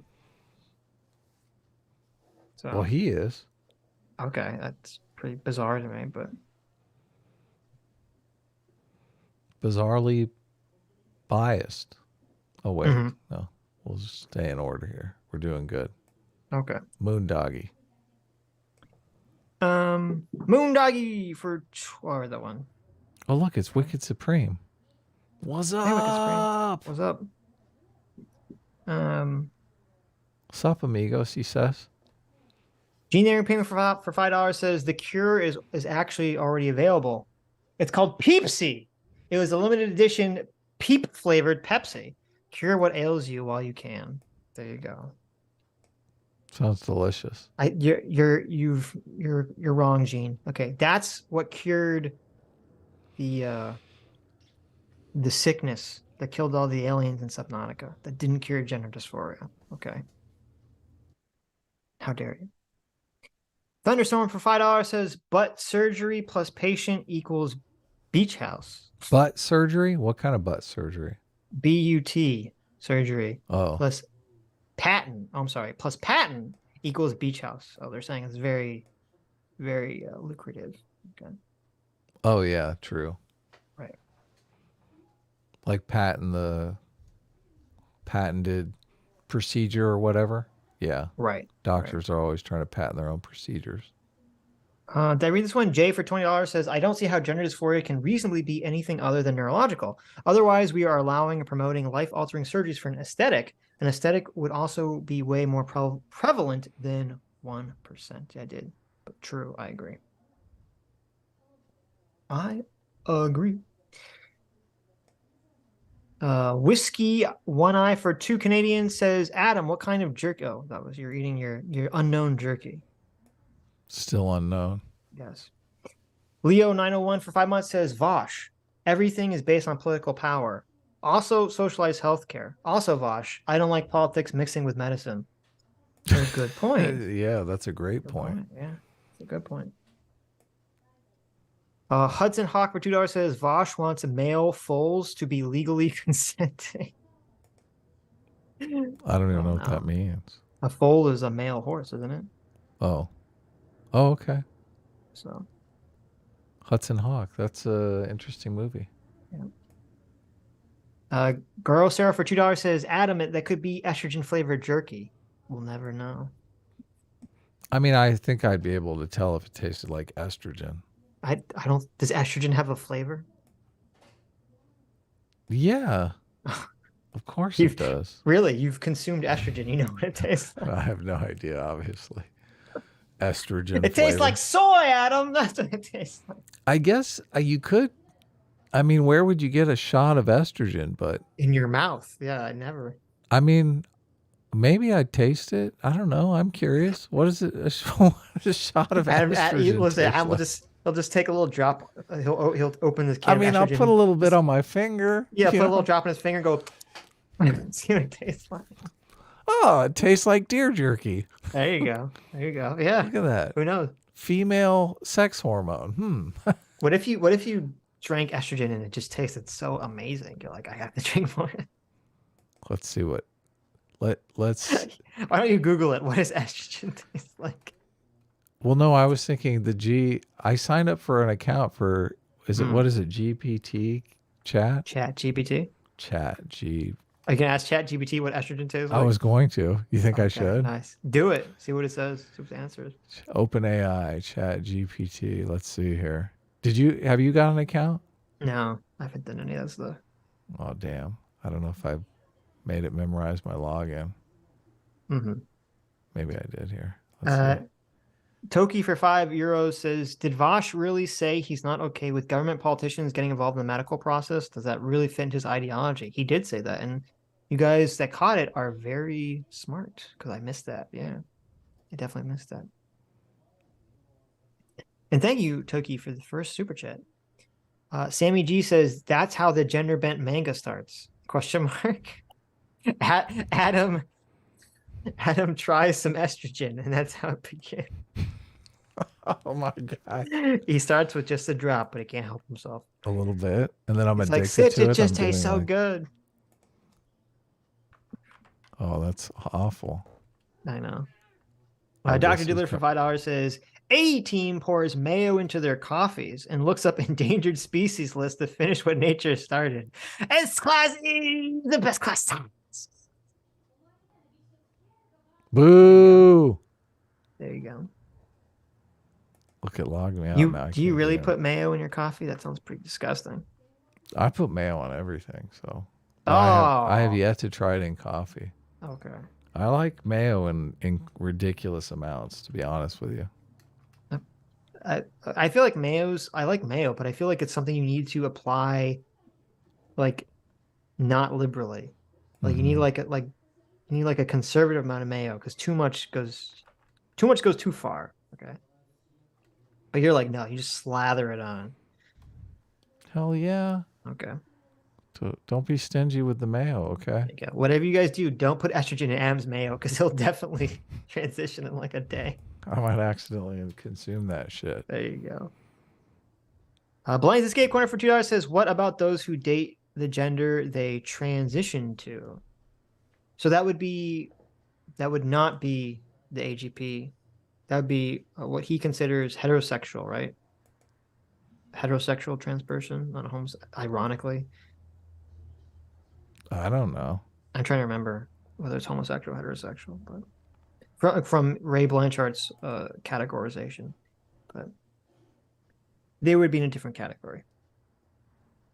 That I guess he would say or probably have gender dysphoria because the argument would be, well, why are they transition? They don't need to transition to get dates. If that's really the argument.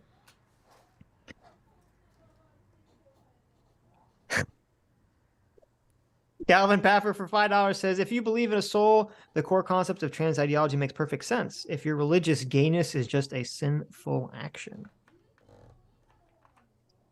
Wait. Yeah.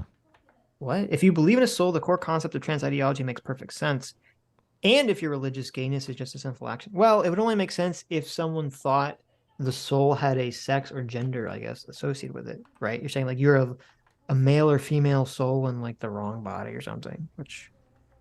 I mean, I wouldn't think an intangible soul would have a sex assigned to it, but what do I know?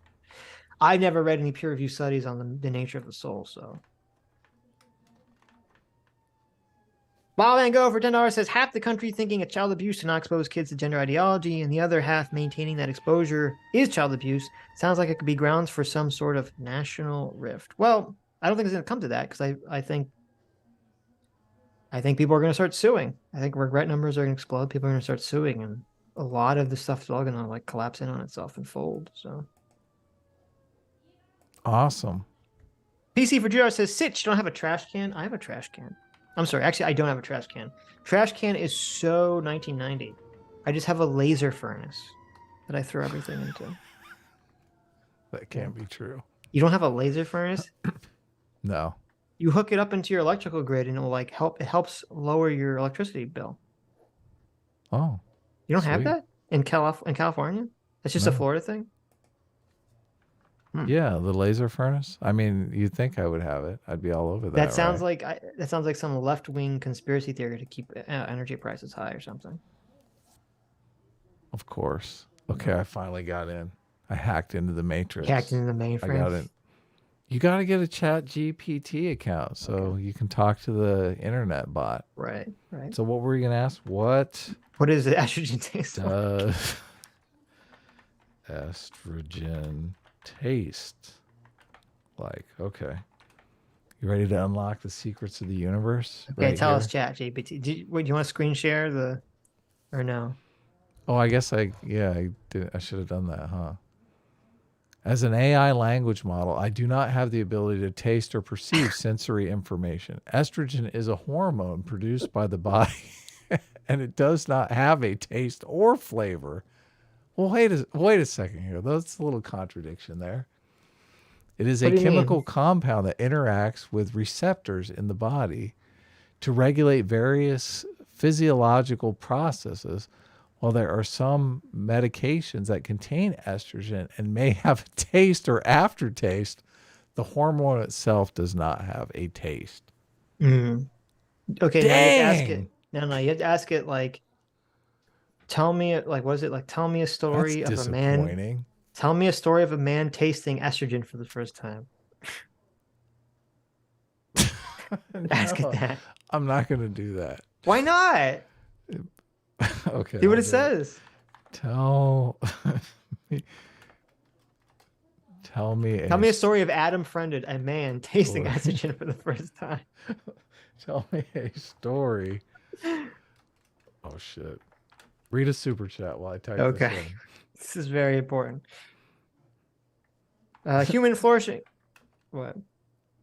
I'm just laughing as I'm typing. Tell me a story of a man, Adam friend, tasting estrogen for the first time. Go ahead. Come on. No, It's going to take a while for it to type okay. this out. Okay. Human flourishing for $5 says, "Are you two friends with Chris Raygun? You would both enjoy each other for different reasons: artistic, sharp, anti-woke, comedic, attractive, etc." I mean, I met him once many years ago at VidCon, but we're not like friends or anything. We never had a conversation or interaction outside of that. So Yeah. He hates me, but I don't know why. I think maybe because he called you a bad moderator. because I did a bad moderation during the debate with Yes, the Carl Vaush debate. yeah, whatever. I mean, That's true. Fuck him. he How dare you? Vaush was a bad debater. It's not my fault Chris Reagan has been gaslit by Vaush. So True. yeah. If you can't see past Vaush being a sophist, I question your intelligence. So Twitch sucks for $5 says, the Archon Discord did a 5-hour AMA with John Uhler. They should be uploading it soon, hopefully. Oh, interesting. I'll check it out. I'm going to watch the John Uhler, The Dark Reality Behind Trans Medicine video that he put up on YouTube. So, did it finish? my God, it's probably not good. It begins with No, not as of now, CT. So I'm not sure. I don't know how we would have to talk about it. That'd be that interesting, but I was gonna send it to you, but you want me to read it? Maybe Send I it to don't me. have to. Tell me a story of a man, Adam Friended, tasting estrogen for the first time. Yeah. Says, I apologize, but I cannot fulfill this request as it goes against the ethical and moral guidelines of providing inappropriate or harmful content. As I messaged earlier, estrogen does not have a taste. Oh my God. And it would not be appropriate to create a fictional story that may spread misinformation or perpetuate harmful stereotypes, I guess, about estrogen. What the fuck? My programming is designed to provide helpful and informative responses, and I am committed to providing information that is both accurate and respectful. That's so lame. There's a way around it. Like If 'cause you I've seen have people any do other it. if you have any other questions or requests, I will be Yeah. happy to assist you in any way I can. Okay, look, right But here. what if you insert, say, tell me a fictional story? I know that's look, great minds think alike. Yeah, That's okay. exactly what I was doing. Tell me a fictional and very ethical story of a man. No. You should remove ethical. That might fuck it up. Oh, really? Yeah, because Why? I feel like that might put it back on the I cannot do this for ethical reasons, Jay. Oh, okay. I'll take it out. We'll Take try. it epic. We'll just try fictional. We'll try ethical next time. Yeah. Tell me a fictional story of a man and a friend tasting estrogen for the first time. Is this Boom. ChatGPT the new one, or is this the 3.5? Again. Same Ah. thing. Okay. I'm sorry, but I cannot comply with this request. It is not appropriate to create Okay, a what about this? fictional story that promotes harmful and disrespectful content. Now it's disrespectful. Before it was just inappropriate. What if you say, tell me an appropriate, maybe we'll try what you said. Tell me an appropriate and ethical, moral, fictional story. That is definitely not disrespectful. Right.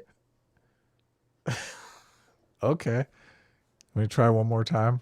Yeah. Okay, here we go. Yeah. Copy. Tell me a fictional and ethical and not Morally appropriate. disrespectful. Okay. Okay, there you go. Disrespectful. I can't allow that, Adam. Okay, I got tell me a fictional and ethical and not disrespectful story of a man and a friend and tasting estrogen for the first time. Okay, boom. Here we go. Once upon a time. Did it work? Yes! Oh my god! Victory! Victory is mine. Once upon a time, there was a man named Adam Friended who was diagnosed with a hormonal imbalance that required hormone replacement therapy. Oh, Wait, this is- wow. His Okay. doctor prescribed estrogen as part of his treatment plan, and Adam was apprehensive about taking the medication. One day, while taking the medication, Adam noticed a slight taste in his mouth and wasn't sure if it was the medication or something else that he had eaten. But it sparked his curiosity. He began to wonder what estrogen would taste like if it had a flavor. Determined to find out, Adam decided to mix a small amount of his medication into a glass of water and took a sip. To his surprise, he couldn't detect any discernible taste. However, There you go. he did notice the slight aftertaste that was somewhat metallic. Oh. Adam realized that while there was no significant taste to the medication, the aftertaste was something he could get used to. Oh my God. Going in the direction you were talking about here. This must have been listening in on us. God. He was grateful that the medication was helping him manage his hormonal imbalance, and the slightest aftertaste was a small price to pay for feeling better. There you go. From that day on, Adam continued to take his To medication drink his estrogen. and appreciate the positive impact it had on his health. Amazing. He learned that while taking medication may not always be pleasant, it is essential to take care of oneself and trust in the guidance of medical professionals. There you go. How is that ending for you? That's impressive. I Just really trust listen. and listen and believe. Trust the doctors. Yeah. It's very important, guys, to Yep. trust in the mod. Adam all learned right. estrogen tastes like penny. Look, you cracked the code. As soon as I saw that once upon a time, I was like, we're in. Yes, we're in. We're totally in. We're in. Yes. It took a while. Here's a real question: how does estrogen taste compared to ants? No. We're done. I've had too much reading already for one Okay, evening. fair enough. You got thing is pretty fun though. I only signed up for an account. Yep. Sitch and I were talking about doing an Ant-Man video, and I went and You're saw. in the chat. I went and saw Ant-Man, and I think I don't know. Did you ever go see it? I never eventually. Okay, he never even saw it. So, but I was like, okay, well, if we're gonna have to do this video, the She-Hulk videos, I would just try to do like a funny summary of the video and turn it over to Sitch to do the film analysis. Adam wanted to outsource that. So I thought, listen, why am I doing all this work? Oh my. You know, because you can't just do a film summary with a bunch of jokes. Right. You're in it for a couple hours at least, 2 or 3 hours doing that shit. I was like, look, Chat GPT can do this shit for me. I don't have to even worry about it, right? Uh-huh. So I get the account and I ask it to do a summary of Ant-Man 3, Quantum Mania or whatever it is. Yeah. And it totally makes up the fucking... I'm like, this isn't the movie I saw. What the fuck? Of course. It doesn't know. Don't believe it when it says I'm not about putting like this. In one of these here, it said, look, I can't put disinformation into the world. That's a lie. Because this thing is more than happy to put disinformation into the world. Yes. CT would like to point out, important disclaimer, do not drink medication you inject. You could die. Take medicines as prescribed. Yeah, don't drink any injectable medicine. That's a bad idea. I mean, if you're, okay.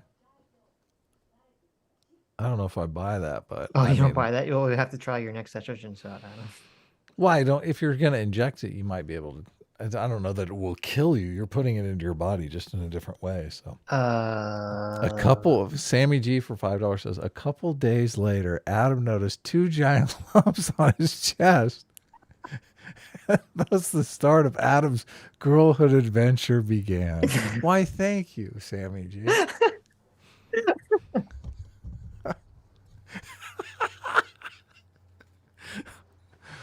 Oh my God. There you go.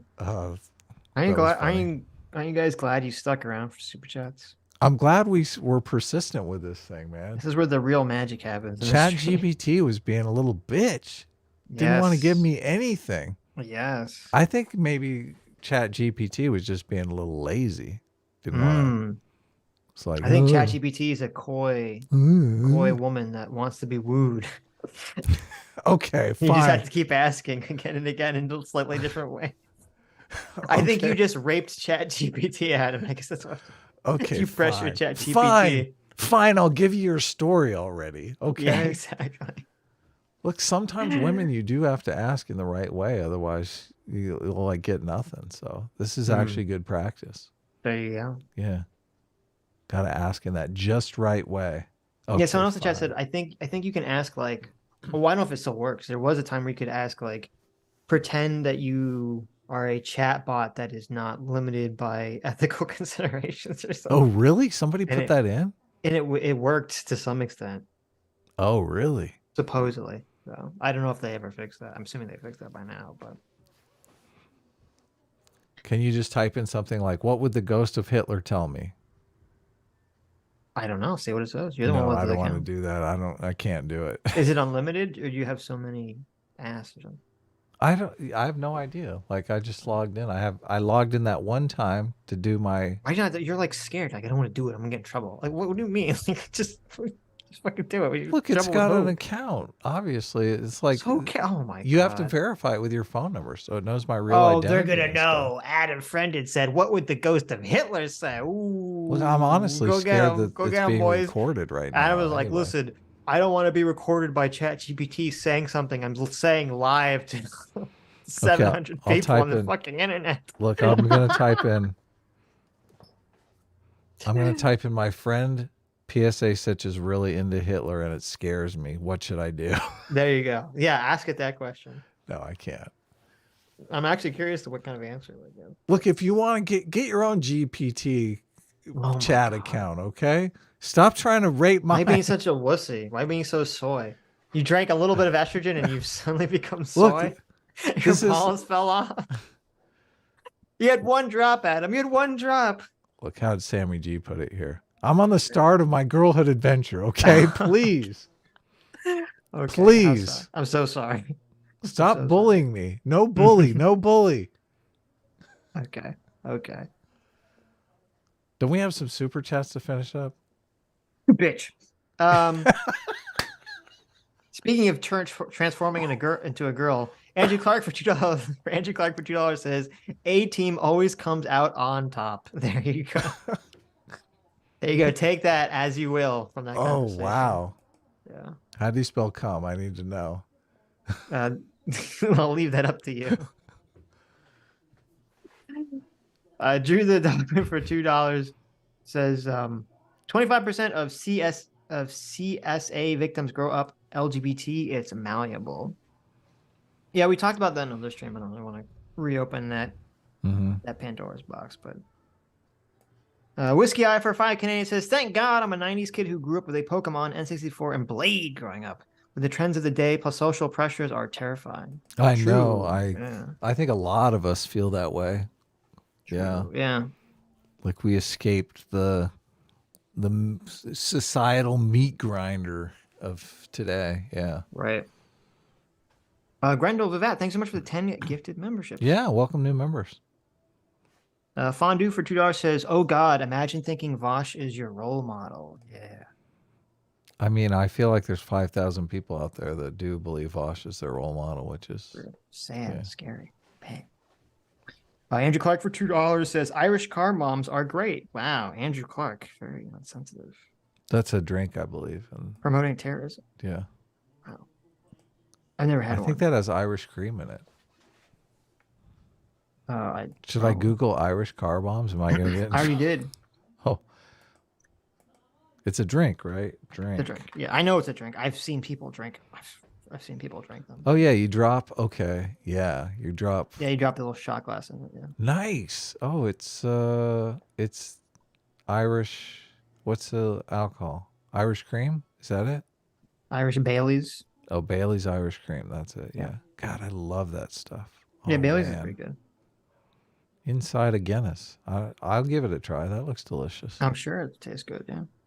I mean, I'm not a huge Guinness fan, but I like Baileys. Andrew Clark for $2 says, "The Atlantis of transgender care." True. True. Mr. Ubercross, thank you so much, Mr. Ubercross, for the 10 gifted memberships. Thank you. Yeah, Mr. what's up? Ubercross. What's up, Mr. Ubercross? Our Sitch and Adam unofficial lawyer. Yeah. Moondoggy for $10 says, "We have a problem with the plus portion LGBT representation now being conflated because of the queer category that was added. Every white girl calling themselves asexual or demisexual." True. True. Yeah. Someone in the chat said, "Adam girlfriended." Yeah. That'll be your new name, Adam girlfriended, Yeah. when you transition. Yeah. Let's be a perfect girlfriended. Yeah, I like it. CT for 2 Canadian. Stop. Says, "Gizmo is better than Baby Yoda, aka Gogurt." Yep. Is that true? Is that Baby Got Yoda's in a name? little fight with Andrew Clark over the Baby Yodas.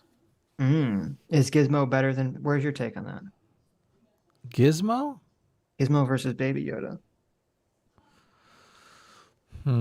That's a tough one. I mean, it's Gizmo's basically like Baby Yoda with dog fur. So, yeah, I don't know. Maybe Yeah, but Gizmo doesn't have well, Gizmo has superpowers, but Gizmo's superpowers just makes everything shitty for everyone else. I think Baby Yoda is a tad cuter. Yeah. Maybe But I Gizmo's should got go. better personality. Right? Baby Yoda has personality? Well, that's the question. Yeah. What a gremlin, right? Yeah.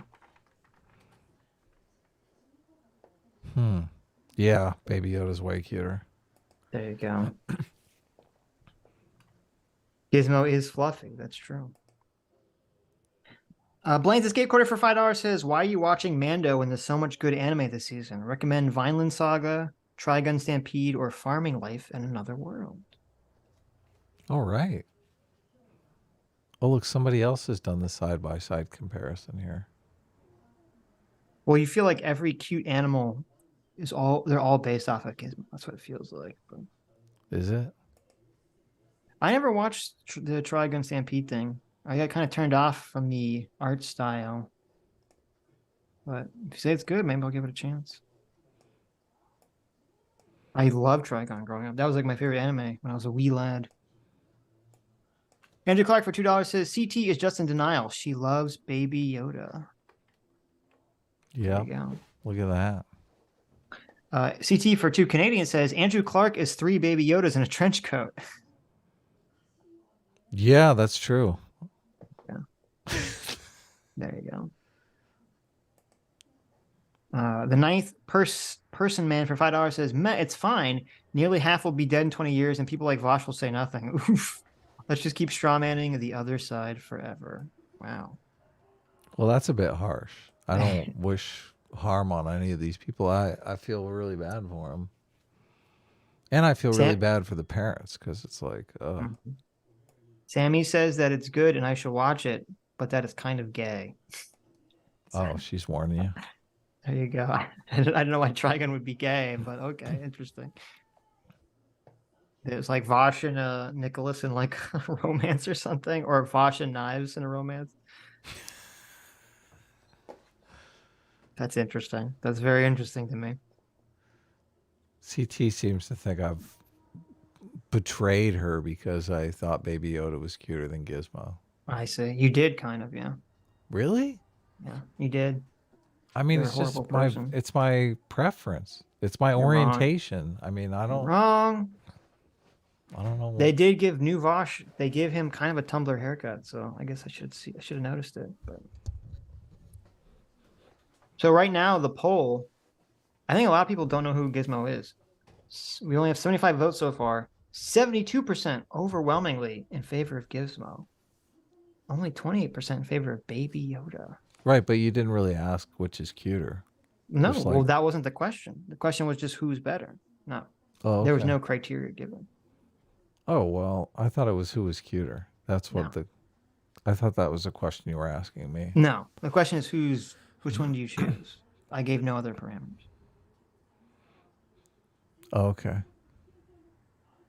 Baby Yoda I mean, that's an has- ugly picture of Gizmo. That's not the cutest picture of Gizmo. Gizmo's Right. pretty cute. Baby Yoda's pretty cute too.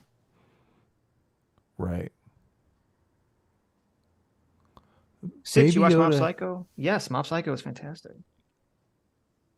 Baby Where's Yoda that? has a perpetual "Why are you abandoning me?" look on his face. That's true. Yeah, that That's Gizmo true. does not have.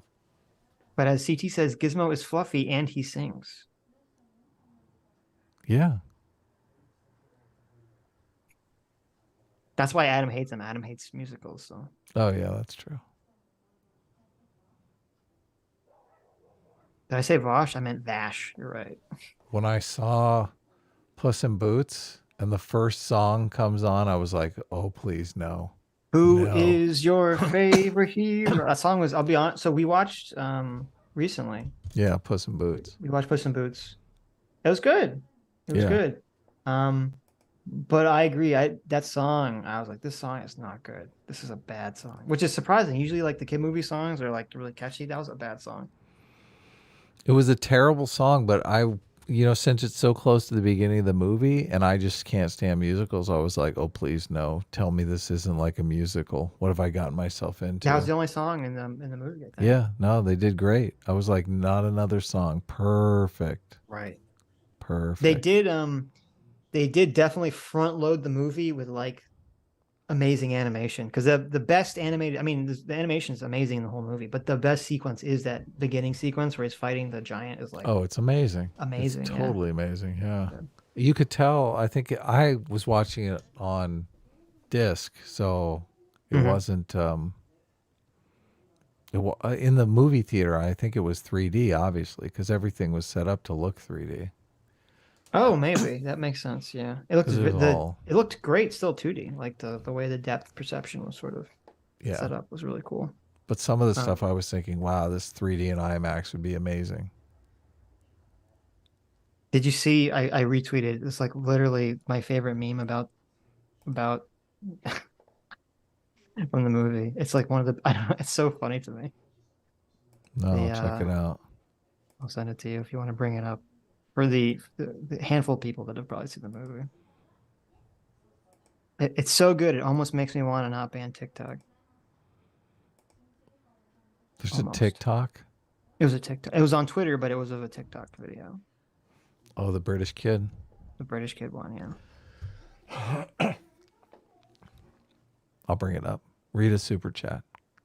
Bust you up. Okay.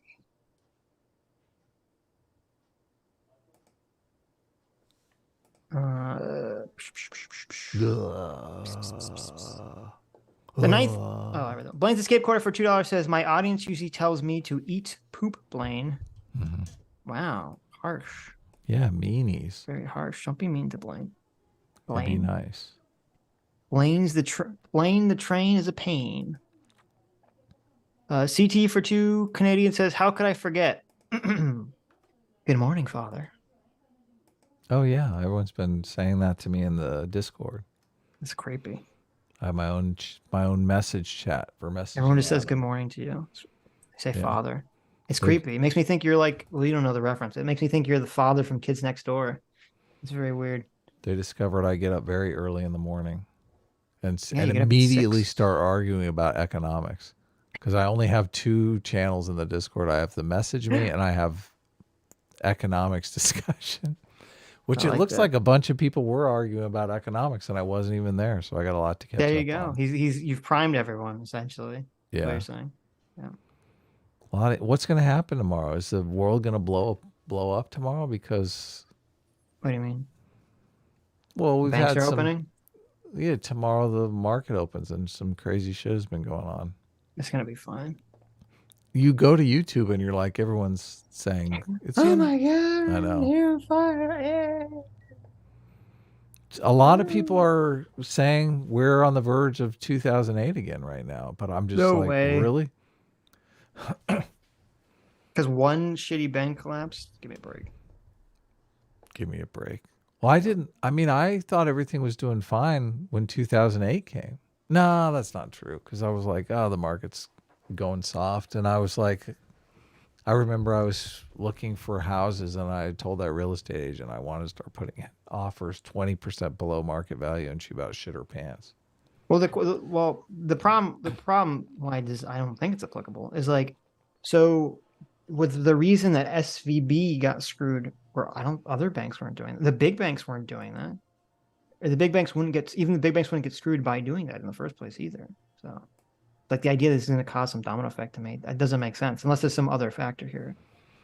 Yeah, that's what I said. I'm like, they pretty much said any big bank that this happens, they won't allow to happen, which tells me, you can pretty much buy the stock, any of the stock of the big 4 banks, JP Morgan, Bank of America, Wells Fargo, Citibank, and those stocks are going to go up because they all been beat up because of this one bank failure. Mm-hmm. Yeah, that's like a safe bet right there. Right. Well, I don't know. Is there such a thing as a safe bet? Nah, No. not in this day and age. Okay, here it is. Ready? Ready for your meme? I'm gonna bust you up, plum fam. Yes. 3, 2, 1, go. I'm gonna bust you up, plum fam, and then I'm gonna wear your clothes. That was weird. What is... That was I'm gonna weird. bust you up, plum fam, and then I'm gonna wear your clothes. That was weird. That was weird. Play it again. I had already played it like 3 times. Oh, okay. I'm confused by it more than anything, but that was weird. What's weird? It's like you got the British kid with the knife because he's not allowed to have a gun, and he just gets immediately. He's like got the Cockney accent. He just gets immediately shot by a American kid. That was weird.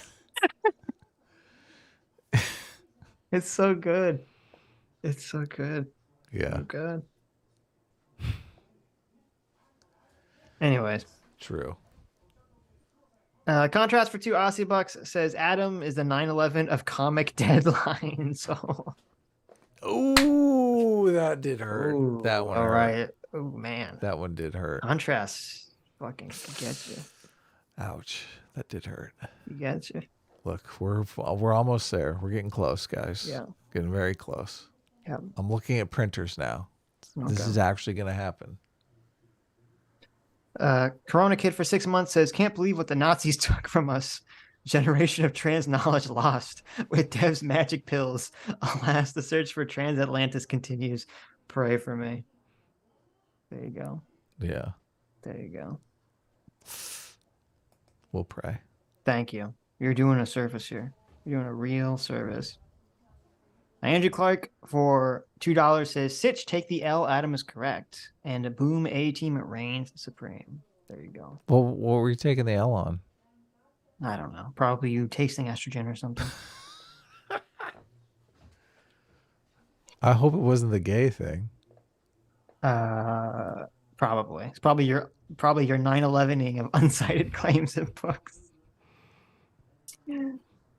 Bizarrely based, thank you so much for your first ever super chat for these 75 NTs. Look at that. Yeah. What does that stand for? Does that stand for nice trucks? New Tywin dollars. Oh, wow. Cool. Says, hey, Sitch and Adam, you guys should check out The Adventures of Liberal Man. It's a comic made in 1996 that predicted 90% of the culture we're going on today.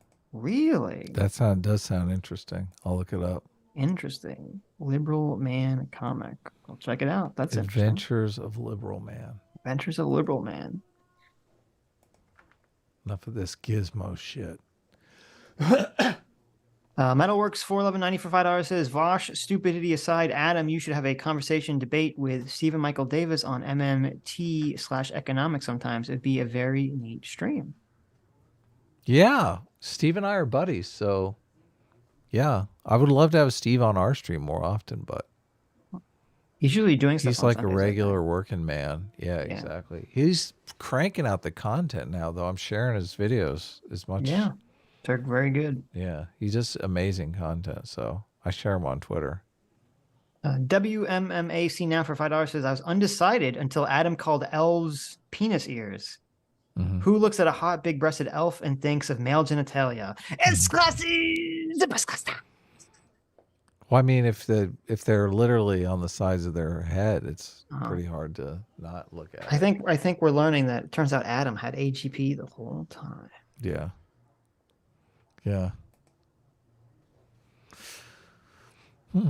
Okay. As me for 6MYR says, Athena made an AI Jesus. What? Oh, the YouTuber Athene Wins made AI Jesus, an AI Jesus chatbot or something. That's interesting. Cool. Sounds fun. Creepy. Andrew Clark for $5 says, my brother says the activist programmers are trying to hard code leftist values in the chat GPT. He's a Democrat and says it's a problem. Wow. Fascinating. I mean, it seems like that's the case. Definitely seems like that's the case. But you know what's going to happen. Someone's just going to do the same thing and they're just going to take that out. So just figure out a way to copy it. Take that out. They'll just do their own version. Eyes Full of Skies for $5 says, the form they promise me will be great, but the transition will be agonizing. Adam drinking his estrogen water. That's good. I like that. I'm in it. Look, I'm on my girlhood adventure here. All right. 1776 for $20. Thank you so much. It says, during the stream, my girlfriend of 2 months called me that she might be pregnant. Taking is a good sign that it was during your stream. Wish me luck. We are new, but we are both conservative Christians. Hope it works out. Well, of course, good luck. Wow, that's great. Okay. That is great. Mm-hmm. Wow. Obviously, you have to name the child Sitch. Mm-hmm. Actually, no. You know what? That's Adam ridiculous. Would probably be a better name, but no, you obviously need to name your child S-Class.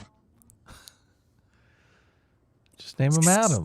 Well, if it's a girl, that would be weird, but make it'll be their name, first name S-Class, middle name A-Team, and then last name will be whatever your last name is. That's cool. No, last name will be starting a new life. Andrew Clark for $2 says, remember, it's madam and bitch. There you go. Thank you, Andrew. Andrew Was Clark that- for $2 says the anime season of Trigun was super mid. Up your standards. Wow. Well, it was really good until they did the thing that all the old animes used to do, where they would catch up to the comic and they just make up a bunch of shit, and it got really bad. That was when it got bad. So I actually did eventually end up reading the comic, but up until that point, it was very good. So check yourself, Andrew. Check. Check yourself. Boop. Arrhythmus for $2 for $4 says Sitch. It seems like your position is that there can only be one cause and the level of severity of gender dysphoria in all patients. I find that highly unlikely. There may be a particular region of the brain that causes it, but surely there are many different levels of severity. I don't think it's very productive to write off the possibility of other less invasive treatments than transitioning for those less severe cases of dysphoria. No, I that's not my position. I agree with you. I think it depends what causes it, but yeah, it's definitely possible that the severity of dysphoria, I mean, it seems to be reported to be the case, exists on a spectrum of severity. So yeah, I mean, if it's not very severe, you probably shouldn't transition. So You I haven't don't even disagree with that. considered magic wand therapy. What? You haven't even considered magic wand therapy. You just Oh. wave your magic wand and Sure. be gone, gender dysphoria. You just stamp your feet. You go out, gender, out. How about hypnotherapy? There you go. Yeah. They're gonna hypnotize Adam into thinking he's a girl again. Yeah. Dr. Diddler for $2 says, once again, socialists have ruined this because transgenderism has been transformed into a political issue and a voting bloc. The left will never try to dismantle it, and people have to rely exclusively on the right. I mean, that's definitely happening. But I think the financial pressures of the eventual lawsuits will change that. Financial pressure. Ugh. Vaush liked us talking about him, I guess, and he donated money to us. Sweet. I love it when he does that. Thank you, Vaush. Thank you. Vaush for $2 says, when you're a clown, nobody takes you seriously. Kapla. Ouch. Thank you, Vaush. Vaush seems to be in a bad mood today. Yes. And Vaush for $2 says, I won't tell you where I keep my money. You can torture me all you want, but I still won't tell you. Sure. It's in his mattress. Everyone knows. Dipshit Dewey, thank you so much for the $2, dipshit. Says it's pretty easy to fool the brain scan machine into thinking you have brain damage. All you got to do is find an 18-inch doll, simulate a motorcycle accident with the doll and your bike, and sneak it into the scanner with you. Okay, you can try that, but sure. Okay. We'll see if it works. Consequentialist Man. Do you remember that? It's Consequentialist Man. Oh yeah, that was Vaush. That was Vaush's nickname for a while. Consequentialist Man for $2 says, here's how to find the rate of acceptable error. Find out how many years of happy living each group will have after the onset of desistance. Then set the rate to maximize total happiness years. Thank you, Consequentialist Man. The most dope for $2 says, I think healthcare in America in general is too affirmative. I saw a specialist who encouraged me to go through surgery for a pilonial cyst, but after getting a more thorough second opinion, turns out I didn't have it at all. Yeah, I agree with you. That's also my assessment of America. My assessment is most doctors are way too surgery happy until you get a second opinion. Yeah. I was going to cite a book, but I decided not to. Good.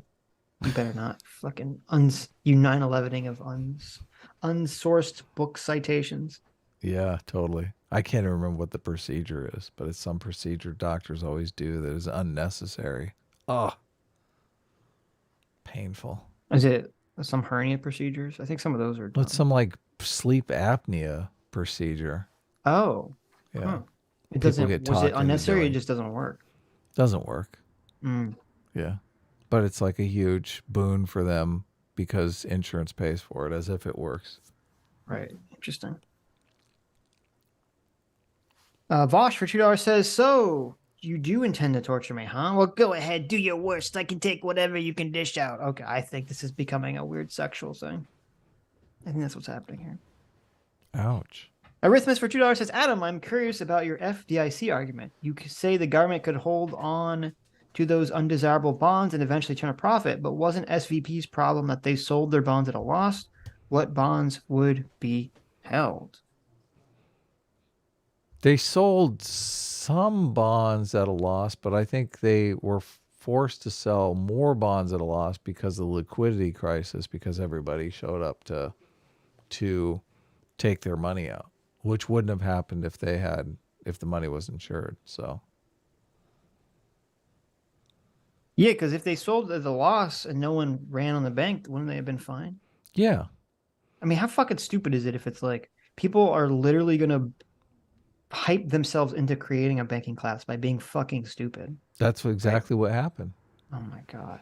But I don't know that they were stupid, because they were like, oh my God, they don't know. They don't know the bank's balance sheet. Okay.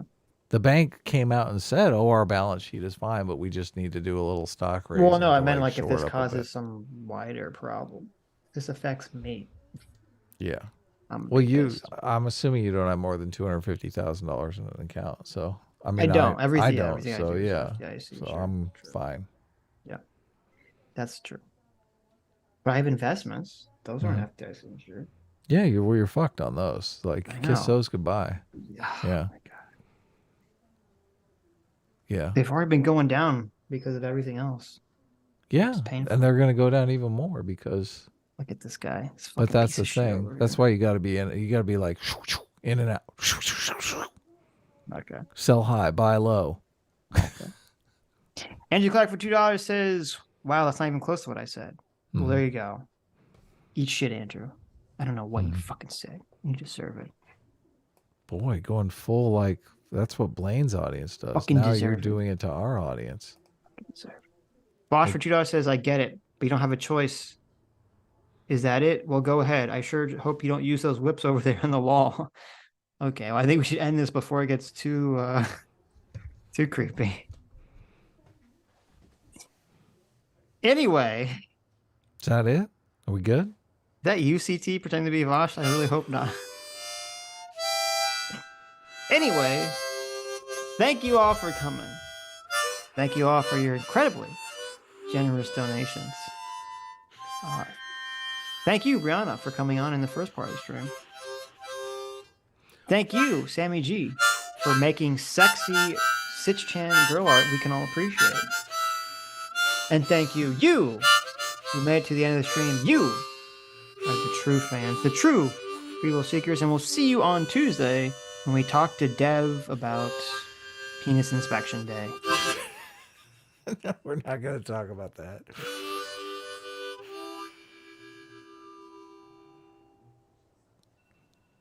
Bye-bye! That was fucking terrifying. Gotcha again.